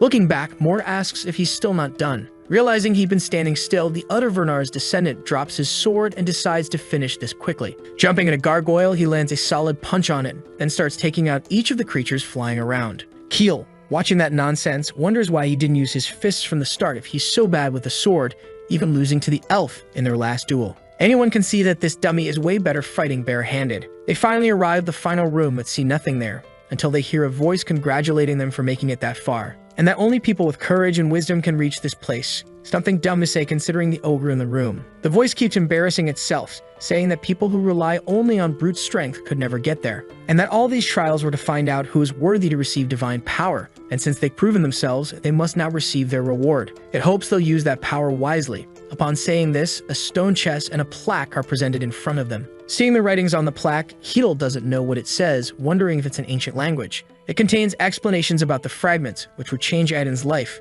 Mord destroys the plaque so the mage never gets to read it, prompting Keel to ask why, and he answers that he just felt it was dangerous. After that, a blue light is emitted from the chest. It's a fragment of the world. Leon wonders what that is, already feeling an immense power coming from the crystal, and asks Mord why he's collecting them. The boy responds that it's to save the world. Meanwhile, he touches the fragment. His blood awakens. In the previous times, he felt a slight change in his body, but this time the change is greater. The fragments don't just bring out the owner's power, they also change them. The more he absorbs, the more his power grows. This is the fragment on the cliff. The 3 pieces found earlier now form one. A great stroke of luck for Mord. Leon asks what he means by saving the world, but the boy changes the subject, saying the dungeon is going to collapse and they need to leave quickly. This annoys the guy for being completely ignored, but Keel comforts him, saying his friend is just like that. Still, Mord's words caught him off guard too, but he knows he's not the kind of person who lies. Even without knowing what he's talking about, he's sure his friend is trustworthy. In the swamp where Sadia was found, a battle is taking place. The last survivor among the fighters from the Silver Blood asks who the 3 figures in front of him are. Getting no response, he asks again who they are. One of the attackers replies that he had high expectations for the fight. His companion says they're just as weak as expected. The last survivor recognizes them as elite members of the Dark Wolf Squad. He had found it strange that 3 users of Divine Blood were killed, but now he understands why. He definitely has no chance of winning there. His only option is to release the giant within his body, causing him to grow and tear through his clothes in the process. With a devilish look, he says he'll drive them to hell with him, but his throat is immediately slit. The one responsible was one of his enemies who decided to act before the fight could escalate. In the end, he found it all far too easy. Disappointing even. But they were all pawns, and it would surely be dangerous if elites had been sent. Turning to a young man seated nearby, he says that if he feels tired, he should give a warning in advance, because they'll be in a bit of a hurry now. Standing up from the rock he was sitting on, he asks loudly what kind of person Mord is, for them to have to go through all this just to meet him. That really makes him curious. After leaving the dungeon, Mord looks at his own hand and realizes he's truly gotten strong, and even used them to recover. As for the divine physique he received from Werner's, it's exhausting to use but very useful in the right situations. Back at their lodgings, Heel heads to his room and informs that he's returned with the results of his investigation. He's found Aiden. Opening the door, the boy asks where he is now, and his friend replies that he's currently outside the city. That surprises the Vernar's descendant. Aiden appeared in Palos 5 months ago, where he worked with a mercenary until he met Levin, a mage who made him his disciple. Levin was an advanced 6th Circle mage, popular among the dark families of Palos, which is why no one messes with the organization he's affiliated with. Last night, an unidentified group attacked the base of that organization, causing the deaths of dozens. At the moment, guards are tracking down the culprits. Apparently, Aiden left through the eastern castle gates and headed inland at his mentor's request, but informants say his mentor did it to keep him safe. Mord reflects on how the future is changing. What was said occurred in the latter half of last year, but Levin couldn't have predicted it. In the novel, he sacrificed himself to save him. MGW begins with Aiden setting out for revenge. He grew up as the son of a prosperous family in the kingdom of Lufton, living like a flower in a greenhouse. But he lost his family in an ambush by the Silver Bloods, and because of that, he hated himself and blamed himself for the deaths of those close to him. But things are happening differently this time, making Mord wonder if the Gramolder massacre led to this. Not only did it cause him to return as an enemy monarch, but also as a dark sage. A future he didn't know has now begun. So he asks Keel what happened to Levin, but it seems he's been missing since the last ambush. The boy says he understands, and the elf asks why his friend seems so eager to get involved in all of this. Mord replies that he may have to face the one behind it all in the future. That makes Keel think about the number of enemies his friend already has at just 15 years old, and he asks where he plans to go now. Mord knows that Levin created several secret locations throughout the city for situations like this and magical research, so he's surely in one of those places. Meanwhile, in an unknown location, a tired and nervous man complains that his workplace has been destroyed,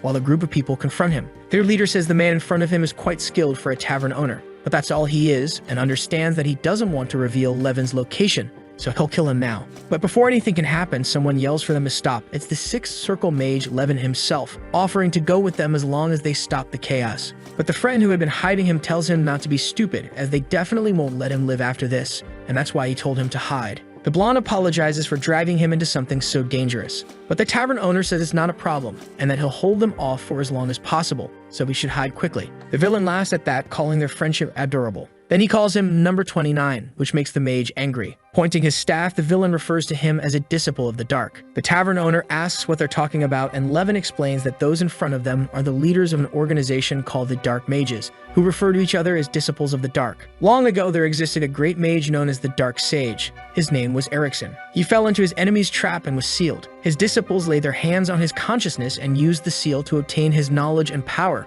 The villain, once again calling him number 29, says they've been looking for him for decades. But Levin refuses to be called that. Still, the blonde goth insists he is indeed number 29, an experiment, a vessel, and that it won't be painful if he just obeys. But it won't go that way just because he says so, and unleashing a magical attack, he tells the bastard to go back and lick Erickson's boots. Seeing the attack coming, the masked man says he has no choice since the mage is so eager to go to hell. With a demonic look in his eyes, he says he'll give him what he asked for and fires 2 purple energy blasts in his direction. That attack is familiar to Levin. It's the sealing jar, coming at him like a vortex of purple flames. The villain also says it's no use waiting for the guards or making noise because as an order that's existed for years, they know how to avoid drawing attention. That place is surrounded by a barrier from which not even sound can escape. The bastard's attack charges at Levin, and when it's about to hit, he uses a spell called Partition of Darkness. With that, the blow is partially blocked, but his defense breaks and he's still launched away. That makes him drop his staff and fall to the ground. His block wasn't enough. Calling him a vessel, the masked man says his mana is just as good as his, but not enough. However, he notices something strange. Looking back, he sees Mord entering the place, having taken down the guards. Fortunately, it's not too late. The villain asks who the boy is. But like everyone who's fought him before, he won't get that answer, though Mord knows the villain is a disciple of Erickson, because his eyes look like something out of a horror story. That makes the masked man realize his opponent knows who they are. And in that case, he needs to get rid of him quickly, so he casts a spell called Execution of Light. But when his magic is about to hit the boy, Mord calmly watches it, and with cold, near-surgical precision, unleashes his own attack. Mirage Destruction, beam of golden energy that overrides the opponent's spell and hits him in an instant, so fast that he can't even believe or understand how his end is coming. The power of the attack is so strong it launches him far away, dragging him through the city by the force of the impact until he crashes into a wall. That's the end of him. Levin can't even believe it. How could that be possible? Such a devastating blow against such a powerful opponent. Unbelievable that an unknown person could eliminate a disciple of the dark like it was nothing. The person he feared his entire life was already gone. Turning to Mord, he asks who he is, already guessing he's from the Vernar's lineage because he fights barehanded. And cocky as always, the punk insists that the mage doesn't need to know. The boy explains that those dark followers show their faces here, and he ended up saving the mage as a consequence of hunting them down and crushing them. This surprises Levin, who can't believe the boy doesn't even know who he is. Keel and Leon arrive right after, saying they've already taken care of the others around. Our fake swordsman questions how an advanced mage wasn't a match for Mord, but he ignores the question and says the silence barrier is down, so they need to go now. But before they leave, Levin says that even if they don't know each other, he'd like to know if there's anything he can do for him, and the boy replies there is one thing, that he doesn't get caught by the Dark Sage. but also that he doesn't need to fear him for long, because soon he's going to crush him along with all his followers. The mage says that's a ridiculous claim, but thinking it over, he actually believes there's a chance, especially since he took out a disciple all by himself. Levin had always lived in fear, never knowing when he'd be ambushed. But finally, this might be his chance to be free. So he thanks his savior and asks if he may know his name, and Mord finally introduces himself. The mage says he'll never forget this, and it may not be much, but he'd like to repay him, and asks if the boy would accompany him. That surprises Mord a little, but if that's what the guy wants, then there's no reason to refuse. Keel helps the tavern owner by giving him a healing potion and wrapping his wounds, and the five of them head to a more private place. As they walk, the elf wonders how long a structure like this has existed, not believing the mage built it all by himself. Levin then says there's still an hour of walking ahead. But suddenly, they're interrupted by a loud crash, making them wonder if it's the disciples of the dark. But the tavern owner says it's actually just the sound of the explosives he planted collapsing the passage. Leon asks if the man is sure about that, since that would also destroy his tavern, but he replies that for him, there's no way to keep living in that place anyway. He then nudges his long-haired friend and says that now, with his tavern in ruins thanks to Levin, he's going to follow him around and take the chance to collect some debts. That scares the mage, and his friend adds by asking what he thought would happen after all that he did.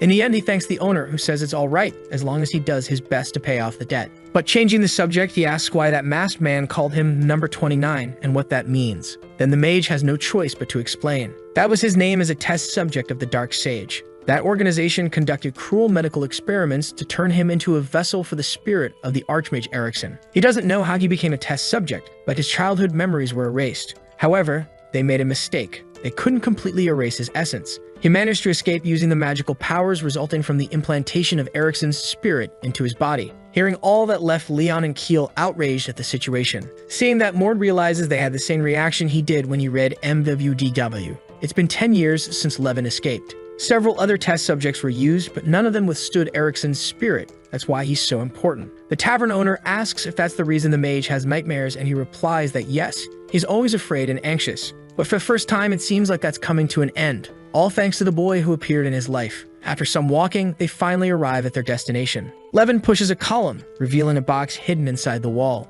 Mord asks why he didn't use magic to conceal it, and he replies that there are mages better than him, so using magic would have made it easier to find. He then takes the box and hands it to the boy. Inside is all the information he gathered over time about the Dark Sage. Among the writings inside, there are clues about his hideout. That's the same material he would have given to Aiden as his final wish in the novel. Using the details contained there, the boy would find the organization's hideout and use it for his revenge, and in the process, get involved with the Silver Bloods, his main target. Mord asks what he'll do from now on, and the mage replies that he'll leave the city and meet up with a contact in Sidon. And if he ever needs him, he just has to go to the Red Dragon Drunken Frenzy on 23rd Street and ask for him. Hearing that, the boy thinks maybe Aiden fled there. Returning the favor, he says that if Levin ever needs him too, he can ask for him at the Guard Legion in White Demon's Hell. There's no guarantee he'll be there, but it's the closest he'll get to finding him. Bowing, the mage says he'll do his best to remember and thanks him for the consideration, also wishing him luck in his future encounters. As he leaves with his friend, Heel and Leon comment on how sad his story is and that they're glad they could help them. Cold as always, Mord decides to leave too, and with that, the story of Aiden as a vessel who would conquer the world ends. His master didn't die and he left Palos early. But the question remains, how will these incidents change the future? Leaving the underground passages, Mord now knows that the wheels of fate have begun to turn, and now it's time to guide the story toward the future he wants. Then we see a beautiful castle and someone saying they are in shock. Sitting at a lovely table with a cup in hand, a man tells Ruth he never thought he'd be capable. Then he completes the sentence by saying so incompetent. The man saying this is the senior executive, Silverblood, 5th Prince of the Kingdom of Letman Salen. Ruth, senior executive and noble, smiling, puts a hand over his heart, saying every word pierces him like knives. The man goes on to say he didn't expect things to go so wrong and is curious to know whether Mord is truly blessed by the god of luck, and Salen asks about the route. A man with binoculars is in the middle of a forest watching a group of men ahead. He then confirms that the 4 best are there but says he doesn't know how many people were sent, and Salen questions why go so far for the Archduke's bastard. Ruth then continues, saying he doesn't know why, but that Mord must be very important to the blind monster, and Salen complains that all of this is a pain. The man continues saying that fighting against Ilden just to present the bastard to his father seems like a losing bet no matter how you look at it. Salen says that's because he thinks like a businessman, and that he couldn't even capture a 15-year-old boy. Ruth defends himself, saying the boy was being protected by the blind monster, while the other man yells and slams the table angrily, saying the monster didn't even show up. As a cup finishes wobbling and spills its entire contents on the table due to Salen's punch, Ruth says he will send reinforcements. The prince then yells for him to deal with this once and for all and to take care of the little northern dogs loyal to the blind monster as well. Ruth then, with blood in his eyes, says he likes the proposal and that he'll get rid of the brat before he falls into the old monster's arms. Sometime later, Ruth counts the reinforcements sail and sent, some divine bloods, some elite silver bloods, and all of them are full executives or higher. He then asks the men if they know who he is and says he will be the commanding officer of this mission. Then he asks if they're ready to hunt the newborn pup. Leon says it's strange to ask that now after everything is over, but that the man said the guys they encountered are the returning monarchs. He then continues, saying they already have everything they need to defeat the Sage of Darkness, so why face the monarchs first? Then Mord explains that they would have to face both anyway, and that he has other important matters to resolve. Mord then thinks that what he's looking for must be around there. Then, without warning anyone, he prepares a powerful punch and breaks the ground beneath them, making them fall into a room that looks like an office. Leon says Mord really loves breaking the ground to find hidden rooms, while the man says there are a lot of people in that world who like to hide things like that. The elf then asks what place this is, and our hero says this is the Monarch's vault. They then notice it's full of expensive things like magical herbs and potions and costly magical items, but Mord thinks the box he's looking for must be there. After searching a bit, he finds a box stained with what looks like blood. He then reaches out his hand to it and touches it. Next, he lifts the lid and something inside emits a blue glow, and his friends look astonished at its contents. The elf then looks at the contents of the box and can't believe what he's seeing. They recognize the tear of the martial god, which grants a magical martial artist the chance to evolve beyond their capacity. Mord then remembers that in the original manga, Aiden gave this item to Leon, and that thanks to this item, Leon was able to progress explosively. The elf explains that it's an extremely rare medicine, and that the group of monarchs must have stumbled upon someone who had it and stole it. Then he thinks that he had always heard about it, but never thought he'd see one with his own eyes. He reached out his hand to touch the item Mord was holding, and an idea crossed his mind. The elf asks Mord if he doesn't think about taking it, because the risk is too high for someone already as strong as he is, and the man says that he already took it once. Shocked, he asks when Mord took it, and if that's why he learned Aura at 15, and Mord says the item doesn't work twice on the same person. Next, our hero, with a smile on his face, tells Keel that if he wants strength, Mord will give the item to him. But the price for that is a gamble with his life, because the item might end up killing the person who ingests it. On the day General Aiden saved him, he received a dream, or rather, a wish. He wished to become someone strong enough to fight alongside Aiden. The boy then trained day and night tirelessly to make that dream come true. And then he earned the honor of escorting the general's favorite Mord. But then he was reminded of the limits of how far hard work alone can take someone. And of course he invited Mord, who unlike him, possessed brilliance and talent. But just as a supporting character cannot be the main character, a person must make the best of the hand they've been dealt. All he could do was accept his fate and give up. But what if the only way to break that barrier was right in front of him? He thinks he wants to drink it, but he is a loyal soldier to the general and wonders if it's fair to gamble his life on something other than his mission, on personal goals. The boy ponders, asking himself about the mission. His hand begins to close into a fist as he questions whether he is fulfilling his mission properly. He then tells his friends that he feels a little humiliated to ask the next question, but that he'll ask it anyway. Lowering his head in front of Mord, he asks if he is of any use to them. Mord then thinks that they've been together for 2 months so far, and that Keel has proven himself capable of adapting to the many variables they've encountered. He remembers how much he has already benefited from the boy's stealth skills, and of course his ability to manipulate spirits. Without him, the journey would have been much more grueling and their progress would have been far less. But the decisive factor in giving him the potion is the boy's iron will, capable of throwing himself to death to save Ilden. In other words, Keel is a loyal companion. So he finally answers the boy that yes,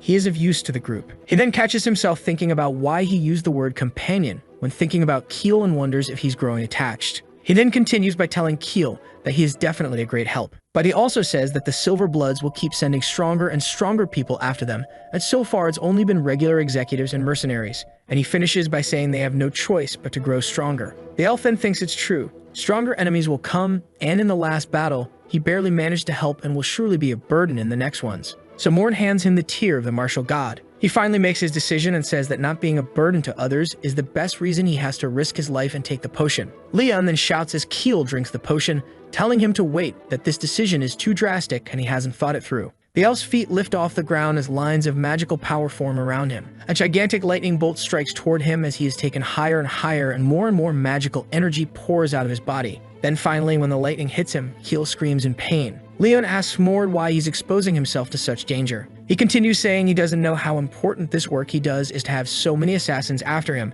but that he could always just run away. Mord replies that he can't just run away with his family, that the Silver Bloods are after him to fulfill the Archduke's wish. The warrior is in shock upon learning that the Archduke and the Silver Bloods are working together to target him, and Mord says that this has been going on for quite some time. To delay his aging, he has been feeding on the Werner bloodline. Liam is in disbelief and says that this is absurd. Indignant, he says that the Archduke is a living legend and is revered and he can't be feeding on children to stay young, while Mord says it's the pure truth. In the original manga, Liam was a bitter man but believed himself to be the most devoted of all to Aiden, and when he saw that his efforts were in vain, he became the most desperate. Mord remembers not wanting him to go through that while reading the original work, but he feels he doesn't have the eloquence to convince him to make the right choice. So he just hopes that he makes the right choice, while saying that if he doesn't believe in the man, then he should leave. After all, risking yourself for someone you don't trust is frustrating. Leon stares at Mord with a serious look, while Mord wonders what that look is. Our hero then notices that the warrior has a bitter expression. In his thoughts, Leon still struggles to accept that the Archduke is that kind of person. However, he thinks about many of the adventures they've had in the past few months and remembers questioning Mord about his motives,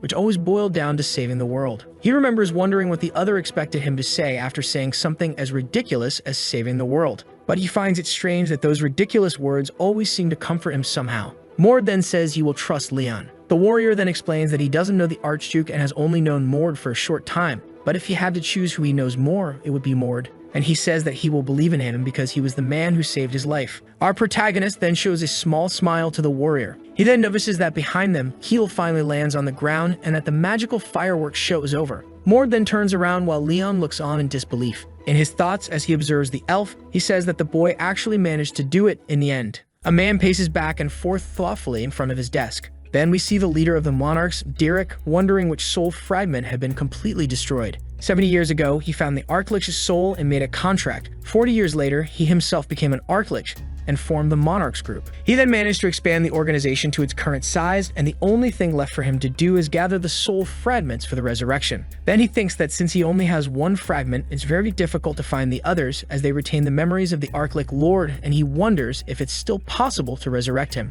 The Archlich is frustrated and wonders who could have defeated all of his forces in Lorraine, and the fragment tells him not to worry. It then continues saying that it's possible to be resurrected with fewer fragments, and that there is a way to transcend his former form, and also that the second piece is on its way. The Archlich then says that indeed he received a message informing him that the second fragment had been found, and with it, it would be easier to find the others. Smiling, he then begins to say that it's far too early to despair. Then he feels something that makes him stop mid-sentence. His body begins to tremble as he tries to understand what is happening. Then he says with a trembling voice that the group that had found the second fragment had vanished, and he wonders what it could be. The fragment then confirms, saying yes, another one of his fragments has just been destroyed. Mord then, standing before one of the fragments, hears the monster say that he can't believe he lost to a child, while our hero tells him not to be upset. After all, he's already a second one to lose. Our boy then thinks that he has finally destroyed the second soul fragment of the Archlich Lord. Recalling the fight, he thinks that this fragment was slightly different in terms of magic, but in combat, it was basically the same. Clearly, that made things easier for him, and it was easy to defeat it.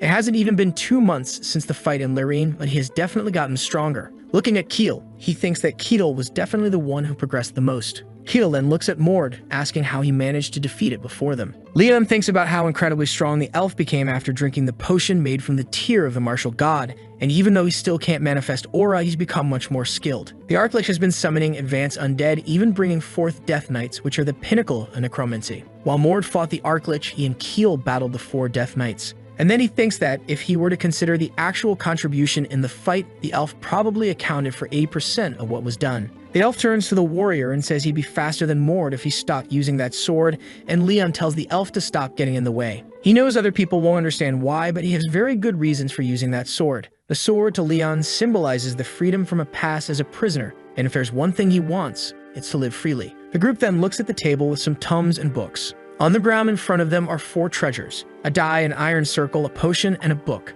Mord thinks that he destroyed the golden throne and took the 10th fragment.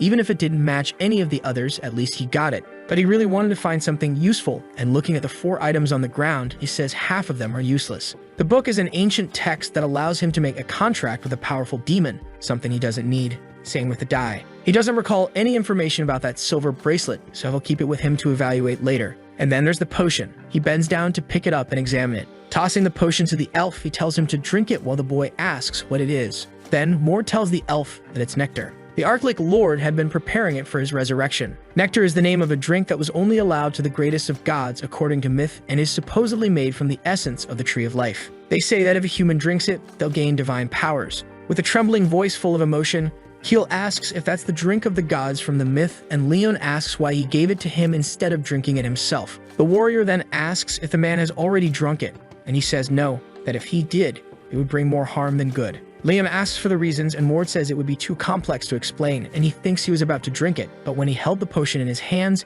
his instincts whispered something to him. Surprisingly, he knew it would be poison for him. It didn't matter when it was just Vernar blood in him, but now that Arita has awakened, he doesn't know what would happen to the balance of powers if he drank the nectar. But if Keel drinks it, it will make him stronger and allow him to possess fragments of the world as well. Only those with divine power can absorb fragments of the world, but that doesn't necessarily mean having divine blood. People who received strong blessings or were combined with something that holds divine power, or those who consumed nectar, all meet the requirements. Mord then thinks it's obvious that he's not going to share the fragments of the world with Keel, but there's something else he's concerned about. The creation of the new world. In the new world, all the people who loved Aiden would have their memories erased about the destruction of the old world and would live happily as victors. The new world would be like a model garden created for Aiden. A model where the only real people would be Aiden's friends, while the rest would be mere fake models of people he created. Aiden didn't dream of a world like that from the start, but the new world his enemies wanted was made from their desires and fantasies, and that's not what he wanted. But the more fragments of the world he collected, the more he was drawn to that model of a world. And in the end, he created a world far more terrible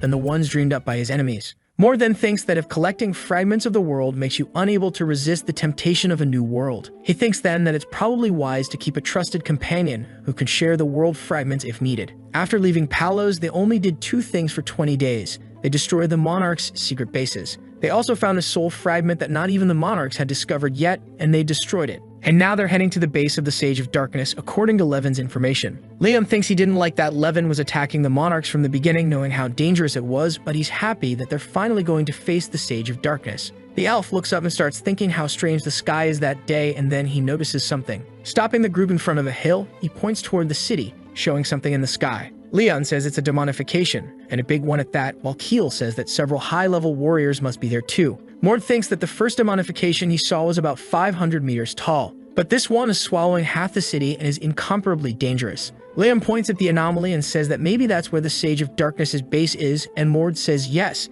it was probably swallowed by the demonification. The warrior asks if they shouldn't wait for the high-level warriors to deal with the demonification before going in. Mord then says no, that there's someone there he has to repay a debt to, while noticing something inside him has changed, that his perception has reached different dimensions, an activation of the seventh sense. If even the sixth sense is considered human, the seventh sense is a divine sense. Only those who have access to the power of the heavens can see the essence of the world through this seventh sense, and this seventh sense is telling Mord something. He says that Erna Verna is there. A camp is set up with raised flags and assembled tents. Erna Verna says that going in now is impossible, while a man lying on the ground in front of her says that if they don't go in now, something might happen to him. The man begs them to save Vidin, who stayed behind to save them, while Erna says they can't, they need to wait until the emergency squad arrives. The woman looks up and thinks about the feeling she's having. Soon after, she realizes what she's feeling is divine blood. 3 guards are standing by and ask if they need to find Miss Erna. They then ask Leon to remove his helmet and say they can't let him in without knowing his identity,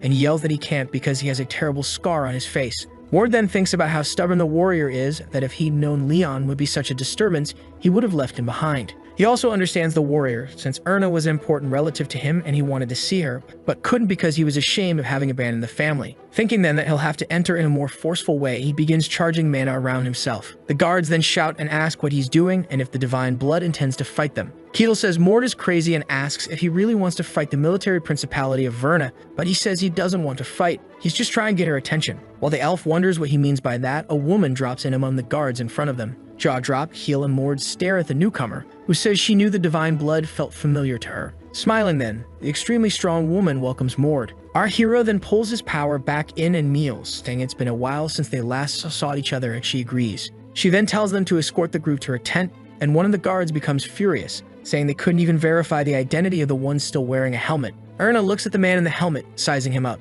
He then looks back at Erna, also sizing her up. She then says it's fine and he can come to the tent too. Erna's tent was the largest in the camp. Sitting at the table, she says she thought Mord would head north and asks why he's there, while he says he's on a secret mission for General Ilden. The guard next to Erna gets irritated by how casually Mord speaks to her, and Erna asks him that if the mission is secret, why draw so much attention to himself like that? Then our hero says he came to repay his debt, that he was saved by the tear of the martial god that she gave him. Erna then asks if he consumed them, and he says yes. Showing the power in his right hand, he says that when he consumed it, he learned aura. She's shocked and questions how he learned aura at 15, and the guard next to her, surprised, thinks that not even Erna learned aura that young, and she's a genius. Frightened, he looks at the boy and wonders who he is and how he managed it. Smiling, Erna says he's very talented and that it's only been 3 months since he left and many things have changed. He even learned aura. She says he even has friends now, mentioning the elf and the warrior. The elf then introduces himself and says it's a pleasure to meet her, and she says the same to him. Leon then introduces himself as Payton,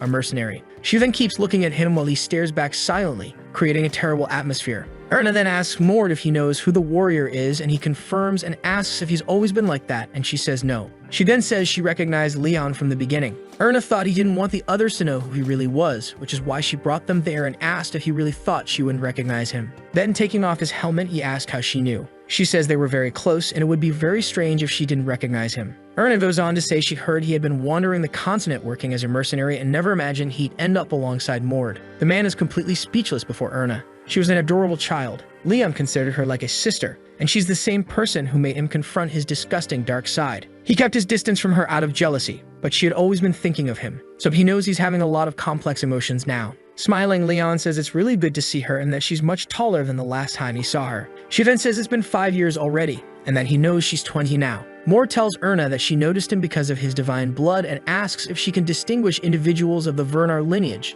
just by their divine blood. She then says yes, but it's limited only to people she knows, and then asks if it's the same with Mord. He then confirms her theory and says it's the same for him, restricted to people he knows. Erna thinks it's only been 2 years since she learned that skill, but Mord can already use it even though he awakened only a year ago. She then smiles and thinks that with divine blood detection and aura, she completely underestimated the man. The woman then says she'd love to catch up. The current situation is far too urgent for that. She says that if the city's demonification reaches level 3 and a dungeon break occurs, it will become a historic disaster. Then she adds that both she and Vidin were dispatched to prevent that from happening. Vidin arrived at the location first and went in saying he would lead the attack. The result, of course, was a complete disaster. Half the squad had died before Erna even got there, and she only heard the news because one of them managed to escape. The biggest problem now is that Vidin is still trapped inside. The 3 heroes are surprised by the news she gives. She then says they requested assistance, but it will only arrive in 3 days and that they can't do anything until the help gets there. The core of this demonification is likely a demon of feudal lord rank, and they're assuming it's the domain of a demon count. Besides, a demon count from the demon realm commands an army led by other feudal lord rank demons, and Erna's squad alone can't handle that. Looking at the 3 of them, she says she has a proposal. That with their help, maybe they'll have a chance to rescue the survivors. Mord thinks that in the original work, Biden doesn't appear, which means you must have died there, but something's bothering him. This Erna also doesn't exist in the original story. If the reason for that is because Erna died before Iden's story began, then there's no guarantee she won't die here. He then thinks that this is a good opportunity to prevent her death and see if she's a good candidate to become the Archduke. There's also the fact that if he earns more achievements associated with his name, like defeating a feudal lord rank demon, it'll be very valuable for reaching level 2 of Divine Blood Awakening. Later, gathered outside her tent, the woman reminds them that the mission is to rescue the survivors and retreat. Mord then thinks that Erna's squad has 15 people. With the 3 of them, that makes 18 in total, 4 of whom have divine blood, and that should be enough. Then he remembers that he can't count on Leon since he won't use his divine blood to avoid revealing his identity. Then they detect monsters coming from ahead. Actually, no, there are monsters coming from all directions. Erna says they'll need to open a path in the direction where Vidin is, and Mord says he thinks he knows where he is. She then points in a direction, and he says yes. The woman then smiles and says she'll trust him and calls everyone's attention. They then initiate the divine blood release. The 3 of them open their divine blood, and magic swirls around them, showing how powerful they are. Vidin clenches his teeth, thinking he has to admit he was impatient. He then places his hand on the wound in his abdomen and says it's all his fault. Then, surrounded by orcs, he apologizes and says it's because of him that they're all going to die there together. The orcs surrounding them look on with sharp weapons, ready to kill. One of his men tells him to stop joking and focus on the upcoming fight, while another tells him not to give up, that they still have hope. Above them, wings spread open as a demon says that human meat with special blood is a delicacy. He then says that divine blood is the best of all and that their flesh will be served at the Count's dinner that night. The demon then says that at least he'll get to taste their flesh before sending it to the Count. The dark-haired boy asks if that's the high-ranking demon who leads that group and that the situation just keeps getting worse, while the blonde one says to take care of Vidin. Then he says he'll try to open a path for them. Vidin shouts for Wolson to stop, that he has no idea what he's doing, while he asks if his master remembers anything. One day, he was cursed with lycanthropy and nearly burned alive by the villagers because of it. Then he says that if Vidin hadn't saved that boy that day, he wouldn't be alive in the world now. Looking at the full moon in the sky, he begins to grow fur and shift into a different form, saying that he'll finally be able to repay what was done for him that day. Fully transforming and letting out a loud howl, he tells him to promise never to give up again. The demon licks his lips and says the Count won't mind if he eats the lycanthrope. Then he shouts to the group that he'll show them who the real prey is here. The werewolf then assumes a battle stance and prepares to charge. The wolf bites one of his enemies with ferocity. He then tears a large chunk of flesh from his opponent. The demon then seems to notice something. Looking at the werewolf, the demon realizes that he consumes the flesh of enemies to recover his mana. One of the orcs below holds his mace, and the tip starts to glow and emit a faint, unusual sound. The werewolf seems to sense something coming from that direction and looks at the orc. He then leaps, dodges the others, and prepares a targeted attack. Flying toward the orcs, he slashes through, tearing off limbs and destroying the enemies around him. The demon then smiles and says he's pretty strong and that he won't be upset since he let him play for a while. Then he casts his magic, Light of Execution, toward the werewolf, and the spell hits the wolf's abdomen directly. Eyes wide, the wolf feels the blow and begins to fall. The demon then descends from the skies with his spear in hand, ready to strike the wounded werewolf. He lands the first blow on Wolfson's chest. Then he unleashes a brutal sequence of strikes on the werewolf. Another blow is aimed at his abdomen with force and intent to finish him off. The demon's strike is so powerful that it sends the wolf flying a great distance. The werewolf then crashes into a stone wall, causing a tremendous noise from the impact. Vidin tries to intervene, but Botan doesn't let him, and he says to let him go. It's more honorable for them all to die together as warriors than like that. The demon then turns to them and, charging forward, says not to worry because he plans to send them to the werewolf shortly. Behind the monster, a sequence of lightning bolts strikes the orcs around and continues toward him, and he quickly senses the attack coming from behind. He then flies, gaining some altitude, and sees that his orcs have been defeated and thrown to the ground. The demon then sees a flash in front of him as he wonders who the hell just showed up there. He is then hit directly by the destructive mirage attack while Vidin and Botan watch with their mouths wide open in surprise. The destruction starts spreading around them, and Botan grabs young Master Vidin and says they have to get out of there. He then lifts Vidin in his arms and hides behind a boulder, getting out of the spell's range of destruction. Botan looks back thinking that was a rain of impulse orbs and wonders who showed up with such power. Looking behind, they see someone's feet coming to rest on top of a boulder. As soon as the man lands on it, the boulder crumbles, taking the good part of the surrounding ground with it and leaving the demon stunned. The white-haired man then gets ready, taking advantage of the demon's dazed state, and focuses his attack. Staring directly at his target, he stretches his hand forward as waves of magic swirl around him and pulls the demon with telekinesis. Then he grabs the demon by the head before he can react at all. Frightened and bleeding, the demon is still slack-jawed in shock at the appearance of this new enemy while his head is being held. And then he sees the white-haired man preparing the other fist for a probably fatal punch. The man then strikes the demon directly in the middle of the head, making it disappear. The demon's headless body then falls to its knees in front of the man. Vidin and Botan look on as they see the man defeat the demon, mouths open at the absurd power they just witnessed. They then think that only a master-rank magical combat artist can use telekinesis. Vidin then sees something heading toward the white-haired man. Next, the werewolf flies toward the man, preparing his fierce attack. Effortlessly dodging the werewolf's attack, the man grabs his arm and looks at him. Vidin, from atop the ridge, shouts not to kill the werewolf, that he can't tell friend from foe in that state, and the man says he knows that. Bringing his face close to the beasts, he calls him by name, Wolfson. Smiling, he says the werewolf is a better warrior than he expected. The man then punches him hard in the center of the chest. The beast collapses beside him, unconscious. Vidin then wonders when this man met Wolfson before and asks himself if he's ever known a divine blood as strong as him. Thinking a bit, he finally finds the man's name. Then, looking at the man, he calls him by name, Mord. Vidin asks the man if he is Mord, and he replies yes, saying they're half-brothers even though they don't look anything alike.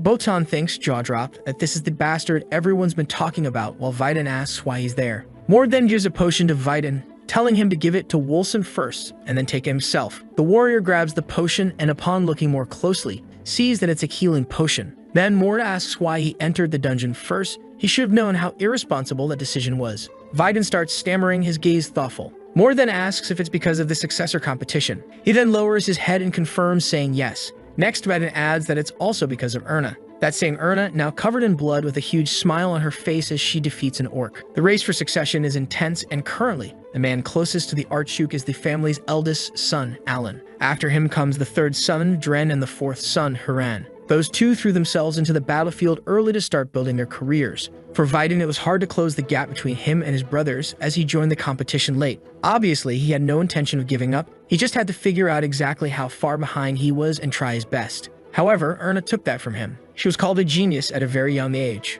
Erna joined the competition 2 years after him, even so, she was on the verge of surpassing him. He then began signing up for every possible mission to gain credit, and at first, it started working. Then he started to create a distance between himself and Erna once again. But at the beginning of the year, he made a big mistake. During a mission in the White Demon Kingdom, the renowned Ordar's family interrupted and caused great damage. The failure of the mission alone was already a significant impact, but being caused by the arch-enemy family left a major blemish on his image. That's when he was paired with Erna for the mission, and he was overwhelmed with panic at the thought that she might surpass him. He had to make sure he would come out better than her in that mission, so he decided to go ahead and clear the entrance. He ended up using senseless logic to justify his greed and ended up pushing several of his innocent subordinates to their deaths. He keeps saying that he should have waited no matter how anxious he was. Mord thinks he didn't know why Erna wasn't in the original story, but he knew that the woman had the best mana of all, though it was clearly not just that. The warrior then asks why he came there to save him, since he has no reason to do so. Our hero then says that Erna asked him to go there and save him while her squad distracted the enemies.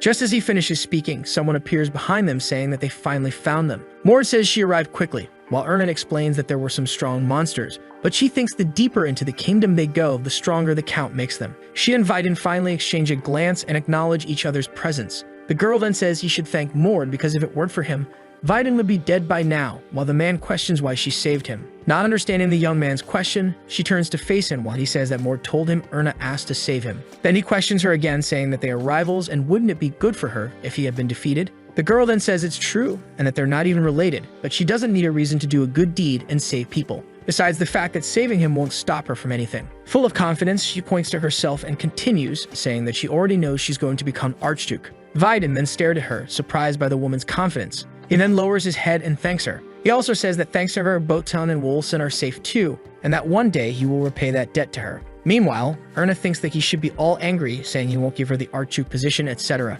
But both she and Leon are surprised by the man's response. Vidin and Erna then look at Leon, who probably showed a much bigger reaction than he should have. Liam clears his throat and apologizes, saying that was rude, while Vidin says he wants to ask them a question. Then he asks why the heck Leon is wearing that helmet. The rest of the people present start questioning while looking at him, but saying it couldn't be, since he's using a sword. The rest of the group keeps wondering why Averna would do that, but that Master Vidin wouldn't lie, and some others even thought the voice sounded really familiar. Then, taking off the helmet, half irritated, half smiling, he wonders how the heck everyone knows who he is. Vidin, shocked, asks if he was trying to hide his identity, and he says yes and doesn't understand why Vidin is so shocked by that. Liam then asks how the heck he recognized him, and Vidin explains it was because of the bracelet. He even thought Leon was trying to play a prank on everyone, but in the end realized he wasn't. Leon asked Vidin if he remembers it, and he says yes, because he always wore the bracelet his mother gave him when he became an adult. Erna, clearly upset, says that he had something like that on him the whole time if she did notice. Mord then says they can talk about all of this later and asks Vidin, since he's feeling better, if they could leave. As soon as he says that, someone behind him asks if he's really leaving. The entity then says that they arrive, cause a mess in his house, and now want to leave just like that, without even apologizing. Erna then says that it wasn't a strategy to lure them inside, but rather to lure them into a trap. The voice coming from the fire portal says that's right, descendants of Werners.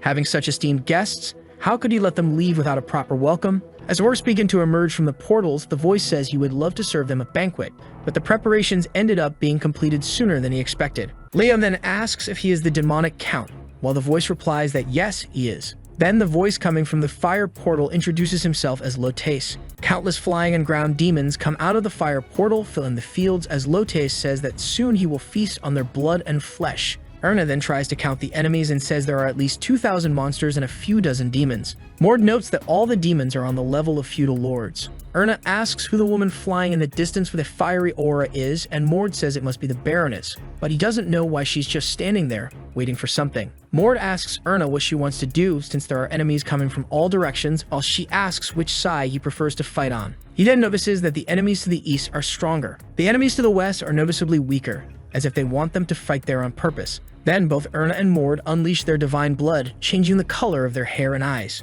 And together, they made the same decision. They will fight to the south. Given that the demons made one side appear much weaker than the other, our heroes are left with the choice to go either north or south. Since going north means delving deeper into the kingdom, the decision is obvious. Our heroes face a horde of monsters coming toward them with the flaming tornado behind, and they all decide to head south. Noticing the monsters approaching, Erna seems to spot a warrior-type baronet. She also notices a mage-type baron. Mord says he'll handle the baron and asks if he can leave the baronet to Erna, who smiles and says of course he can. Erna and her squad then begin to charge for the monsters. The baronet, looking at the girl, starts laughing at her, asking who she thinks she is to face in alone. The demon then strikes with his sword, hitting Erna directly on her shoulder as the monsters charge toward the group of heroes. The armies begin to clash while our heroes seem to gain the upper hand. The baronet says he's impressed with the girl but asks her how long she thinks she can endure fighting and matching strength with him. Then she says she's not sure and that it was something she was just about to ask him. Erna then invokes her power, Wind Rift, and lands a direct hit on the baronet.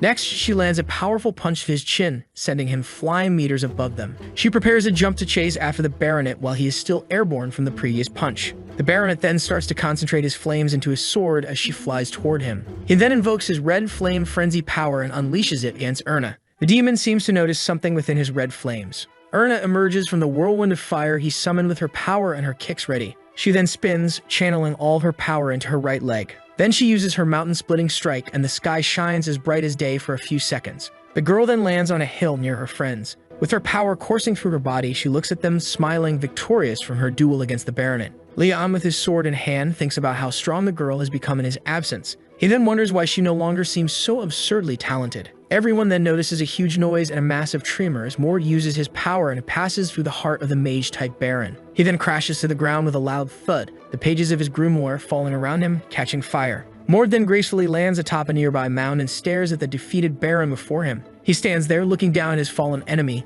thinking about the next step. The allies then think that for a baron and a baronet to have been defeated so easily, it might mean they really have a chance. The rest of the group then thinks they can't just stand there relying on the two of them for everything and prepare to enter the fight. Everyone then charges into battle with their swords and fists forward, aiming at their enemies. They then notice that the three barons from the other side of the realm have appeared there for the fight. The baroness, still observing, thinks that she didn't expect that side to fall so quickly, and that those kids must be unimaginably strong. Mord watches her from the ground as she, smiling above, says she should put an end to all of this. He knows it's common for a demon to imbue power into their subordinates, but to imbue a body with power and consciousness to reach a level almost that of a count, he's never seen that before. Mord concludes that the demons really do seem to be getting stronger. The baroness then draws her two swords and says she'll ensure him a quick death if he surrenders now and asks him to make his choice. Mord calls Erna to fight the count together and says it's the only way to defeat him. While she's worried about their friends, Mord tells her to trust them. She then tells Vidin to take the position of commander while she and Mord fight the count, and he asks her if she's sure about that. Erna thinks that she can't win against a demonic count with that amount of mana and tells Vidin, and if they don't do this, everyone will die. She then continues by telling him to do an excellent job while she thinks that she's going to have to use absolutely all the mana she has available. Charging her mana, she flies toward the count, who is possessing the baroness's body, and prepares an incredibly powerful punch. The punch connects directly with the count's blade, which blocks the blow. She then takes the chance to use her Wind Rift strike, which seems to have no effect. The count then yells while smiling at her, saying that cheap trick will never work on him. Erna then, also smiling, says that in that case, it's not enough. Coming up beside her, Mord channels his mana and lands a punch on the demon's abdomen. The blow was so strong that it threw the count to the ground with a loud crash. Irritated and on the ground, he grits his teeth in anger as he looks out at the two above him. Wasting no time, Erna and Mord prepare another joint attack, falling from the skies toward the count. The count then, desperate, stretches his hand to the sky. He then conjures his ability Massacre Flash, which hits Erna's left arm. She then, with her arm burned, crashes face first into the ground from the power of the attack. The girl gets up, trembling and seeing her arm completely burned by the count's attack. Mord arrives at her side and gives her a healing potion, and she tells him to wait because the fight will be tough for him too, and asks him to give her 30 seconds. Our hero tells her not to worry because he will use a card up his sleeve, and since he's decided to use it, he's going to be the one to end that fight. The count says it seems the boy has some useful ability or artifact, and that it's been a long time since he felt pain, so he will show no mercy to him. Then the enemy conjures his ability called Dance of the Burned Swordsman, and 100 flaming swords fly toward Mord. Mord leaps forward and tells Erna to stay safe behind. Running, he tries to dodge the flaming swords as best as he can. The count then, still in the baroness's body, brings his two swords together and starts focusing blue flames around himself. Then he says he will end it now and charges toward Mord with his swords full of blue fire. As he rushes toward the boy, she seems to notice that something happened. Suddenly, Mord's hand is already in front of her. She somehow manages to bring her swords together in front of her just in time, blocking the surprise punch that would have hit her square in the chest. The power of the punch was so great that she had to use her swords stuck into the ground to help her body stop being pushed back. Mord then appears in front of her wearing the second blessing of the god of combat, Divine Body. While the count thinks that should be impossible, The demon, desperate, asks how he is using a technique of the Verners, while Mord responds saying he is a descendant of the god of combat. Erna, mouth agape, stares at the divine body that Mord invoked and remembers only having heard about it in the legends of the Verners and thought it was just an exaggeration. Before the end of the Age of Legends, many giant races existed in the world. Then the god of combat, to lessen the gap in power that size provides. He created the divine body, a technique that forms a body of light made from the power of divine blood. Mord then, charging toward the Baron, thinks it feels like he's controlling a robot and notes that his weight is 30 times greater due to the mass created by the divine body. He also says it consumes a lot of mana and makes it difficult to use abilities that require more precise control. Then he lands a direct punch on the Count, making him drop one of his swords and crash violently to the ground. The Count then once again stretches his hand forward and prepares to attack. He then conjures countless energy rays that mutilate and damage Mord's divine body. While he focuses on dodging the rays, the Count smirks and runs in to make another attack. This next attack, using the weapon he still held, targeted the head of the divine body, managing to pierce the mass of light. Thinking he came out victorious, the Count says it wasn't that hard, and unless Mord is the god of combat himself, the fight is over. Mord then says he's going to test the mana bracelet he got in the ruins, and that even if the divine body takes damage, it will only harm his mana and not him physically. Then, regenerating the lost arm of the divine body, he says that it only takes a bit of mana to restore the lost and damaged parts. Taking advantage of the Count's moment of shock, Mord grabs him with one of the giant hands of the divine body. The Count, terrified, stares at Mord. Mord, inside the divine body, says now is the time he will end that fight, and saying that he defeats the monstrous Count, leaving his body split in two. Soon after that fight, they went deeper into the demon kingdom, and since Lotes had used all his mana to possess the Baroness, it was easy to defeat her. Then, with the city freed from demonification, the group breathes a sigh of relief because 1 second more and the place would have become a lifeless desert. Back in the city, sometime later, Mord says he wants people to know that it was all Erna's effort, and that he wants no glory for himself. She gets upset, asking if he wants her to take credit for his work, and Mord explains that the bigwigs can't know what he's been up to. Then thinking, he realizes he's come to appreciate just how skilled she really is and that she has about 50% more mana than he does. Remembering her strikes and attacks, he thinks she'll catch up to the other competitors very soon. Then looking at her, he thinks that he wants to make her the new Archduke, and that it's important she earns many more achievements for that to happen. Mord tells the girl that she can consider this as his debt to her being paid, and he thinks he's worried about which side she'll be on after discovering the truth about the Archduke, or whether she'll even believe that the man who is a national hero has such a dark secret. Thinking about this, and knowing he'll eventually have to kill the Archduke, he asks her to promise that she'll trust him when he has to make a decision in the future. She then asks him what he means, as she doesn't understand what he's trying to say, and he tells her she'll know when the time comes. He continues by saying that even if it's hard to believe him in that future, if she could support his decision. Erna breathes and gives a relieved smile and says yes, it's okay, and the boy looks at her, asking if she's really sure about that. The girl says she might end up regretting it, but that when she saw the Count, she knew that even if reinforcements arrived, everyone would have died if he hadn't been there. Then, smiling and blushing a bit, she says that he's her savior, and that she can't deny a favor like that just because she might regret the decision. Erna then tells Mord not to worry, that this decision wasn't made lightly because her mother taught her very well the power of a promise. Mord then thanks her while she's surprised to see that he can smile like that. To finish, Mord says he would like to keep this incident a secret even if someone she trusts asked about it, and she accepts the condition. He tells her that the technique he used was only possible because he met the god of combat himself, and he intends to tell her how to find him too. Sometime later, Vidin is resting in bed, talking to Mord about how things would be different if he were a normal human. He'd be in a much worse condition. Then the young man pulls out a box and says he prepared a gift that he's not sure Mord will like, but it's a token of thanks for saving their lives. Opening the box, Vidin says it's his divine blood stone, and Mord, in his thoughts, says he's never heard of anything like it. The warrior then explains that this stone is passed down from generation to generation, made from the blood of the originals, and he created it to one day pass on to his future children. Mord asks what it's for, and Vidin tells him to try infusing a bit of his divine blood into it, and it should elevate the realm his blood can reach. Closing the box, the warrior says he wants to ask him something. Then Vidin asks if he intends to support Erna as a successor. Mord responds that yes, he intends to make Erna the new Archduke. Laughing, the warrior says he already knew, and that with Mord supporting her, it's going to be much harder, but seeing him made him want to give up on the competition even less. When Mord asks why, he says that the warrior says that knowing Erna isn't the strongest in the world, that she has Mord's support, makes him want to fight this battle even more. Mord breathes a sigh of relief and says the guy is very optimistic, and he likes that. As our hero was leaving the room, Vidin said that the next time they meet, he's going to surprise him a lot, that he should wait and see. Dren, the other son, didn't recognize Mord's true value then, so what would Alan say if he saw him in battle? The group stayed at Erna's camp, and she provided many of the supplies they needed, like healing potions and so on. He was finally able to evaluate the silver bracelet, seeing that it increases agility and cognitive abilities for a period of time. Keel was extremely happy to have received the bracelet and spent the festival walking around taking care of small tasks. Leon and Erna had lunch together and talked about their past,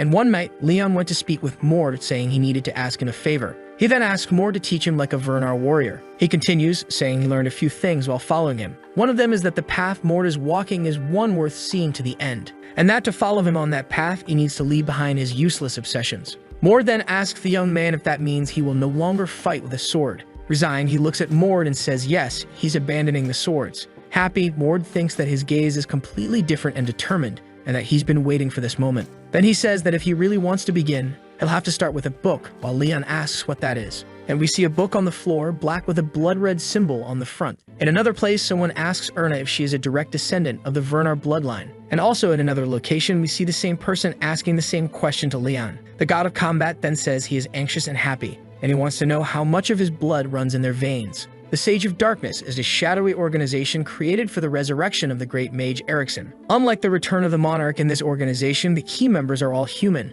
manipulating families and acquiring resources in humans for experimentation. The Barony of Darren is one of their main bases, as they control all the organizations and families, making it a safe place for them to operate. With the festivities celebrating the heroes for preventing demonification, the timing was perfect for the organization to prepare something. However, at the base of the dark family of Darren, we see bodies scattered everywhere. We then see the face of a man sweating and panting heavily. A blonde man with black eyes, terrified, asks who the people in front of him are. Someone then tells him that this harvest was even greater than expected. Mord and Leon then tell the man that they have finally found the left hand of the Sage. The organization of the Sage of Darkness is controlled by 12 elite individuals, and of those 12, 3 are at the top. The mouth of the Sage of Darkness, the right hand of the Sage, the left hand of the Sage. And the only thing they have in common is that each one possesses a fragment of the world. That's because the vessel for the resurrection of the mage Eriksson is the fragments of the world themselves. 2 years from now, the organization will manage to collect all the fragments they need and will succeed in resurrecting Eriksson. They end up getting all the necessary fragments because of Aiden, and Mord must prevent that from happening at all costs. So he needs to eliminate these guys who will eventually bring about the destruction of this planet, and in the meantime, obtain the world fragments for himself. Mord then tells Leon to be careful because this is one of the strongest among the Dark Disciples, and that he also possesses a fragment of the world. Since our hero currently holds around 10 world fragments, it's easy for him to detect others who possess them as well. Leon turns to Mord and asks to let him fight this guy. He then says he wants to test the new strength he gained after going to Hell. The blonde man then sees that he is a divine-blooded Vernar, and says that's why they're so confident. He continues by saying that in reality it's just arrogance on their part. Mord, smiling, asks if Leon is sure because he can see that the enemy has more mana than him. Leon says he wouldn't have even started if he was afraid of something like that, and the enemy uses his ability Serpent of the Eastern Lands. Countless serpents charge toward Leon. Our warrior then, dodging the snake attacks from the Dark Disciple, gets right in front of the enemy. The Disciple then tells the insolent child to bow before his incredible magic. Leon widens his eyes as he hears the enemy's ability being called Curse of the Soul.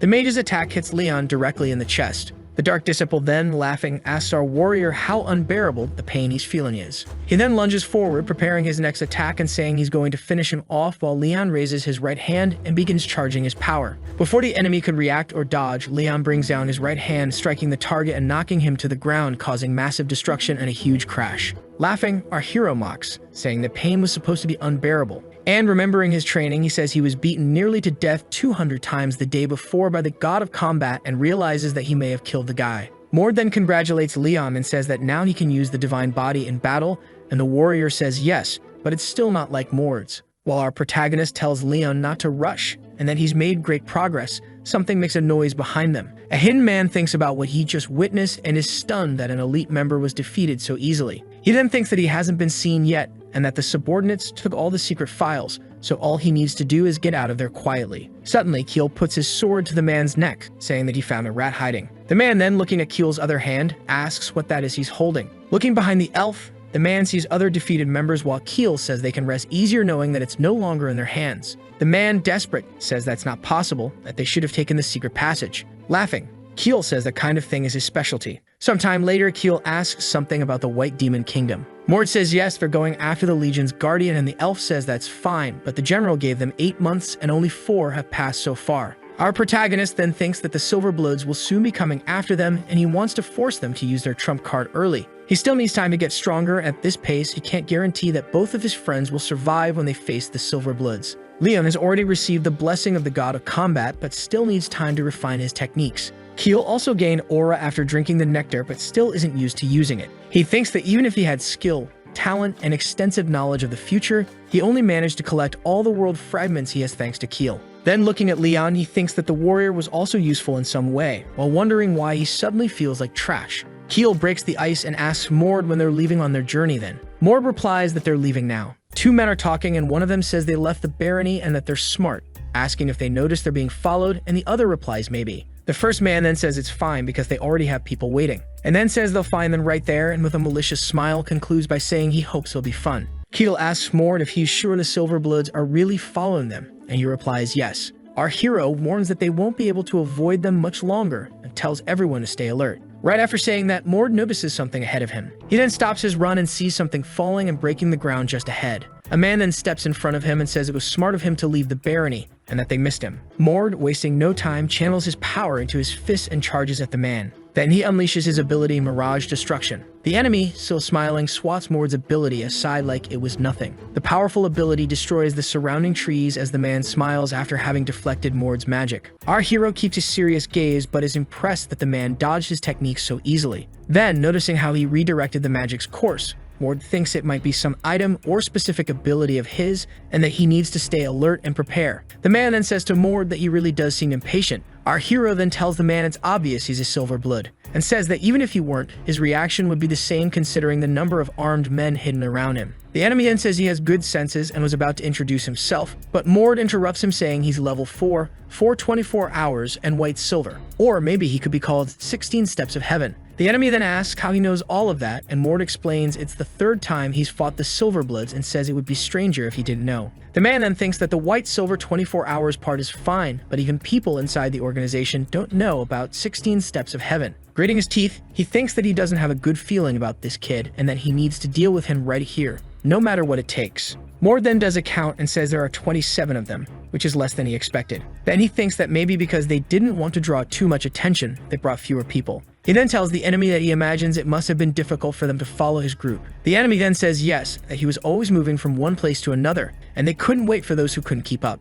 While Keel and Leon prepare themselves, the man continues, saying not to worry, and finishes by saying that they have more than enough to capture them. Mord then counts 5 divine-blooded enemies, and the rest are at least intermediate executives or higher. He then turns to Leon and says there are 27 of them, which means 9 for each, and asks if he can handle that. Leon says maybe he can, but leaves 3 more for Mord and takes care of only 6. The enemies then activate their divine blood and say they are being underestimated, asking the leader if they can begin. The leader says yes and tells them they can kill the other 2 except for Mord. Then, launching their impulse orb abilities, they hit the ground and destroy everything in their path. One of the divine-blooded enemies tells Liam that Avernar is really strong. He then asks the enemy if he only figured that out now. The man then locks his gaze on Leon and says this is going to be a lot of fun. Keeble stands still with his sword while 4 enemies surround him and run in his direction. He then shouts for someone to answer his summons, while channeling magical power into his left hand. Then he uses his wind spirit ability, which strikes the enemies around him. He then sees 5 of the surrounding enemies fall to the ground while the divine blood remains standing with weapon in hand. The enemy then says he is surprised they weren't warned that he was a master-level magic artist. Keetle, with wind spirits swirling around him,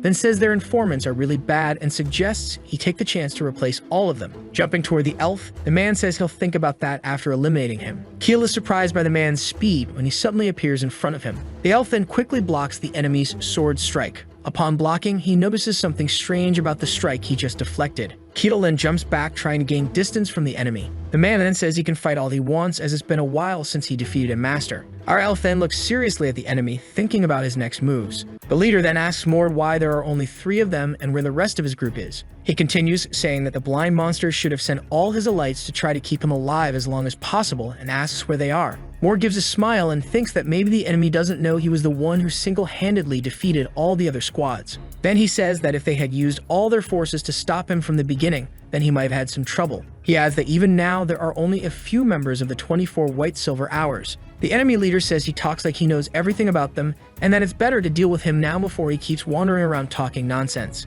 Then focusing his power, he tells the successor of the Verners, Mord, to come to him for combat. He then introduces himself as Ruth, the successor of the god of the lake and peace, and says he will show him what it means to fight him beside a lake. Mord then notices that the man has the second level of the divine blood awakening and still possesses an artifact. Ruth then says they formed this squad thinking they would face more enemies, and Mord thanks him for the little introduction. Then staring at the silver blood, he tells him to look around before he starts getting arrogant. Taking a quick look around, he realizes that those aren't the sounds of others fighting. Then scenes of his battalion being slaughtered are shown, and a woman resembling Erna walks over the fallen bodies. Someone then shouts that there's another Verners there, while Erna asks Mord, beside Leon, if she's too late for the fight. The night before, in an alleyway, Mord meets with Erna. He then tells her that since she trusted him, he will tell her the truth. Mord decided to repay his debt to the woman for trusting him despite the risks, so he finally decided to tell her the disgusting secrets of Archduke Vernars. And he also told her about how he eats his own children in exchange for delaying his aging. After telling her, he shows the proof he has, messages between the silver blood and the Archduke. Erna then comments that she knew the truth would hurt and to think that her greatest hero, the Archduke, was the devil himself. Returning to Mord's fight against Ruth, the enemy asks him if that was his backup. The man says that although it was unexpected, the result will be the same. He'll eliminate Mord right there. Our hero says he'll take him down first and that Lection didn't like deaths by ambush. Then he asks if his blessing isn't specialized in preventing ambushes. The enemy, surprised, then asks if he knows about Lection's divine blood. In the original work, the god of the lake and peace was very famous, mainly for his defense, and his successors were known for not dying in ambushes or assassinations. Then Mord continues, saying the blessing is quite powerful because it's limited to being near a lake, and comments that extending the blessing to all allies is a bit annoying. He then says he'll deal with him first and then defeat all the others, while Ruth, clearly affected by Mord's words, calls him an arrogant bastard. What he says his squad will defeat Mord's allies, an arrow flies from the middle of the forest toward Ruth.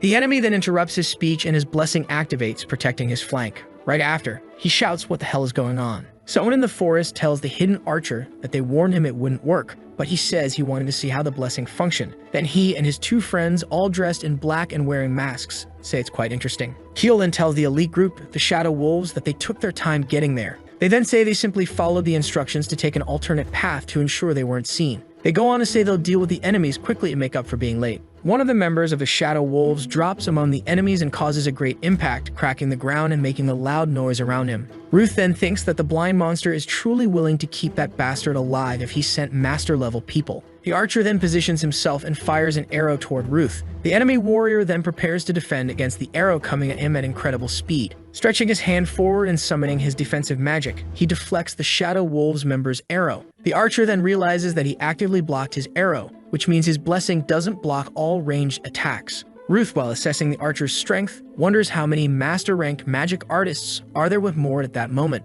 Even so, he keeps thinking that a master-ranked magic artist is an extremely valuable asset to the country, with very low numbers and hard to recruit. He ends his thoughts wondering just how much the blind monster values that bastard. Then Mord pulls him out of his thoughts by telling him not to worry. Our hero then continues saying that the two of them will fight each other and asks if that's comforting enough for him. Next, Ruth says he admits they're outnumbered. Then, launching into an attack, he tells Mord not to assume they've already won just because of that. Ruth is a level 4 elite member of the Silver Blood with extensive combat experience compared to the rest of the White Silver 24. He's already hunted countless Divine Bloods before, including members of the Silver Blood Orders, and among them was also a Vernars. A Vernars might have a better physique, but only a few reach the second level of Divine Blood Awakening and most lack a combat-oriented artifact. Then, descending into an attack on Mord, Ruth uses the Impulse Ball Rain ability, closing the distance between him and our hero to strike with his sword. Our hero then, blocking the sword strike, thinks that using the impulse balls together with a sword attack is kind of annoying, so Mord uses his triple Mirage Destruction ability. Ruth sees our hero's attacks passing close by. Next, Mord appears behind him preparing his strike, while Ruth is still wondering where the next attack will come from. His blessing activates as he's attacked from behind by our hero. Smiling, he shouts at Mord that he's an idiot and that he already warned ambushes wouldn't work. Mord then lands a punch right in the middle of Ruth's face, surprising the man. The violent blow knocks him to the ground, not understanding what just happened. Mord then says it's not an ambush if he saw the blow coming, and that the punch could have finished Ruth, and that he feels sorry for him. While Ruth is recovering from the blow he took, our hero says that now he understands. Then he begins to awaken his divine blood while saying he won't use tricks anymore. The enemy warrior says that even if he were a genius, how is this even possible? Elsewhere on the battlefield, Erna detects the aura Mord is manifesting. Keel, also in another area of the battlefield, senses the power from afar. Mord then manifests the second level of Divine Blood Awakening. Erna thinks it's impossible, even if he proved to be a genius, for him to have trained enough to elevate his divine blood awakening to the 2nd level in 6 months. And she still wonders if it was because he had defeated the demon count in a one-on-one duel, but even that wouldn't be enough. Mord then, with a faint blue aura around him, stares at Ruth while everyone wonders what he had been doing until now. A battle against the Baron of the Demon Kingdom. He fought against the Silver Blood troops as well as Varen, a warrior of the highest level. The destruction of the Archlich and 2 high-level mages, and defeating the witch cursed by a god and freeing her. And finally, the battle against the demon count a few days ago. Mord then punches Ruth, who blocks with his sword. The enemy grits his teeth while wondering how he's this strong. Our hero then says that the artifacts passed down among the Divine Bloods are copies. Preparing more attacks, he wonders how durable they really are. Mort, with his level 2 Divine Blood Awakening, begins preparing his next attack. He then uses his destructive Mirage Strike, and Ruth blocks it with his artifact weapon. After the block, our hero asks the enemy if mana, Divine Blessing, and artifact are all he has to show, or if there's more. Ruth then thinks the power difference between them is too great, and he never imagined it would be this wide. Something shines and draws attention to the right of the men. The enemy, irritated, asks what's happening now and how much of his power he's been hiding until now. Mord then uses the enemy's distraction to charge forward and close the distance between them. Ruth manages to bring his sword up and block our hero's punch. Then he tells his rival that the reason for his defeat was not predicting the limits of his own power. Ruth's soldiers are standing still, trying to catch their breath and scared of what they see in front of them. Mord then finishes his statement to Ruth, saying he also didn't know how to predict the strength of his companions, as we see Keel emanating power. We then see an elder elf with a ball of energy in his hands. To possess the blood of the elder elves means to be a noble elf, descendant of those who fought against the gods and successors of the Tree of Life. But for a half-blood to use the power of an elder elf, one cannot imagine what it would take. Then Keel smiles, thinking that's exactly how surprised they should be. After all, he himself was surprised. After drinking the nectar, he managed to access and successfully activate his divine blood. Keel remembers Leon being surprised when he showed him in Mord, and the warrior asked if he was a monster, just like our protagonist. Mord explained the theory he had at the time that Keel had gone down a completely different path than them. He explained that with warriors like them, the aura only comes after the divine blood, but Keel was already a magic artist beforehand, so all that was left was accessing his divine blood. Keel then uses the speed bracelet and charges at the enemies, surprising a divine blood enemy who barely had time to defend himself from the sword attack. Then, in the blink of an eye, he was already behind the man. Keel then delivers a powerful kick to the enemy's back, sending him flying several meters with the impact. Not understanding, the enemy falls face first to the ground. As he tries to get up and recover from the blow, the rival wonders what kind of speed that was. He then hears Keel telling his lightning ring to activate. Looking back, he sees the elf above him using the ability Thunder God's Hammer. Desperate, the enemy stammers as he begs him to wait. Keel then strikes, causing a column of lightning and thunder to fall directly on the enemy, visible from kilometers away. Ruth elsewhere places a hand on his chest and groans in frustration. Mord then, once again taking advantage of the opportunity, approaches the target and lands a blow right to the face. Then the honest exchange of punches begins between Mord and Ruth, who tries to defend himself the best he can. Soon Mord gets the upper hand and lands a solid hit to the enemy's face. The strike makes him crash into a tree behind him and throws his body even farther. Our hero then says that, as expected of someone blessed by the god of the lake and peace,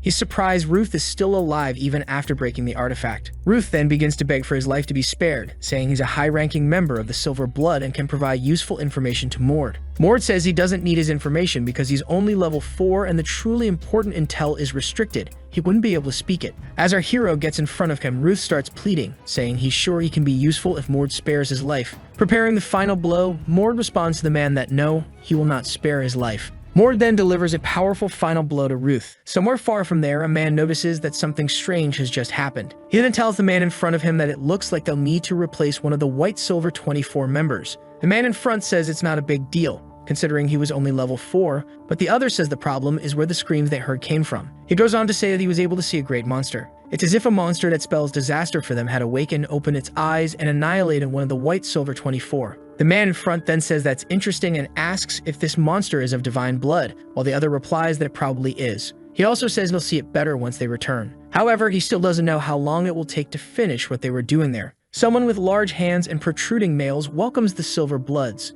We then see a half-man, half-blue dragon figure. Next, we see a conversation where someone asks where this guy came from, and another says they don't know either. And Keel then tells the masked man not to try to apply the same logic to him as they do to normal people, and that's coming from someone who knows what he's talking about. The masked man then says the elf was a good soldier, but he didn't think he could get that strong, while our elf says it was only possible because of Mord. The masked friend thinks that, aside from being a master-level magic artist, he thought bloodline awakening was only possible for full-blooded elves. Then he warns Keel that if the White Forest elves find out about him, they might cause trouble over a half-elf having access to elder power. Our elf then says it doesn't matter what those trash pointy ears say. Keel flashes back to his childhood being cast out and stained with impure blood. The other elves saying he was the scum of their race and that he should vanish from that forest immediately. Our favorite half-elf then says he'll kill all of them if he has to, and the masked man says he better stop talking about that and comments that he's gotten more violent since their last meeting. Laughing, Keel then asks if he really has gotten more violent,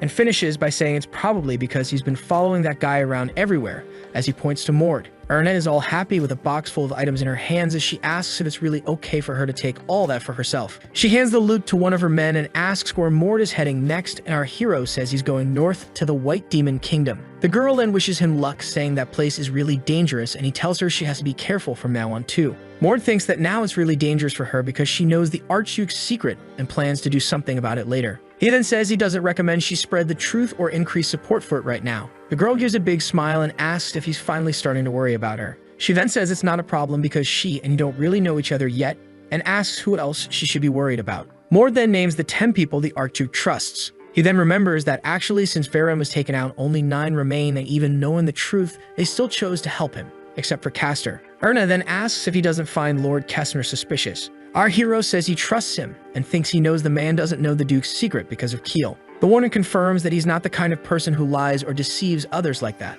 But then she remembers that Alan knows the truth and still chose to follow the Archduke willingly. Alan is the firstborn, the one far ahead in the succession race. He's probably the one they have to worry about the most. The girl smiles and extends her fist to him, thanking him and saying now they're finally on the same page. Still smiling and slightly blushing, she tells him she's sure they'll meet again very soon. Mord then extends his hand to hers and says they'll meet again in the north and that he can't wait. Leon then asks Mord why the hell they're going east and not north, and he explains that there's a place he needs to go first. From the shadows, a man steps out and asks the group if they're really heading east across the border. The man who stepped out of the shadows is a member of the Shadow Wolves named Lowen, and he asks the group why they're doing this. Leah is surprised and wonders if the man had been following them the entire time without him noticing. 2 other Shadow Warriors appear and ask Mord if he knows what he's doing, while our hero says he knows better than anyone in the world. He thinks he needs to keep collecting as many fragments of the world as possible and says he must, and that in any case from there, they will head north. Lowen then says he won't accept it, that Mord is putting himself in huge danger for absolutely no reason, and Mord cuts him off, saying that's fine. Then our hero says he appreciates all the help they've given up to this point, but they don't need to follow them any longer. Mord then continues, saying that the Shadow Wolves can continue on and head north by the shortest route possible, but they will take the eastern route. Lowen insists that he is of great value to General Ilden, and that their mission is to get him to him safely. He then continues, saying he is an intermediate warrior from the Legion of Guardians, and asks if Mord doesn't think he should follow his command considering they're together. Keel thinks that Lowen has the highest seniority among the Shadow Wolves, and that what he said makes perfect sense, but he doesn't know how Mord will handle it. Mord then says that Mr. Lowen seems to have misunderstood something extremely important, and that he will try to be as clear as possible with them. He then says that first of all, he is not currently affiliated with any organization. Second, he has absolutely no intention of joining their squad. And finally, he was promised the right to come and go freely for 8 months by General Ilden. He finishes by saying that it is Lowen's duty to protect him until arrival in the north, and that he only seems upset because the mission will be prolonged by taking a different route. He then continues by telling Lowen not to try to tell him what to do just because he values his own comfort more, and goes on to say he has 2 choices. Either they go with the group and help them, or they part ways and meet again in the north. Lowen then, quite angry, says Mord talks too much and starts drawing his sword. He then points the sword at our hero's chest and says if he won't follow his orders willingly, then he'll follow them by force. Our hero looks seriously at the Shadow Wolves group and asks if he really thinks he can force him to do anything. Liam then from behind tells Keel that maybe he should stop this unnecessary fight, and the elf tells him to wait because it's not a bad idea to show who's stronger here. Lowen with his sword prepares a strike toward Mord while he charges his power into his fist. Then the impact of their blows creates a monstrous crash followed by a shockwave. Our hero thinks that this man saw him fight every battle so far and still challenged him to a duel. While delivering another strike at Lowen, he thinks the man must be very confident in his skills. The Shadow Wolf then delivers a powerful blow with his sword toward Mord, who defends but is pushed back a few steps. Liam then says the man is stronger than he expected, and Keel says Lowen's a legend in their squad. The elf goes on to say that he has already defeated Orders with level 2 Divine Blood Awakening, and he didn't even try that hard in the last fight because they had the upper hand. Leon then asks if Mord is at a disadvantage fighting Lowen. Smiling, Keel says no, that even though he's very strong, Lowen is still only a human, while Mord is a monster. Our protagonist then uses his destructive mirage ability and lands a direct hit to Lowen's chest. Lowen recalls receiving reports that the first time Mord awakened his divine blood was 6 months ago, and that it's impossible for him to be this strong in just 6 months. Then, concentrating his energy around himself and into his sword, he thinks there's no point dragging things out and that he's going to finish the fight with this devastating attack. Our hero then thinks that Lowen is trying to compete with him using brute strength, and he's fine with that as he concentrates his power around his fist. The two then prepare their strikes and leap at each other. Someone tells them to stop because they fought enough already. Then, a man with a magic shield around him steps between the two. Lowen recognizes the young master as the boy says anything more than this would be problematic. Mord notices the boy, short black hair and an eye patch over his left eye, and thinks he knows him. He then introduces himself as Farwell Nair, a friend of Aiden, and says it's a pleasure to meet young Master Mord. The two men then withdraw their attacks while Farwell Nair, still with his shield ability active, stays between them. Lowen then tells the young master to leave it to him, that he would take care of this small inconvenience. Farwell says that won't be necessary and that it's not like Mord is wrong or anything, but that he seriously doubts Lowen would be able to handle him, and that our protagonist is skilled enough to teach him a lesson. And as he says that, his magic shield breaks from our hero's strike. Lowen is shocked when he sees the magic shield break and thinks that his own strike didn't even scratch it. Farwell then looks at our protagonist and says they need to talk. Looking at our hero, the man calls him by name, and then he says he has business to discuss with our protagonist. Sometime later, away from the others, Mord asks why the man wanted to speak with him privately, and Farwell asks why he's speaking so casually with him. Our protagonist says that he can speak casually too if he wants, and the other says he's not too comfortable talking that way. But okay. Farwell then formally introduces himself to Mord again. He says he's a mage from the Shadow Squad, while our hero thinks that he already knows this because he's one of the main characters in the original story. In the original story, he's the boy who taught Aiden, who lost his family and mentor. The pain of losing a great friend. His family had been massacred by an organization of divine blood half-breeds called Prexeras, and for that reason, he joined Aiden's group to get revenge. The two were very alike, which helped them grow close quickly, and for 2 years, they fought side by side and went through many trials together. They managed to severely damage the organization of divine blood half-breeds and the Sages of Darkness. Farwell then ended up dying without getting his revenge while trying to protect Aiden. Mord then remembers that this only happens 2 years from now, that at this moment, the two of them don't even know each other. Our hero wonders how the hell he ended up here, while asking the mage why he came to find him. He then says it's something personal for him and that General Ilden said our protagonist would be able to solve his problem. Mord asks what this personal matter is while the other man asks if he recognizes the name Prexeras.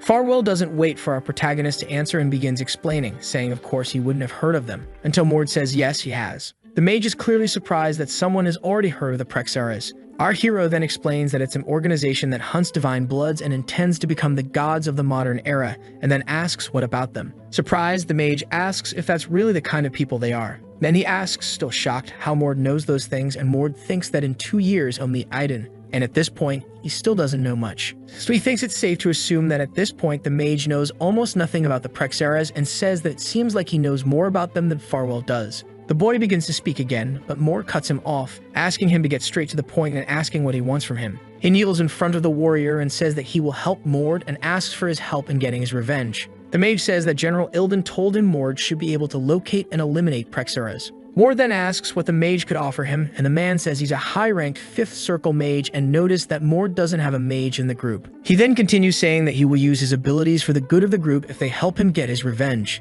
Simply and abruptly, Mord then says yes, while the boy is once again startled by how quickly he made such an important decision. Our protagonist then thinks that he's as good a mage as Aiden, and that it won't be hard to get rid of the Prexeras since they're a small organization. Recalling the original work, he says that the organization will disappear at some point in a conflict with the Silver Bloods. But he also thinks he'll rid the world of a lot of evil they would cause until then and take the opportunity to recruit one of Aiden's group members for himself. Then he thinks that just getting the mage into his group is already a great achievement for them. He thinks and thanks Aiden mentally, saying he'll take Farwell for his group. Already sitting with everyone around the campfire, Mord says he'll have to work for the Legion of Guardians for a while for his own growth. That means Farwell won't have his revenge immediately, and he asks if that's a problem for him. Leon arrives behind Mord with a box of items while our hero says he can use this time to prove he's capable of helping the mage get his revenge. The mage, seeing the box of items, asks what that is, noticing a scepter, a book, and some other things inside the box. Farwell picks up the scepter and immediately thinks he can already say with full confidence that it's better than his current staff. There's also a necklace from the magical archive and mana containment earrings.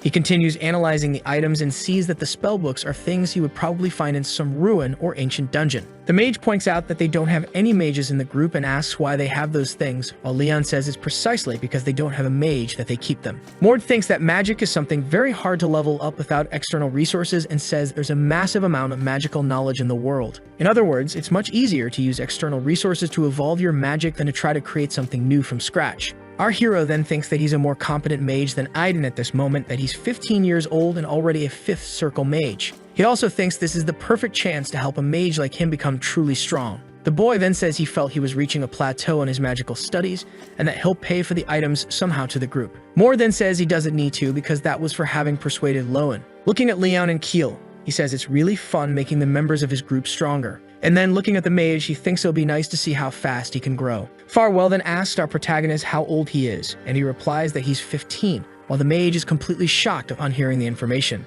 The mage says the world is huge, and that maybe he'd never meet someone as monstrous as him at the same age, and Moore asks if he just called him a monster. Farwell then apologizes and says he couldn't think of a better word to describe him, and that he's excited to see where he'll take him. Our hero then, smiling, says he won't disappoint him. Later, in the northeastern corner of the continent in the Kingdom of Vert, Farwell says that even though there are 7 of them, it was pretty easy to cross the border, while Keel says they're good at this kind of thing. Lowen then asks Mord what he intends to do now that they've arrived, and our protagonist says they won't do much. Then, turning to his group, he says they'll just destroy a few places. Lowen of the Shadow Wolves, what kind of person could he be? He spent 20 years serving in the White Demon Kingdom, gaining immense combat experience. The warrior was used to battles, fights against monsters, demonification dungeons, and regular dungeons. And even so, he found an ancient ruin about which he had 0 information. He then went to a random village near the border and used a random spell in the basement of the village hall. Out of nowhere, the path to those ruins appeared. Lowen thinks that our protagonist must have already known about the existence of that dungeon, and the older the ruins are, the more you have to watch out for traps. He then sees that Mord is simply destroying all the traps in the dungeon. Our protagonist then tells the group that their roles will be important from that moment on. Pointing behind them, he says they'll be attacked from that direction and asks them to take care of it, please. Then he says that a circle of light will occasionally appear and that one person must be inside it at all times. He concludes by saying that if they don't do that, they'll be attacked constantly, and that would be annoying, while Lowen remains in shock, starting to ask something. Suddenly, a sound comes from behind the group, and they look in the direction of the noise. Magical golems emerge behind them and begin walking toward them. The magic circle appears right at Lowen's feet as he watches. The Shadow Wolf then says it's exactly as Mord said and wonders how it's possible that he knows all this beforehand. With the golems defeated and lying on the ground, he thinks that due to the short time they have, they can't go through all the ruins and dungeons. He continues thinking that they will visit every place they can while advancing north and take all the loot they can get. Leon holds a jar with a golden liquid inside and asks if Mord is sure he can drink that. Happily, he says that's real nectar. Then the rest of the group says they'd only heard of it in stories and legends, while the mage says it was definitely worth coming here. Mord then says yes. Unlike the fake ones made through the Silver Blood's evil methods, this one was indeed made in the era of legends. He then thinks that this was part of the reason why the Silver Bloods attacked Aiden's family. Nectar from those days was made by sacrificing divine bloods who hadn't awakened yet. He thinks that 2 of the 5 he knows to exist have been used, and that he needs to consider the best way to use the 3rd one, which he knows is in the north. Mord observes that Leon's lack of talent will be compensated by the nectar, and that he'll probably reach master level in a few days. Farwell then asks our hero what the next stop is, if it's some ruin or dungeon, while Mord says no. Then looking at the mage, he says that the next thing they'll do is a cleanup, somewhere nearby in a dark forest. A group thrown to the ground screams at someone in front of them, asking why he's doing this and saying that if it's money he wants, they'll give him money. The assailant then says he can get money easily without needing them, but that he'll answer why he's doing this. The blonde assailant continues drawing a symbol on the ground with his dagger, saying it's simply because life is just like that. He then goes on saying that unexpected tragedies happen all the time in the world and that they were just unlucky enough to be the ones that's happening to this time. The blonde man then says it's finally done and stands up, while one of the men asks what he just did. He then says that the sacrifice must be made while the victims are still alive. The assailant begins forming a triangle with his hands and says the man did well to stay alive this long. One of the victims looks at him in shock and asks what's going on. The man then brings his palms together and the circle he drew with his dagger around the victims begins to glow. Then we hear the screams of the victims from a distance as they are consumed by blue fire. After some time, the victims vanish and the circle stops glowing, while we see the blonde man still smiling with his hands pressed together. Still with a wicked smile, he says that was a good sacrifice since they were magical combat artists. Still looking at the circle, he says that now he needs to find some money. As he checks the cart the victims were using, we're introduced to the man as Emmett, one of the main candidates for godhood within the Prexura's group. There are many secret organizations in that world, and Prexaras is one with a very simple goal. They just want to become gods. Their name is Prexaras, which is also the name of a relic left behind by an ancient god. The relic chose 9 people and grants them powers whenever they make valuable sacrifices. The sacrifices vary, living humans of unique lineage. They can also be strong humans with a lot of mana, and of course, divine bloods. Emmett thinks he heard that the other chosen ones are getting good offerings, while he's here playing the role of a common bandit. He thinks that soon the time will come for him to invade a village and hunt someone truly strong to offer. Then he opens a door and announces that he is back. As he sees no one in the beautiful house, he wonders where everyone is. Next, he hears someone asking him why he's so late. Our hero then, from the top of the beautiful mansion stairs, looks at Emmett while he asks who he is. The bandit then asks more what he did to his employees. Our hero says that he defeated both as they were eating human flesh, and that he still has a complete slaughterhouse set up in his basement. Getting nervous, Emmett says that he knows him then and asks if the one who sent him to do that was another candidate chosen by the relic. As Leon and Lowen join Mord, he says that unexpected tragedies happen all the time in the world, echoing Emmett's words to his victims. Then the bandit looks up and sees our hero's entire group preparing for battle. Mord then finishes his speech saying that it just so happened that this time he was the victim. Farwell recalls the entire nightmare he went through every time he closes his eyes. The metallic smell of blood in the air permeates through the rain. The screams echo throughout the whole village. A woman pushing him off a hill. As she pushes him, she says that he needs to survive. Then he returns to reality looking at something on the ground in front of him. We then see Emmett missing one leg and both arms with a swollen face sitting on the floor in front of a broken wall. Leon says that this has been going on for almost an hour already, and that every time Emmett is attacked, he regenerates and wonders what the hell that thing is. Farwell thinks that it is an extremely powerful regenerative ability and that he wouldn't be able to defeat someone like him at that moment. Looking at Mord, he thinks that our hero was able to defeat him with great ease, that the enemy didn't have the slightest chance. Our protagonist then turns to the mage and asks if this is one of the men he would like to take revenge on. He then says that he will leave his fate in the mage's hands and that he is weak at the moment, so it should be quite easy for Farwell to decide his fate. The mage thinks that this is a gift he's receiving, that he can get to know his enemies better with his own hands. He then asks the enemy if his name is Emmett and says he has many things to ask him. Next, stretching his hand toward his face, our mage asks that he please not be defeated so easily, and on that day, one of the 9 candidates ceased to exist. Sometime later, Mord's group finally arrived at the White Demon's kingdom in the north. In the meantime, the group destroyed the 3rd soul fragment of the Archlich, leaving only 4 more to be destroyed. They also attacked the county of Huven, which was one of the main arms of the Sages of Darkness, and they also collected more fragments of the world, leaving Mord with a total of 13. Meanwhile, within the county of Huven, a man is surrounded by scattered corpses in the ruins and wonders who did that this time. We then see Mord entering a room as a man says he is early. Mord then, with a serious look, greets the man in front of him, who is none other than General Ilden. Our hero then thanks him for the backup he sent. He continues by saying that in the past, the difference in power between them was immense, and that he always held back during training. Then, approaching Ilden, he asks to train one more time. Excited, Ilden ends up breaking the stone under his hand, saying he intended to let him rest today, but if that's what he wants, then it's fine. The general then says he wants to see how much he has improved during this time. Then, already shirtless, the general says that they don't need to worry about how others will see them. Next, he says they don't need to hold back, that they can go wild. Mord thinks that he doesn't need to hold back and study the enemy,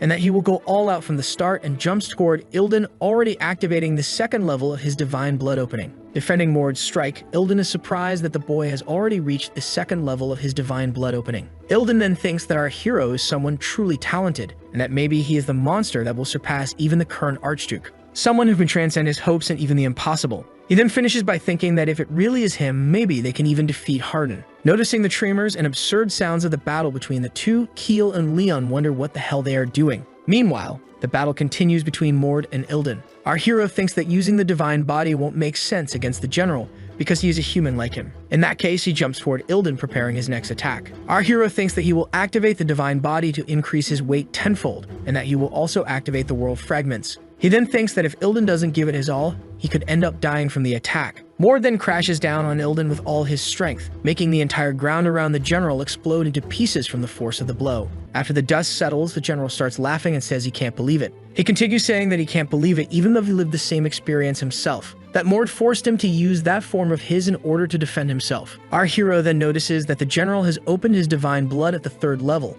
a level where one embodies the divine power itself. The general then says that he doesn't know what Mord did, but his weight increased a lot, and our hero replies that his did too. Mord thinks that just by looking, he sees no difference in the general, but he doubled his weight and theorizes that he must have used a bit of the power of the divine body as well. He continues thinking that only he and Leon have full authority over the divine body, and that the attack forced Ilden to open the third level to defend himself. The general then says that he only managed to understand this power after reaching the third level of his divine blood opening, but that Mord was able to do it much earlier. Ilden then says he assumes that this is due to Mord's journey so far, while Mord thinks that of course it is, since he fought against the god of combat himself. Our hero then asks the general if he is jealous, and he laughs, saying that Mord makes it sound as if he could give him that power whenever he wants. Then Mord says yes, he can. The general is surprised and asks him what he means. Our hero then says that he will be able to fully control that power with his teachings. Then he continues saying that it won't be for free, of course, while the general asks what he wants. Mord then, looking at the general, says that he will want two things.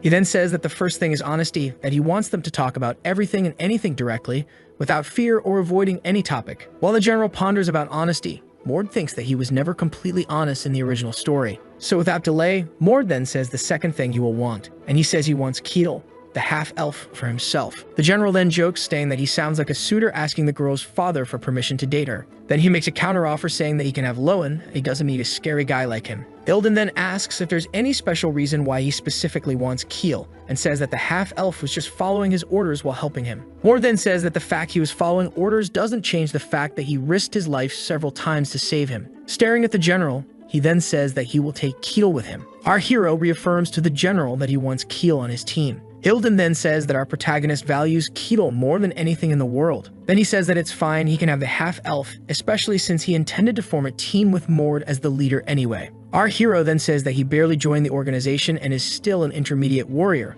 while the general says it would be stupid to keep him as an intermediate. Then the general tells him to follow him so they can continue this conversation in private. Sometime later in the general's office, Mord says he was expecting this while having some papers in front of him. Then he says that those three are the only people he would consider for his team. Keel, Leon, who had been with them for some time, and Farwell, the mage. The general says that the mage seems to be truly obedient to Mord, and that it's always good to have a mage on the team. He wanted the mage to grow by his side, but his desire for revenge was too intense. He then continues saying that it's a good thing the mage liked him, while Mord finishes by saying that those are the people he wants on his team. The general then asks how much he got from this journey, while our hero thinks about how vague the question was coming from the man, but what he meant was obvious. Then Mord says he knows but completes in his mind that the Archduke is a monster who consumes his own children to maintain his youth. Ilden then says that if he told Erna, it means he considers her capable of surpassing the Duke in power, and that he trusts her. Mord says he believes she is worthy of becoming the next Archduke, but that he finds it irrelevant whether she becomes more powerful than the current one or not. He continues saying that it's irrelevant because it will be him who kills the Archduke. He says he knows the general is looking once a year for someone who can face the seal of the Demon King's incarnation to protect the seal. In the end, he assumes that's why the general is helping him. The general then stands up and asks him how he knows that, since only a few people know the truth, and Mord says the divine blood inside him told him. In his mind, our hero says it's obvious he wouldn't believe it if he told more details of how he knows, so it's better to be more direct. The general starts to ask how, but Mord interrupts, saying it's time for him to start asking the questions. Then he drops the bomb right away by asking what is the real reason the general wants to kill the Archduke. He then says that taking both of his eyes and stripping him of the Archduke position are not enough for him to want Harden dead, but Mord says no. He adds that he has to face the Archduke and put his life on the line for him. That at the very least he deserves to know the real reason if he's going to risk so much. The general then says yes and agrees to tell him more. Ilden says he will then tell the story of what happened between him and Harden. Meanwhile, a blonde man writes a letter in his office. Then he looks forward and asks someone if they came to make excuses for their uselessness. A magical flame appears in front of the man, and it asks if he will allow it to present itself before him, while the warrior responds yes. The flame then becomes a well-dressed blonde man who begins to introduce himself as a second-level executive of the 8 Silver Star Bloods. Then, opening one of his eyes, he introduces himself as Killian. The man then says he's jealous of the boy, to which the boy seems unsure why. He says the boy's exterior looks so youthful despite the ancient and powerful monster inside him. Killian laughs and says that's embarrassing. The man then says that to maintain that youthfulness he needs very high-level magic, and that he must have to transcend far beyond the 9th circle. He then asks the young man what he would like to say, and the boy says he came to ask for forgiveness for his failure. The boy says that Mord was Ilden's favorite, that he should have been better prepared, although he wasn't. The older man says it took him a while to arrive in the north as well, and that he must have overestimated his abilities. The young man sincerely apologizes for that, but says he brought something to try and at least partially make up for his failure. Then he conjures a potion in his hands and says it is nectar. Nectar is called the drink of the gods in legends and has the ability to enhance the power of divine blood within a person. The boy then says that it's usually diluted in water and used to reward soldiers, but since it's to express his apologies, he can have the pure concentrate. He then says that before giving the nectar, he would like to ask a small favor, and the man asks what favor he wants to ask. He then asks that they be allowed to intervene in the north to defeat Mord. The man then says that he will eventually have to face Ilden, and the boy says he knows that. Pondering about it, he thinks it would be much better if Ilden were loyal to the Archduke, but currently Ilden considers the Duke an enemy. Then he tells the boy in front of him that he will consider his request, while the boy thanks him and says he will return soon to see him and receive his answer. The young man was about to leave when the man asked him to wait and answer a question. He then says that he probably wasn't the first to work with them and asks who was the first. The young man says that's an easy question to answer. He then says that the person he worked with years ago was Ilden Vernars. Ilden tells Mord that if he was considered a genius, then Harden was considered a monster. He then explains that he learned to open his divine blood at 16, and Harden learned at 15, not even half a year after awakening. That didn't matter much to him at the time because he knew he would become Archduke if he focused on doing his own thing. Then men began to talk about Harden's feats in the streets, saying he completed the demonification mission very quickly, and that he was also in the 8 labyrinths. The rumors kept circulating where people said he was the very reincarnation of the god of combat, but the successor should be someone else. Development of divine blood, aura, all the things Ilden learned with his sweat and blood, Harden achieved as if they were nothing. What sealed the deal was when he was chosen for the duel between the representatives of the Kingdom of Sar and the Empire of Urfin. His friends said that if he did well there, new doors and opportunities could open, and it was a shame he was the second, but he could take on anyone. The opponent had chosen a representative from House Ordis, while the Empire chose House Vernars as its representative. As both houses had been rivals for a long time, the result of that duel could stain the image of the losing house for decades, if not hundreds of years. The Kingdom of Sar had control of the western lands, while the Empire of Urfin controlled the east. The conflict that had occurred in the gray area between the two kingdoms led them to war. Despite everything, neither kingdom wanted a large-scale war, and so they decided they would each choose 5 warriors to fight. If the winner of the duel wished, they could continue fighting the next opponent. In the end, the stage ended up being completely Harden's. No opponent was able to last more than 5 minutes in a fight against him. After that day, everyone on the continent knew who he was. Ilden then began to drink and become very anxious because if things continued that way, the position of successor would be stolen from him. And that's when the Silver Bloods came to him. Mord then asked the general if he made a deal with them, and the man says yes, that they said they would make him the successor. In exchange for help, they would give something they called nectar. Our hero thinks they must have asked a lot from the man to give him nectar as a reward, while Ilden said that he didn't care much about their goal. They seek to create a world where only the divine blooded reign, and for a Vernar, that's natural. The problem was when he discovered the secret of the nectar. Entering a room full of bodies and pure juice of terror spread everywhere. Young Ilden asks what the hell is going on. A divine blood, smiling, says that there have to be sacrifices for the greater good, and that those men had very weak divine blood and had no use in that world. The man adds that they should be happy to be able to help in some way. He then understood that the nectar was made from the sacrifice of innocence, while the man said he understood that witnessing animals being sacrificed was shocking at first. The man continued saying not to worry about the promised nectar, but Ilden waited no longer and struck the man in the face. Then Ilden ended up defeating all the Silver Blood members who were present that day and realized he had been complicit in the crime without even knowing. The general then says that was how they began to hate each other and that they tried to interfere in everything he did, and behind the scenes they helped Harden become the successor. Seeing that this continued, he then tried to make another decision and went to speak with Harden. He then said that he wanted a spirit of the god of combat, knowing that it was a challenge Harden had no reason to accept. But he accepted Ilden's god of combat spirit, thus accepting the challenge even without meaning to. The result he already knows, and that as a good warrior, he did not deny the challenge and defeated him in front of everyone, ending up becoming the Archduke. He then says that Harden asked him to lead the Guardian Legion and that he didn't see it as an act of mercy or pity. Harden had given him a chance to go to a place far from the whispers of people, and that during the duel at least they acknowledged each other as worthy opponents. Thanks to that, it was possible for him to escape the pressure of his family and the Silver Bloods to become a warrior and only a warrior. However, the Archduke began aging far too quickly without a known cause,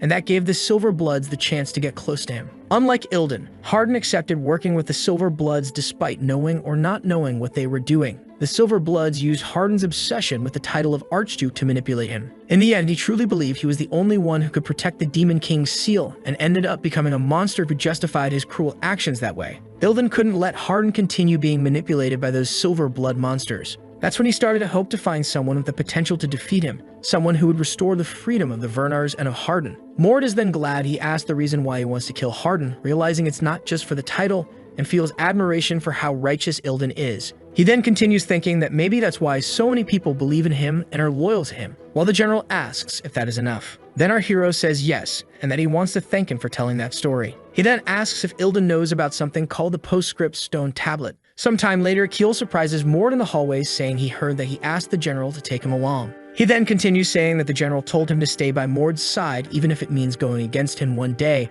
and asks what the hell he said to make him say that. The elf then asks our hero to do just one thing for him, to grant the general a wish, that if he accepts it, he would gladly risk his life for him. Mord then agrees, and the elf says he will make Ilden's wish come true no matter the cost. Then he gets happy and says it's okay, that he knows our hero is a man of his word. Keel pulls our hero, saying they should go see Leon because he heard he has to start from zero due to hiding his identity for so long. Little did the elf know of the great calamity that would befall him the next day. Keel then, just like Leon, had to join the organization and start from zero. Mord says that the identities of the Dark Wolves members were always meant to remain a secret, and that he can't help with their ranks. Our hero says that at least they weren't asked to retake the soldier test, while they question the fact that he's an intermediate warrior and also a team leader. He feels a bit bad for them and imagines it must be like a colonel or lieutenant colonel going back to being a second lieutenant, and decides he'll try to be nice to them. Someone approaches our hero and asks if there's anyone else besides them. Then the major arrives and says he feels like the squad still doesn't have enough people. Mord says that's just how it is, that there'll be a small elite squad.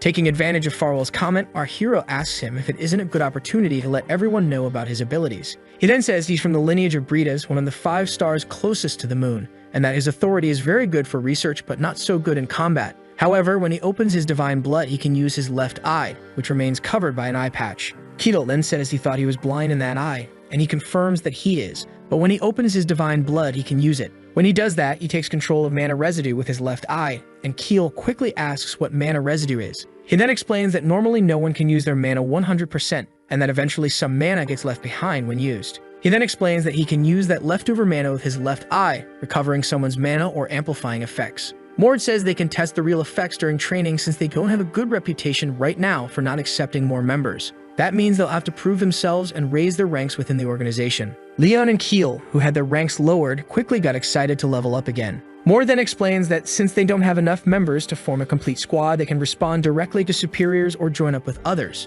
In other words, there's not much they can do at this first moment except train hard during this time. Meanwhile, in the White Demon's Kingdom on the border of the demonified region, a group of 3 warriors is surrounded by orcs. The bald member of the group says that warriors do not retreat and tries to motivate his companions, telling them to hold firm.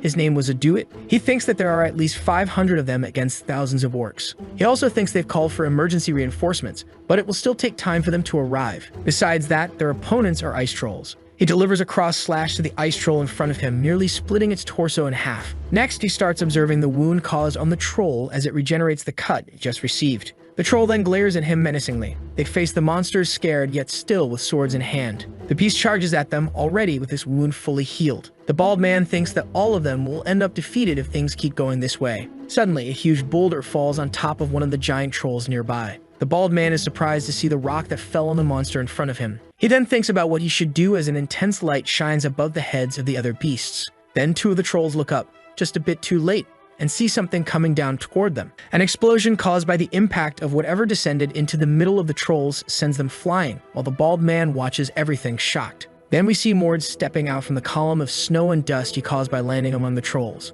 Leon says he hopes they didn't arrive too late, as the dust clears to reveal the entire group came down with him. The half-elf then says there are at least 1,000 ice trolls. That should be enough to earn them a promotion. Leon then smiles and says he wants to make a bet on who can defeat the most monsters. Keel agrees enthusiastically, and both prepare for battle. The bald man, still watching and listening to everything, is left speechless and awkward, just staring at the group. The mage says they receive an emergency help request. Making the tip of his staff glow, he begins to say that they are Mord's squad. Somewhere in the snow, we see a beautiful small cabin with footprints and stains marking someone's path up to it. The cabin door opens, and we see a hunter in leather clothes carrying a bear as he enters. Another man, already inside the cabin, welcomes him. He then drops the bear on the floor near the entrance. Right after, he closes the door and grabs a cloth to clean his mace while looking at the masked person and asking what he's doing there. The masked person then says that the general needs him. The man, actually revealing herself to be a woman, asks what he needs from her. The other man politely asks her to join the Guardian Legion and help someone. She then asks for a month to finish what she came to do there, while the masked man says that's fine.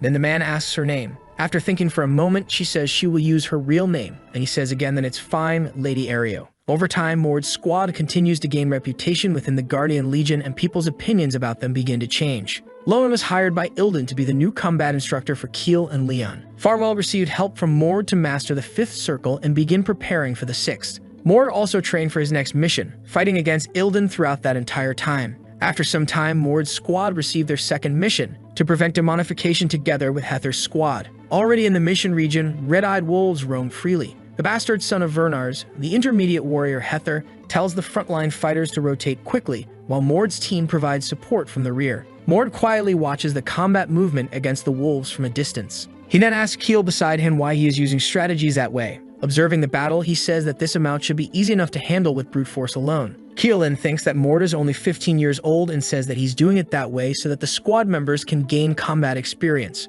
Our hero questions the need for experience, and the elf says that not everyone is like him, that it's a process people go through to strengthen the squad's potential. Then he points to a tired group of soldiers and explains that sometimes they purposely take on easier missions to train new soldiers. Mord then thinks that he didn't have to go through any of that because of his physique and talent, and that he still has a lot to learn from them. Hether then tells the members of his squad that they're almost at the deepest part, and that the place isn't big enough to have a lord-level demon there. He then says not to let their guard down anyway, and just as he was about to continue speaking, an explosion occurs. A huge beast appears, saying that this is where the Vernar's warriors are then. Hether identifies the beast as a demonified black orc and says it shouldn't be too hard to defeat it if they fight the way they trained, but Farwell says something feels off. Looking into the beast's red eyes, Mord tries to identify the monster. The beast then thinks that they're all in the same place, the human who humiliated him and the group who humiliated the Count of the demonic kingdom, while Mord says he didn't recognize him. The demon, possessing the black orc, then screams, asking if he's trying to humiliate him again,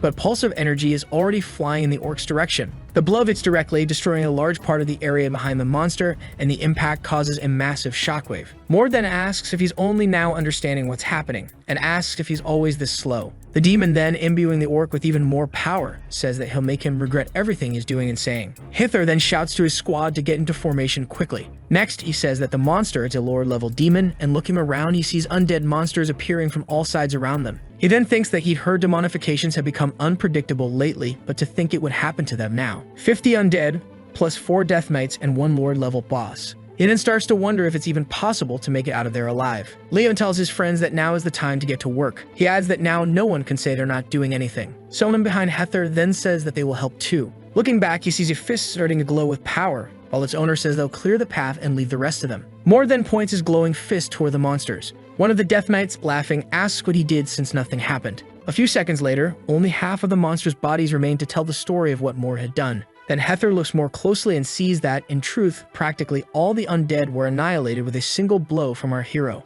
A demonic eye appears in the air then, its huge pupil witnessing the scene that just happened. Mord says he found it suspicious that he could influence things even without having entered the demonification dungeon, while Hether is still in shock from the whole scene. That there's only one explanation for why he seems capable of doing things that should be impossible. Mord then says that he definitely must have a fragment of the world with him. The demon then wonders how he knew. Our hero then tells Keel to take care of things there, as he has something to settle with that demon. But the elf says things are basically already taken care of. Our hero then says that undead don't fall that easily as some begin to regenerate. With a burst of speed, Mord leaps toward the demonic eye. The demon, frightened, looks at our hero, who upon crossing through the eye, ends up in the same dimension as him. He then backs away and asks what he did to the demon, being a living armor known by the name Wurgun. Mord sees that it's an imitation of reality and wonders if that is really Wurgun's true form. Our hero also notices that he possesses 2 stable world fragments, and that's why he's able to use an alternate reality as a bridge. As far as he knows, there are only 2 ways to do this. Either work together with another world fragment holder, or have many more fragments than the other. Mord says the demon seems to have 2, but something feels strange. World fragments should be linked to the real world because of the divine pact. There's no way to take the fragments to another world, which is why the gods left the fragments behind when they ascended to the heavens. Our hero then says he has many questions he would like to ask the demon. Since he has more fragments than the demon, he can't tell how many the demon has. He can probably only sense that he has many more. The living armor then tells our hero that he is insolent if he thinks he can defeat him in a duel. Mord then looks at the demon and wonders what he's doing and senses someone coming in their direction. Then, looking up, he sees someone breaking through the barrier of the world created by the demon. The monster then stares in shock. Next, he is struck head-on by a giant club. Our hero, still stunned by the sudden entrance of someone into that world, stares at the person who came in and smashed the demon with a hammer. Then the person says that General Ilden sent her there and that from now on she'll be part of his squad. Mord then sees the girl, black hair, blue eyes, and a gigantic club, and connecting the dots, he concludes that she is Arya Ranfalos. He then thinks that she is one of the villains from the original work. Arya Ranfalos was a villain who appeared halfway through the original saga and left a strong impression on Aiden. In the original saga, which is full of very powerful characters, the villain cornered Aiden several times, even though there was an archmage. He doesn't know how the girl ended up there, but if Ilden asked her to be there, it must be because she's an ally. In any case, now he understands how she was able to interfere in the realm created by the demon. After all, she has 3 world fragments, then the girl interrupts his thoughts to say there's something below them. The two then, floating in the void, look at the same point. The demon then appears, asking how they dare mock him, account, and says he'll make them pay for it. He then tells the girl they'll talk later, but first they have to get rid of this demon. She agrees. The monster then says they are too confident and stretches out his hand, preparing an attack against them. He then unleashes his attack, the Ray of Carnage. Quickly, Mord activates his divine blood at level 2 as the demon's blow comes his way. Dodging the ranged strike, our hero closes the distance while the demon taunts him,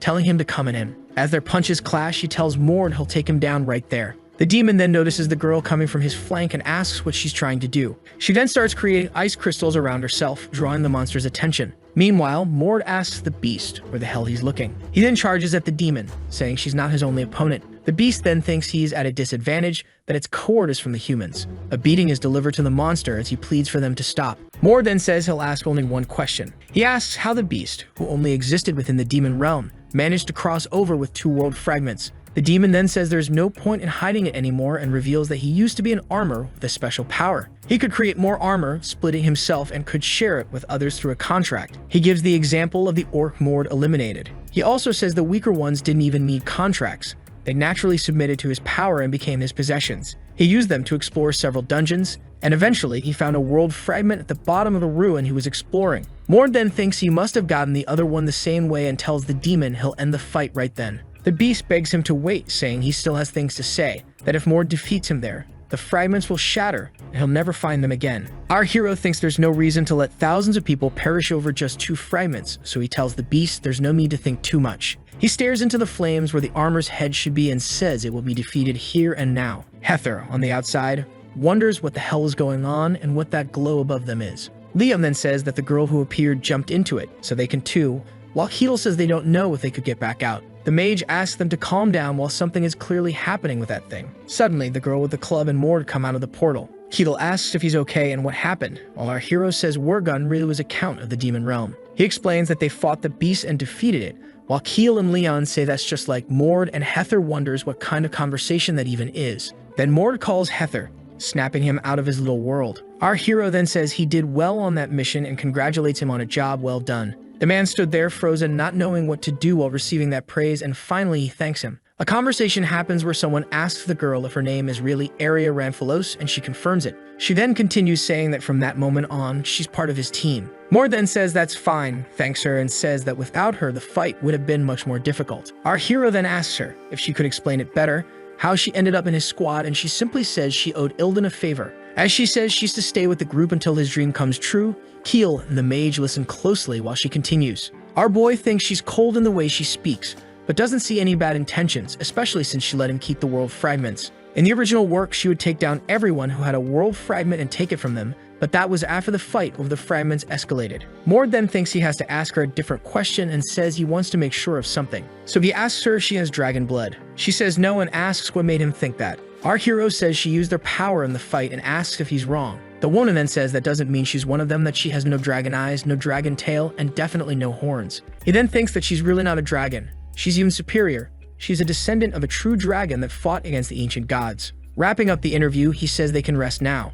Everyone watches the girl leave the room in silence. Leon asks Keel if he knows her, and he says he's heard of her, that she's a secret member, but he'd never seen her before. Liam doesn't understand what Keel means, but puts a hand on Mord's shoulder and asks if she's strong since they fought together. Mord calmly says that, at the very least, she's as strong as he is. Everyone around feels a chill in their bones at the girl's power, because after all, everyone there knows how strong Mord is. A red room with low lighting and several cells is shown. Inside one of the cells, Arya is lying down. She then opens her eye as she hears a man with a cruel face approaching and staring at her. The girl then wakes up, coming out of the nightmare with a scream. Arya clearly suffers when remembering the things she dreams about. In the White Demon's realm, the group walks calmly through the courtyard, with Keel frustrated, saying that Farwell is already an intermediate warrior. He says he's already frustrated enough for still being a normal warrior after a year, and now they go and promote the mage. Mord then says there's nothing they can do about it, that Farwell is an advanced mage and was treated accordingly, while they haven't done enough missions to level up. He continues saying their image improved after the mission they did with Hether,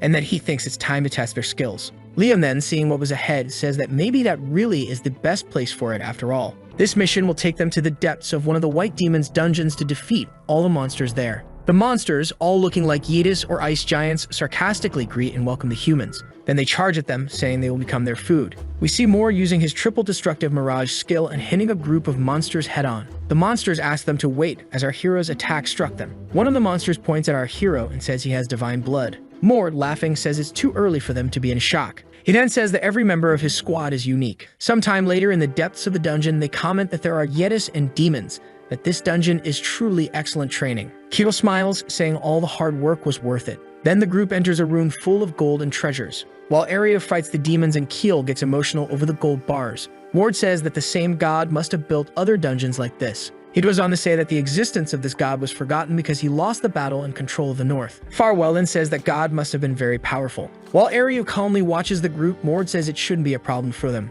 Sometime later, we see Leon panting and saying that one was a bit tougher. He continues, saying it was a little dangerous, but it was worth it because it definitely helped with training. Not to mention they got some useful items. Mord comes up behind Leon and calls him. He shows him a glove and tells Leon to wear it, while Leon asks what the glove is. Our hero says it's a relic that only those with divine blood can use. It exudes a chilling aura, and that if he studies the item, he can use it together with his aura or impulse. Liam gets emotional while Mord thinks it's good to strengthen Leon considering how fast he's evolving, and that he might find another glove in the future. Keel then says they don't need to worry about being weak anymore, but Leon thinks he's talking about him and they start arguing while Mord calls them. As our hero prepares a punch, Leon turns to Keel and challenges him to a duel later to see who's the strongest among them. Liam and Keel are terrified by the sound of the punch our hero lands on a nearby wall. Our boy starts smiling as the dust begins to settle, and he sees that he's finally found the 16th world fragment. Mord approaches the massive fragment and places his hand on it. Meanwhile, from a distance, Aria watches in fascination and approaches to get a better look. The girl then finally calls our hero by his name. Then, with a serious expression, she says she needs to talk to him. Mord then takes her to a distant corner and asks her what reason she has for wanting to speak to him alone. The girl, slightly shy, asks if he heard anything about her from General Ilden. On the day the independent mission was offered to Mord, Ilden also spoke about Ario. He said that Ario had been asleep somewhere within the White Demon's realm. 3 men from the distant east found the girl. They called themselves half-dragons despite having immense resentment toward dragons. They performed countless experiments on Ario, which ended up tormenting her. The 3 needed more people for their tests and started kidnapping humans from nearby villages, which drew the attention of Ilden, who ended up freeing Ario. Even though she was free, she never got rid of her traumas, and in the original story, she ended up becoming a villain even after getting her revenge. The girl, looking at our hero, says that's fine then, she won't need to explain anything. She then asks if there's any way to remove that world fragment from that place, while Mord asks why she wants to do that. The girl says she has 3 world fragments, one for each monster that experimented on her. That in trying to hold back her hatred,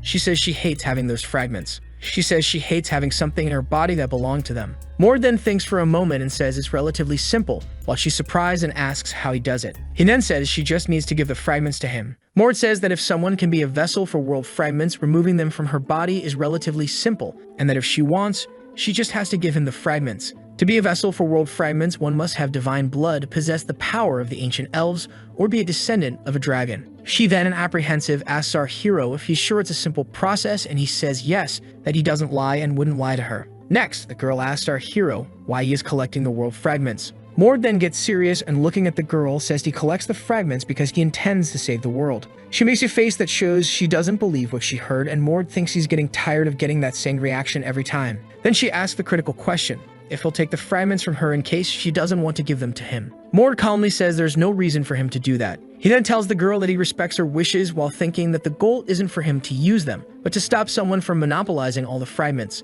and that if he ends up obtaining all the world fragments himself, then he'll become the one monopolizing them. The girl then says fine, that she'll give him her fragments, while Mord thinks that was way too easy and asks her if she's sure about that. Airyu says it's fine, that they're trash to her, and if he wants them, he can have them all. Our hero thinks that in the original work, she would do anything to gather as many fragments as possible and didn't expect that she hated them so much. Then after giving him the fragments, she suddenly screams in fright, asking what is happening, while he wonders why she's so shocked. Then finally, he feels something begin to happen. Mord's vision starts to blur as he sees the girl running toward him. The last thing he sees as he feels something swallowing him are the girl's hands trying to reach him. Next, he blinks and finds himself in a completely different place, wondering what the hell is going on. Then he sees the world around him is in flames and a huge red dragon stands in front of him. While people run in desperation, the dragon lifts its head to the skies, which seem to be on fire. Looking up, Mord sees another dragon, white, flying over the area. The flying dragon opens its mouth and starts charging its power, ready to unleash its skill upon the ground below. As the white dragon releases its magical ice breath, the red fire dragon breathes flames upward. Then someone behind him calls him a fool and asks if he knows what he's done. Mord turns around and asks if the man brought him there, while the old man says he still doesn't understand what's happening. The fragment Arisu gave him contains the power of the Eastern man, which ended up pulling him into his mental realm. Then Mord realizes that the old man before him is one of the ones who tortured the girl, and he asks him why he brought him there. Our hero continues asking why he's showing him those scenes, and the old man says those scenes are truly horrible, and that dragons are evil by nature. He then says they did everything they could to stop that from happening, but Mord ruined everything. The old man then, nervous, says to return the fragments to the dragon descendant girl, because the moment she opens her eyes, destruction will begin. Mord then says he won't return them because he doesn't want to, and says the old man was defeated a long time ago. Why bother showing him all this? Meanwhile, our hero says this mental realm was created long ago by that man, and he can't tell whether he's lying or not. Then preparing for battle, he continues thinking that one thing is certain. The old man is trying to mess with his mind to make him hate dragons. The old man then, staring intently at Mord, calls him a fool once more. He conjures a circle beneath our boy's feet and says that if he doesn't plan to return the fragments willingly, the old man concludes that he has no choice but to take the fragments himself, while our hero feels something happening to his body. Soon after, both dragons that were fighting in the sky descend, one on each side of Mord, while he remains trapped in the magic circle. The red dragon begins charging its flame breath. Our hero looks at it, thinking that of course this had to happen now. The white dragon begins charging its ice breath on the other side at the same time. Both breaths collide in the middle, where our hero stands, causing a massive explosion. The old man laughs and says this is his mind's realm and he can do whatever he wants, then demands that Mord give him the world fragments. Our hero asks what the hell the old man is talking about, and clearly shocked, the old man looks toward the dust from the explosion caused by the dragon's breaths. In the middle of the destruction, Mord, activating his divine blood at the second level, flies toward the old man. As he charges forward, our hero thinks that this mental realm is definitely a curse embedded in the fragment, and that the girl has to endure this problem as well. Then he remembers the original story.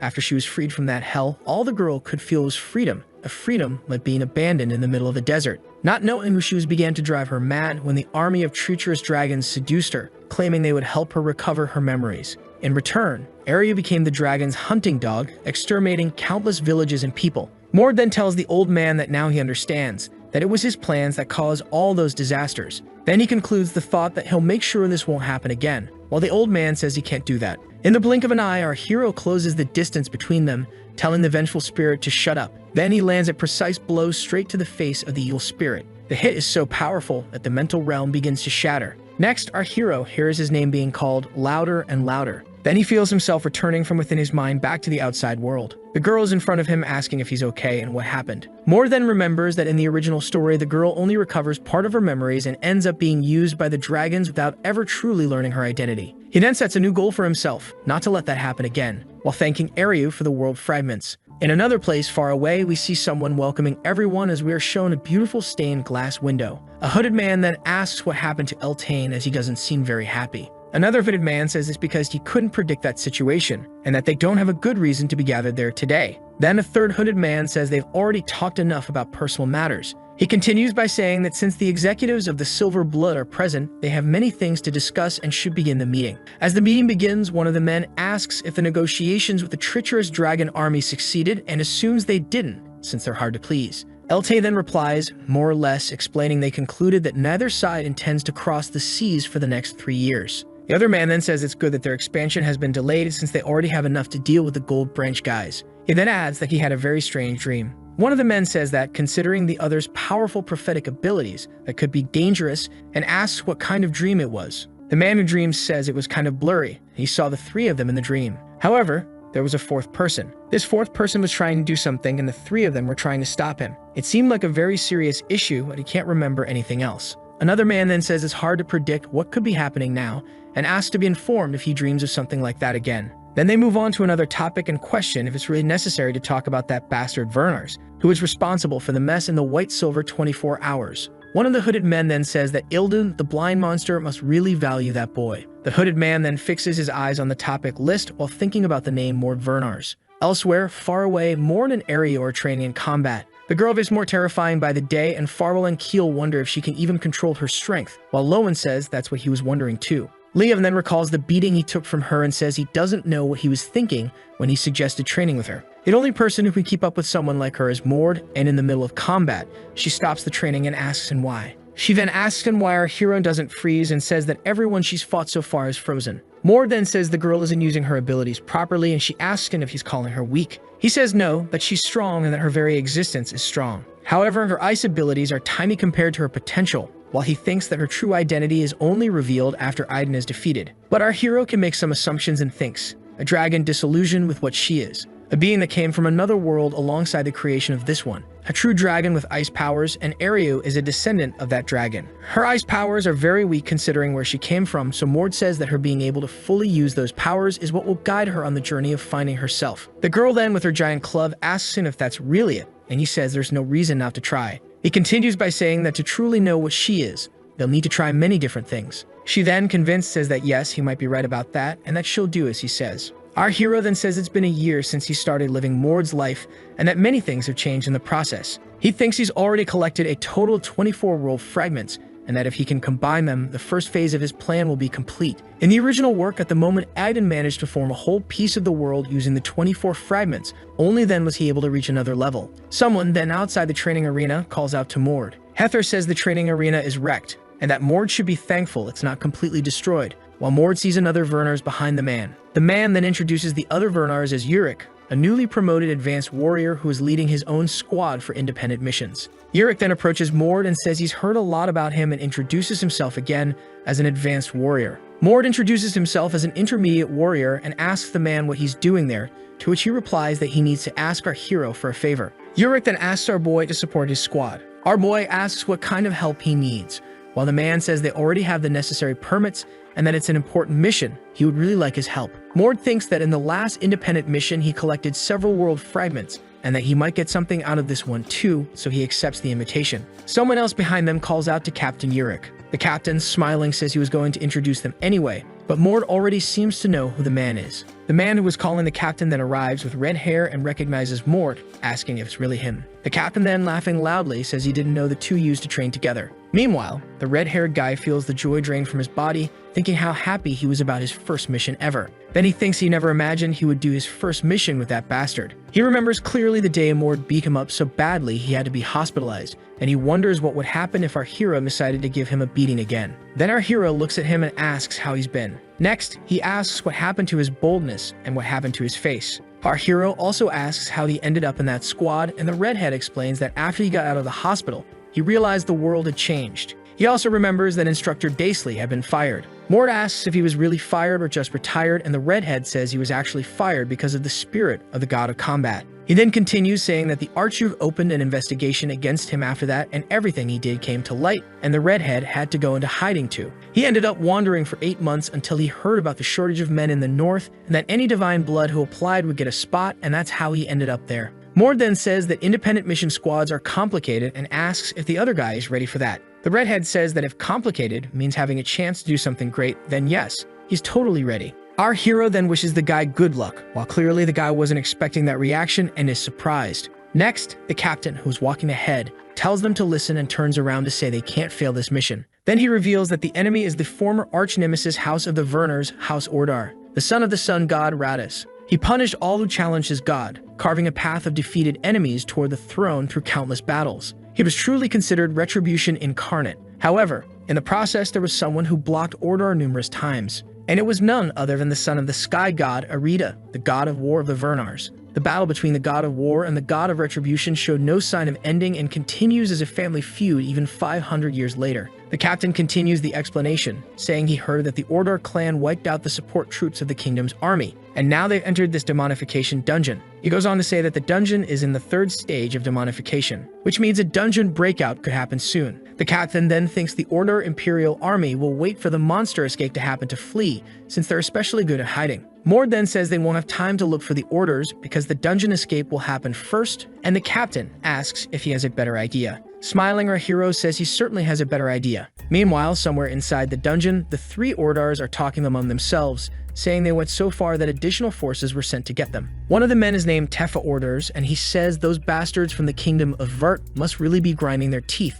Another man apologizes and says he ended up stalling them all, that it wasn't even supposed to be such a difficult mission. Then a girl places her hand on his shoulder and tells the captain not to blame himself so much. Her name is Mil Orders, and she says it won't be long until the dungeon escape happens. She then says they should find a place to rest in the meantime. Dickel Orders, the captain, then turns to the girl and says she's right and thanks her. The captain then feels something strange and says someone has entered the dungeon. He then says 4 of them are Verners and that they came well prepared, thinking that it's not just one Verner, it's 4. The girl then asks the captain what they're going to do. The captain thinks that if you consider individual combat abilities, the Verners have the advantage, although that's not always the case, but they are outnumbered. He then says it's too dangerous to face that group and that they will retreat. The captain thinks he'll wait a bit longer and try to use the monsters as a shield when the dungeon breakout begins. As soon as he finishes that thought, they feel a massive tremor coming from the back wall of the room they're in. The wall then suddenly explodes with debris flying everywhere. Then our group of heroes emerges from the exposed hole in the wall, declaring that the Orders will pay for the sins they committed. Rewinding a bit, we see the plan Mord proposed to get there before the dungeon escape occurred. The idea was actually quite simple. They clean the dungeon, and that way the breakout won't happen, and the Orders will have nowhere to run. The captain thinks Mord's voice was so full of confidence that he approved the plan, though he still had a strange feeling about it. That strange feeling quickly disappeared when he saw how fast they were clearing the dungeon. Mord's unit led them quickly to the dungeon's center. The monsters were completely crushed as soon as they appeared, and while the captain's unit was considered veteran, there was no comparison with our hero's unit. He continues thinking that the rumors weren't exaggerated about this group. In fact, they might not even do them justice. The captain of the Orders then says he tried to avoid unnecessary fights, but now he has no choice. He then tells Tifa and Mil not to let him give it his all. He says they will crush those Verner bastards and escape that dungeon unharmed. The captain says those are bold words and says the one who will be crushed is him, and then introduces himself as Eirik Verners, and the other introduces himself as Dickel Orders. Mil then shouts, calling the tall guy, while Leon points to himself and asks if she means him, and she confirms, saying she's calling the tallest of them. She says she doesn't like how he looks all tall and brainless, and says she'll face him, introducing herself as Mil Orders. Our boy Leon introduces himself, slightly offended by the girl's comment. Kiva starts mocking Leon, saying he's always popular with the girls, while the warrior tells him to shut up. In the original work, it's tradition for the Verners and Orders to announce their names before a fight, so the winner will always remember the loser. Looking at the 3, Mord wonders who his opponent will be, seeing that only one is left. Both Mord Verners and Tifa Orders introduce themselves, while Aryu in the background looks sad for being left out of the fight. The other Orders present say the Verners are full of confidence and prepared to enter the fight too. Aryu, who had been watching, concentrates her ice power while eyeing the other Orders. Suddenly, an ice barrier forms in front of them, blocking their advance. Then, standing on top of the ice wall, Keel tells them they have no manners, interfering in a family dispute like this. He goes on to say that their opponents are the rest of Mord's group, Farwell, Keel, and Aryu. The fight between the family members begins with Dickel firing a kind of yellow lightning at his enemy. He then thinks he's tired of this kind of fight and that he has to finish off his opponent quickly to go help his friends.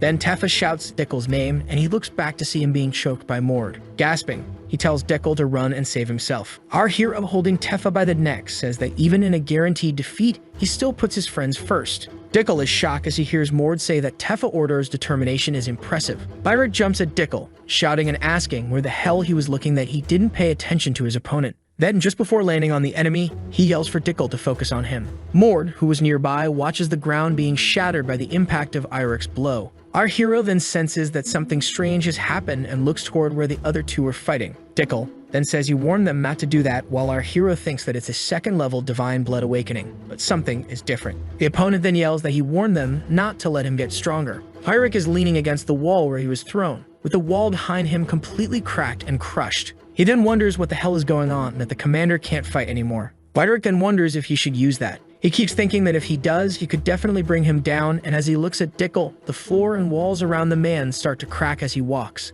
In just a second, the Ordar leaps at him with an open hand aimed at his face, Face to face with him, the Order says he'll take care of him first since he's the squad commander. Then he strikes the Vernar with force, kicking up a ridiculous amount of dust from the power of the blow. Where the dust clears, we see Dickel shocked because Yurik had blocked the blow despite its strength. However, it wasn't the commander who blocked the attack, but Mord, who says their commander can no longer fight. Then looking Dickel in the eyes, he says that from now on, he will be his opponent. The commander's body lies stretched out on the ground while someone shouts that he's still alive. Next, some men bring a stretcher and place the man on it, and another says to take him out of there as soon as possible, no matter how. The rest of the men shout that they'll join the fight and put an end to the Order scum, when they're interrupted by someone telling them to stop. The mage Farwell then explains that Dickel's unique power makes him stronger every time an enemy is defeated, and that if he keeps getting stronger, it could be a big problem. He then tells Leon that he especially can't defeat his opponent too quickly, and Leon says he understands. Mord then thinks that this is exactly what he'd expect from Farwell. He saw the change in Dickel and immediately understood what was happening.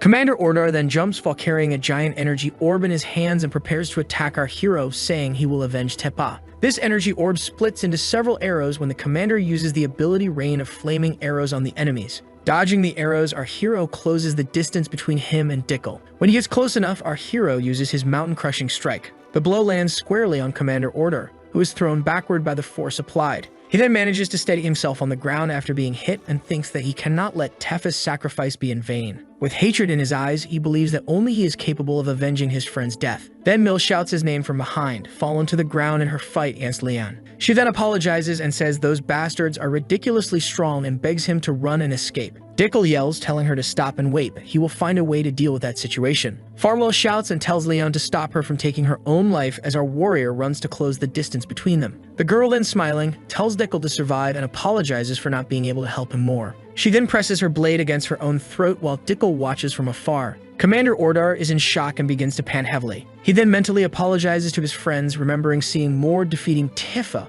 while his friend begged him to run. He then remembers Mill saying the enemies were ridiculously strong and that he should run. Then, with a scream of despair coming from his throat, he thinks they were only defeated because he was an incompetent leader. Mord puts his hands in front of his face at the explosion of power released by Dickel as he screamed in despair before him. He then says that running is something he cannot do. Keel and Arya look wide-eyed at Commander Ordar. Liam and Farwell also look at the enemy commander, thinking they couldn't stop the girl from taking her own life. Mord then thinks that the commander has reached the second level of Divine Blood Awakening and still possesses the weapon and artifacts given by the Ordars. He concludes his thought by affirming that he was definitely the favorite of the Ordars. As tears stream down his face, Dickel makes the promise that he will defeat all of them personally. Keel asks if they should join the fight alongside our hero, but he tells them to step back. The elf then asks if he intends to face him alone, and Mord confirms that he does. Then, face to face, the commander asks if his name is Mord Verners, and our hero confirms, saying the name Dickel Orders. The enemy commander says he doesn't know where those monsters came from, but that he will defeat all of them there that day,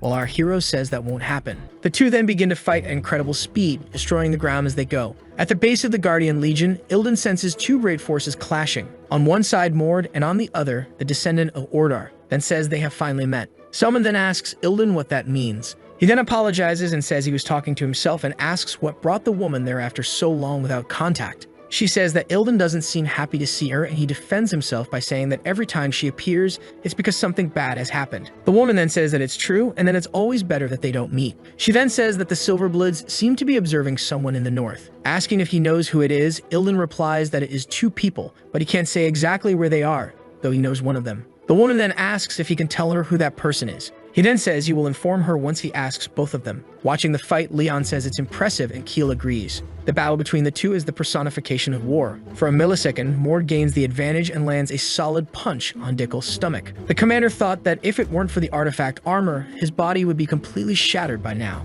Being dragged backward by the force of the blow, he decides that the fight cannot continue much longer. Grabbing his sword, he thinks that the sacrifice of Mill and Tefa will not be in vain. Grating his teeth and concentrating his power, Dickel prepares for his next attack. Suddenly, he calls out to Mord Vernars, and he says that he will definitely defeat our hero, while channeling all his strength into his sword as flames begin to appear along its entire length. Then, infusing all his power into his gigantic flaming sword, he finally uses the final flame sword ability. Mord, upon seeing the enemy's attack, praises Dickel's determination. He then says that he must respond in kind to such determination. Our hero then prepares a secret ability of the Verners, permitted only to those who are masters of the second level of Divine Blood Awakening. The name of the ability is Skybreaker. Dickel, seeing the abilities approaching, thinks of the end. The abilities then clash, causing a massive explosion, completely breaking the ground around the point of impact. When the dust settles, Mord is standing in front of Dickel, who, on his knees, calls our hero a bastard monster. He says that our boy had the power to end him at any moment and still chose to toy with him. Mord then says he just wanted to give him a chance to fight with all his strength. Dickel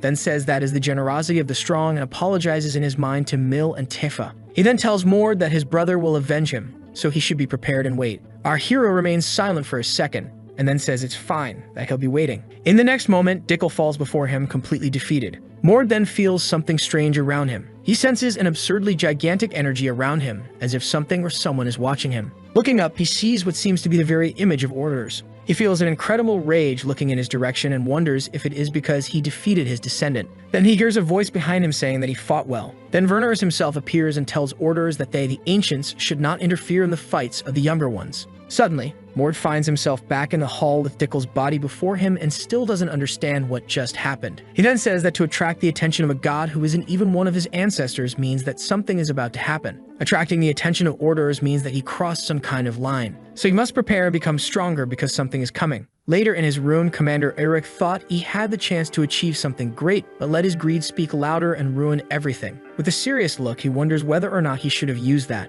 Fayum then enters his room and calls him. He asks if the commander is alright and says that as soon as he's better, their unit is scheduled to receive a reward. The commander then asks if Mord was always this formidable even back when they lived at the Grand Duke's castle. He replies that not at this level, but he was always a monster even among the outsiders. Inheriting the Grand Duke's blood does that. The distance between powers is so absurdly vast that it can sometimes break your heart. Then, standing up, the commander calls Fayen's name. Right after, he says that he doesn't need to try to run so hard after it all. He says it took half a year for him to get out of his shell there, and that effort never betrays you, so he should trust that and have hope. Fayen has tears in his eyes upon hearing his commander's speech. Then he runs and hugs the commander, saying he will give his best and work hard. A beautiful day begins on the walls of the Guardian Legion's base as Ilden asks Mord how he feels with his senior warrior insignia. Our hero says it doesn't matter much, and the general says it makes things easier from here on, and that his whole squad was also promoted. Ilden then says the Empire sent the date for the delivery of the bodies. There is an unspoken rule between the Grand Duke of Vernars and the Great House of Orders.